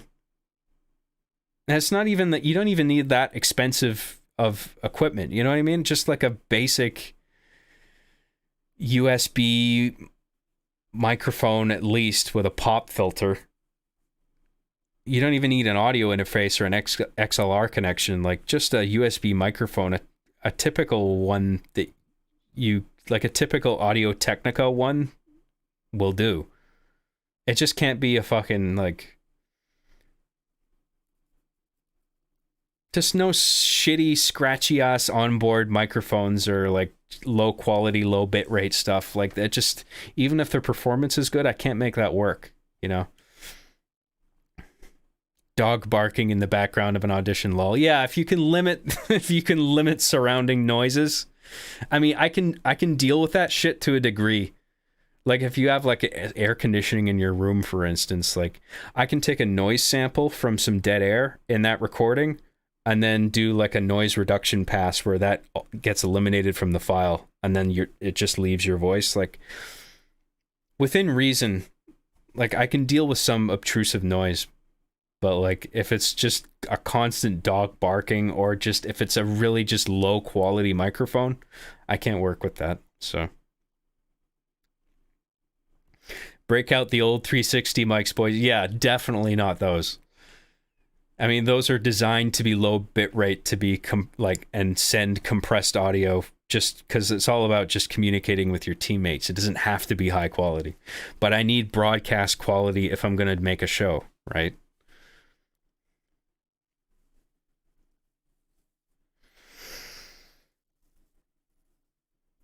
So in terms of a scene, if you wanted a part of a map to be destructible, like a wall breaking open, would you use Blender for that, using the map asset, or would it be too cinematic? I would figure out a way to shoot that, a scene like that didn't involve us seeing the wall breaking open. But if I felt something like that was absolutely key to the scene, like the audience needs to see it, then I would consider doing something like you described. Yeah. In Blender, because obviously I can't do something like that in Forge, but yeah. So yeah, that would be a good, like, if I wanted a destructible wall in Blender, I would want to take an actual wall asset from Reach, which is probably, I'm guessing, made available online in one of the libraries you described, and then I could take that into Blender and then basically chop it up into blocks and apply some kind of physics engine to make all the blocks sort of blow out based on an external force that's coming at it. I'm guessing. I mean, I'm pretty familiar with 3D animation. It's just I'm not super into the way Blender works at this point. I have used it though. I've used it to make very basic environments and lighting. That's it. And like specular mapping and that kind of thing, but I haven't done really any kind of physics stuff with it, you know? I mean, it's very Rooster Teeth in terms of 3D Halo 3 renders, but they use a lot of mocap, which doesn't match the game. That's true. I don't know how to do the whole mocap thing though. And I mean, that guy, the Monty Ohm, he was just a very talented dude. And he just, like, even if I figured out how to do mocap, I don't think I'd like pull off what he can do. And I don't think I have, like, I feel like I don't have a mocap setup sounds like an elaborate thing. Like, you need a dot suit and a camera that's looking at you, that knows how to register that position data of all the dots on your suit, and then software that translates that into, like, that's kind of an elaborate setup. I mean, Monty had a whole like floor of the Rooster Teeth studio to himself to do his thing, like gym mats everywhere, like cameras, and there's just like a laptop on a desk nearby. Like, he had a big setup. I don't have the space for that kind of shit.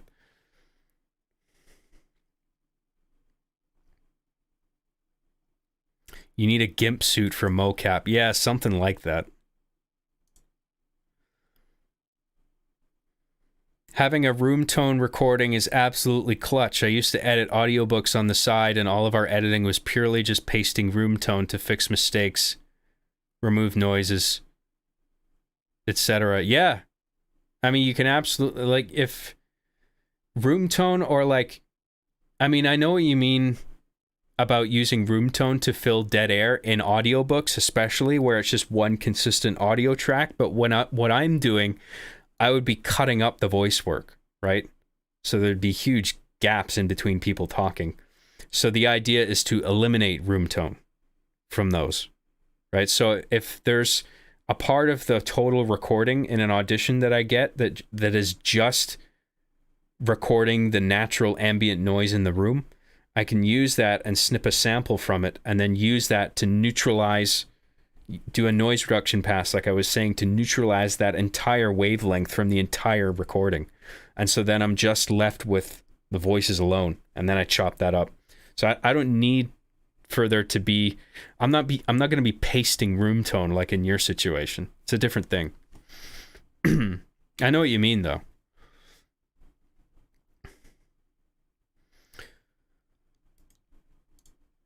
That's old technology, John. They use AI for tracking now. Mocap tracking now. Really? How does that work? I mean, because the mocap software needs to use something for that position data, right? So if it's not dots or balls on somebody, like, how is it using I mean, the AI, whatever the AI step is, the AI needs to be using some kind of practical position data, right? I don't understand. Yeah, balls. Yes, covered in balls. Haha, balls are funny. You know what I mean?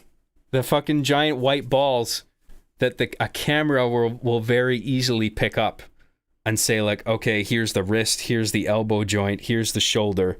This is how it maps onto a digital skeleton. And then here's how all the balls are moving, to which degree, the vectors. We'll apply all that to the digital skeleton, and then it moves in a single way. Yes, I know it's a joke. Just use balls, Lamau. Just use MCC, Lamau. Just use AI, Lamau.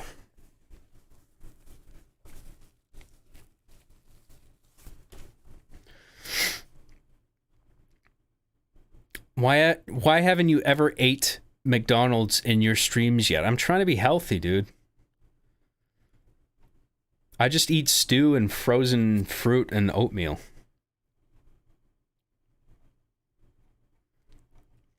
I think some sports experimented with AI cameras following the ball, football, European real football, but it ended up following a bald ref's head all game. That's interesting. That's hilarious. That's exactly the kind of fucking stupid shit I expect from AI these days. Like, yeah, because you always have to wonder, like, what is the AI using as to inform itself? Much like the mocap example Slendy was saying. I don't think anyone's addressed it yet, but just like, I don't know.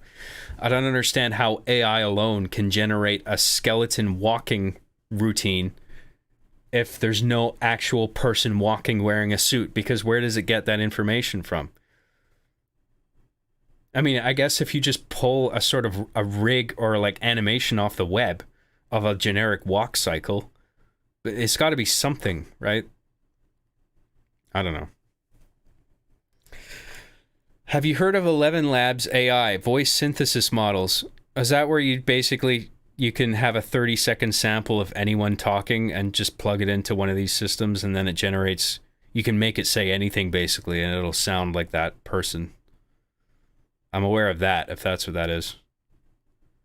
Yeah, it's scary. I talked about this shit before, man. I mean, AI's had a funny period, but eventually it's going to get to a point where it's not funny anymore. And it's just like, cool. We don't know what's real and what's fake. Awesome. Like, that's a huge, dangerous thing, right? I used AI recently to track some generic footage of someone dancing, and it was able to determine when the person was turning around and applied it to a skeleton. Okay, so the AI is sort of it's mapping its own key joints onto just footage of somebody making movements and not wearing a tracking suit. So it's just analyzing somebody's broad movements without them wearing a special suit. And then it's calculating where joints are based on that captured footage, like where the elbows are, where the ankles are, where the shoulders are. And then it uses all the metadata of that same footage to sort of translate that to a dance routine or a walking cycle or whatever it is. I kind of get what you're saying now. So I understand that. That's interesting. Yeah. So then in a situation like that, if I were to take advantage of something like that, I wouldn't need to wear like a stupid gimp suit with a bunch of balls on it. I wouldn't need to be wearing a gimp suit covered in balls, you guys.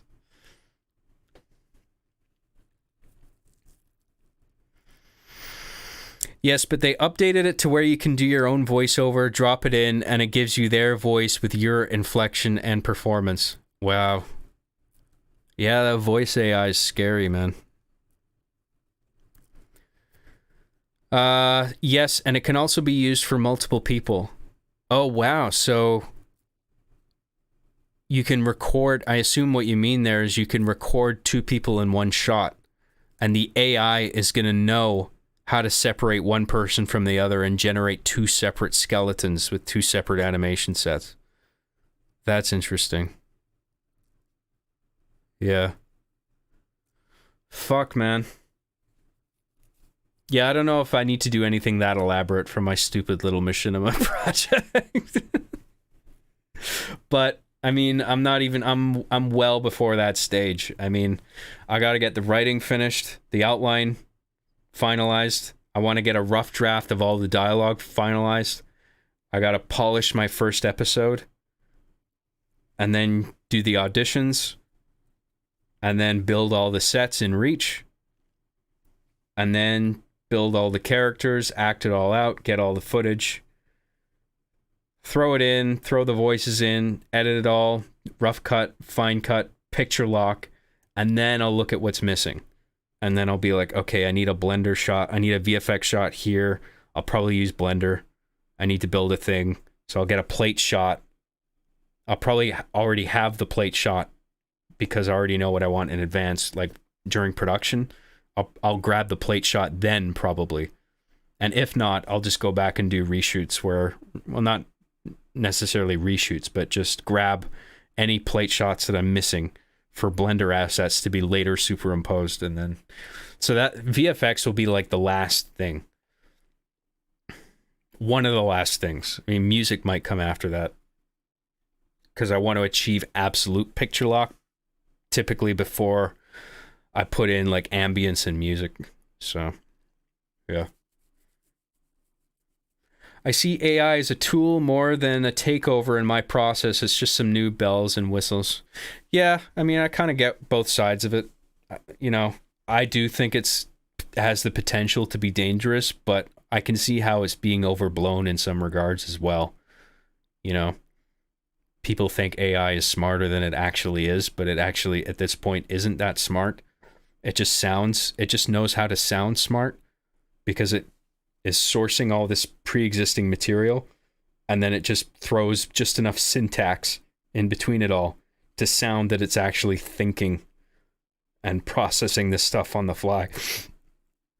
It's convincing enough to sound like it's thinking about what it's saying.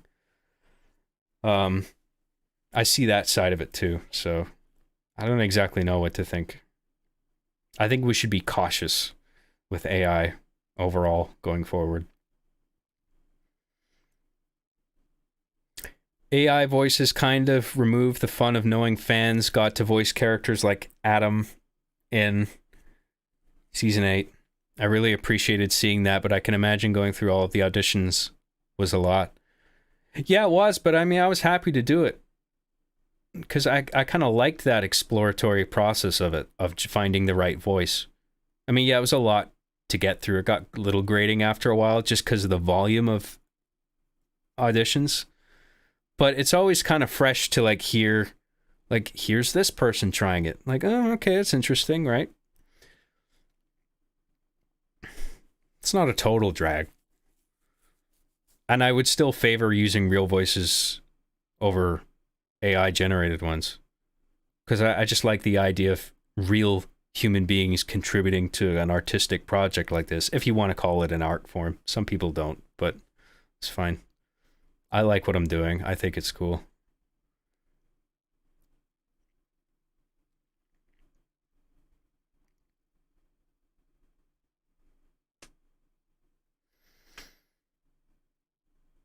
There's a site called Mixamo with a bunch of pre-made animations, and you can upload a character model and it'll automatically apply the animations to it. Huh. Yeah, that would explain how a lot of memes get made really quick. Yeah, I mean, I don't know about a lot of these systems that have been made, but it doesn't surprise me either. Like, this is all just logical consequence of shit that I already knew about. Like, I already knew AI was making these huge advancements. So, and of course, there's going to be these little browser applications that you can plug something into, and then it spits out a meme for people to put on TikTok and shit. Of course, there's going to be people that sort of make programs that streamline that whole process, right? Because memes are so popular.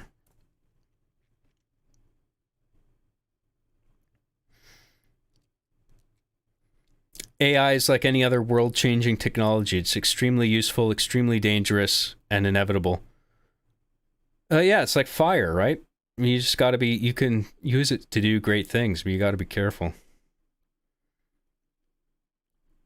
Have you seen Planet Mountain Dew? I don't think so.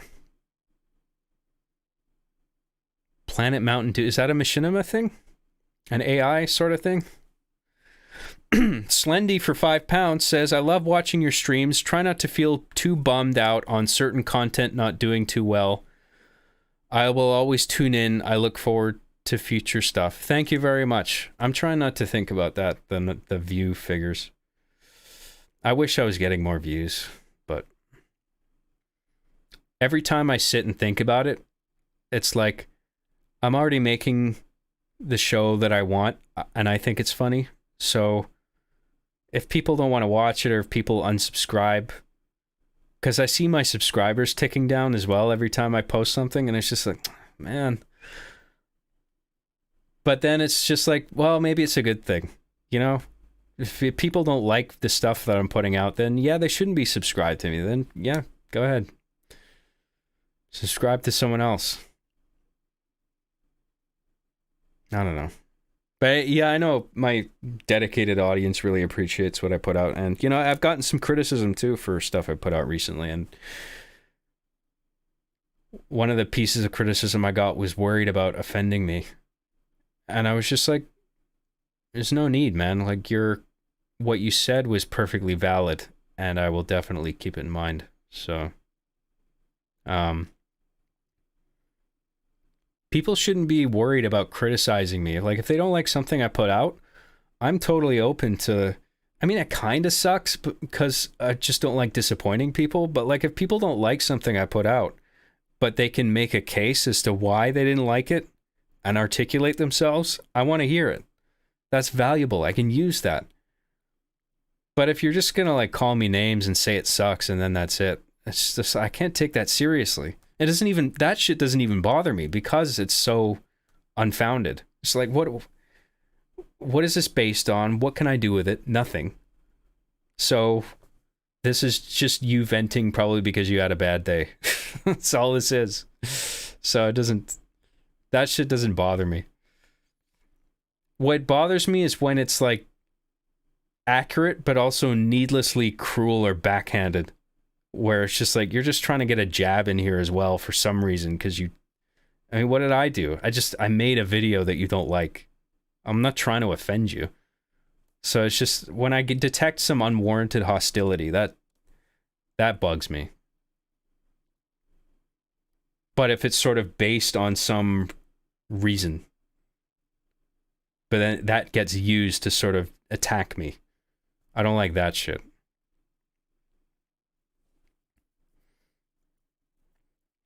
Thank you, Slendy. Really appreciate it. I really appreciate all your input regarding Blender and AI too. It's been really interesting to hear about that. Only the real ones stay with you, Job. You're filtering the bots. Yeah, I mean, there's no telling how exactly the subscriber count works, because it could be just YouTube cutting off inactive users. You know, it's not necessarily somebody seeing something I put out and then going, ugh, unsubscribe. This is poo. Where's Arbiter in Chief? I suspect it's a little bit of that, where people just subscribe to me for RB and the Chief, and then they see me streaming a bunch, and it's just like, oh, this is dog shit. I didn't want this. I wanted RB and the Chief, goddammit. And I'm taking a break from it.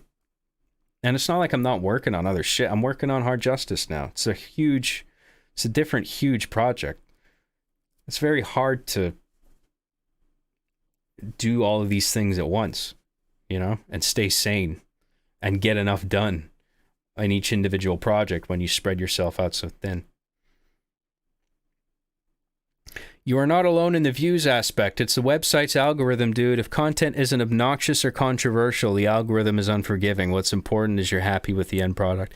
Yeah, every time I sit and think about it, yeah, I think I'm doing what I should be doing, and whatever the numbers end up being, whatever, I've done everything that I can.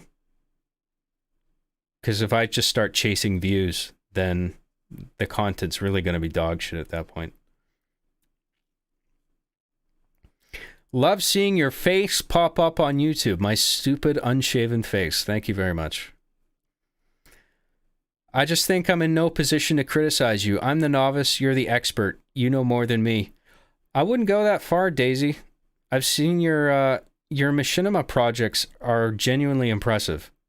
What you do with GTA 5 is really cool. I know some people in the chat are familiar with Daisy the Goth and her channel, but if you're not, like, she has such a great eye for cinematography. Like, it's well edited too. Like, you've figured it out. Like, you know, you understand storytelling. I mean, that's so much of it. So I wouldn't see it as like I know everything and you don't know anything because you're like relatively new at it. I mean, I've been doing it for a long time, but like the basics don't ever change. The principles of filmmaking and storytelling, they stay the same. You know, you just get there's like a big spike at the beginning of like learning how to do this shit, and then it's just like most of my career is just trying to maintain that level of quality, right? Because whenever I shoot a project, it's the same pattern every time. Like what I described at the beginning of this scene, or the stream, I mean. Like, you start with your wide shots and you move in for coverage, and then you just shoot in the way that is best for the story. Whatever most clearly communicates the story you're trying to tell. And then just keep repeating that pattern. I mean, it's sort of like I forget the saying, but it's like it takes a day to like understand it and a lifetime to master it, that kind of thing. Like, once you get it, it's really not that complicated. And then it's like I can already tell you have almost a mastery over the way that camera works and your eye for storytelling. Like, you know, we got to have a close shot on this guy or that guy, and we're going to hang on the shot for this specific amount of time because I need to make a point to the audience. So we're going to hang on this shot a little extra relative to other shots. Like, you put an impressive product out. I don't want to pile on the compliments too much. I'm just saying you're very good at what you do. So you shouldn't look at me as this person who knows everything and you don't have a say because you feel like you know less than me. You've already demonstrated that you get it. So like if you were to criticize my work, I would respect the hell out of it. So Yeah. John, have you talked about Sonic Adventure yet? No, the possibility, like if there was enough time tonight, I would have started my Sonic Adventure stream today, but I might do that tomorrow because it's getting late now. I went longer than I thought I would.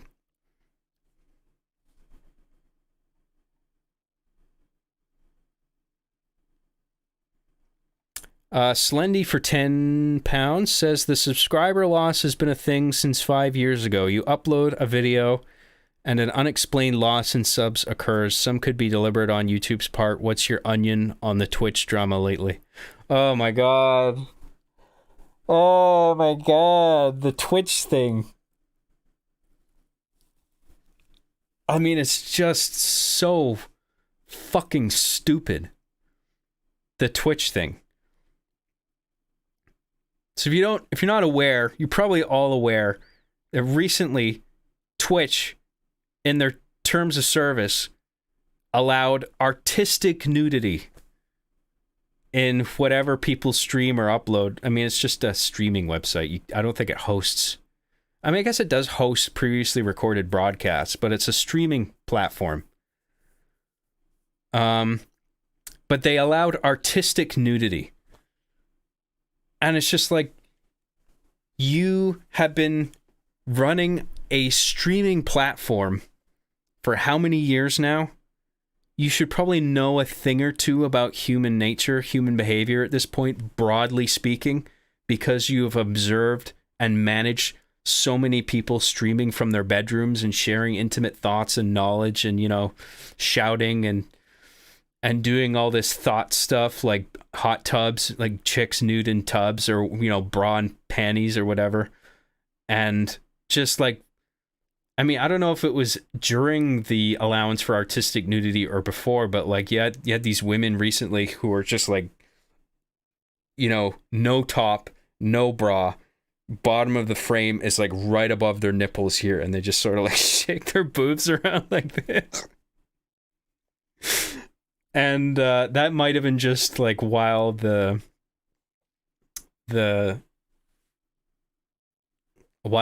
artistic nudity thing was in effect. I can't remember. But it's just like, how can you put an allowance like that in the terms of service and not expect that to get abused? Knowing everything that happens already with fucking people borderline nude already on webcam, and the lewd drawings people do, and like weird 3D animations that are all sexual animations and stuff like that. People are gonna, all of a sudden, if you say artistic nudity is fine, everyone's just gonna post nudity for clicks and views and revenue, and they're going to pull whatever the fuck they have to out of their ass to justify it as an artistic work. So, oh, why are you, a nude man, standing up on live camera and shaking your dick left and right and making it slap against your thighs? It's like, well, it's an artistic expression because there's like a rhythm to it, you know? It's like slap, slap, slap, slap. It's like I'm making a percussive track. It's like, oh, it's art. Okay, that's fine. Like, anybody is gonna make whatever fucking make up whatever stupid fucking excuse they can. And the rule is so fucking vague that Twitch has no choice but to be like, oh, okay. Oh, it's art, is it? Cool. Yeah, you're fine. And then, of course, the platform very quickly was just rife with it, to the point where Twitch had to dial it back and say, we made a mistake. And it's just like, no shit, dude. How the fuck did you not see this coming? So that, like, I wanted to laugh, but it was just more frustrating than anything, because it was like, how can you be this stupid? Like, are you that fucking brain dead? Like, I don't understand. They should have known better. I mean, did they really think that their entire user base was going to keep it tasteful? Whatever the fuck that means. because artistic nudity can still be nudity, right?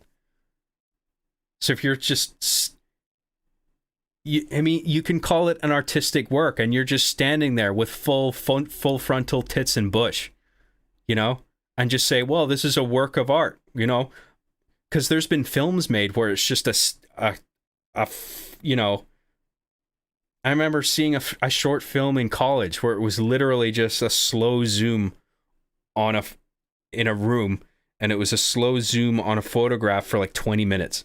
And that was considered like this groundbreaking work of art. Like, you can call anything art because it's so subjective. It's so dumb. I was honestly impressed with how dumb it was.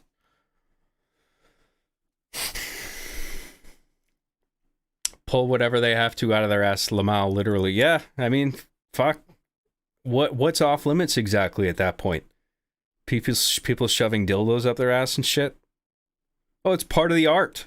It's part of the artistic performance, you guys. So that was fucking dumb.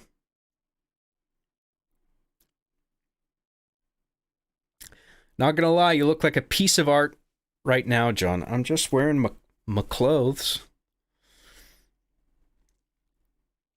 Turbo Chief for 199 says, John, what do you use to put posters on your walls? I get these like peel tabs off of Amazon, and some of them are held up with like, it's sort of double-sided gel tape. The reason I get it is because it's sort of easy on the, well, if you put it in small bits on the wall, it's easy to get off without damaging the paint too much. But yeah, that's it. Thanks, Turbo Chief.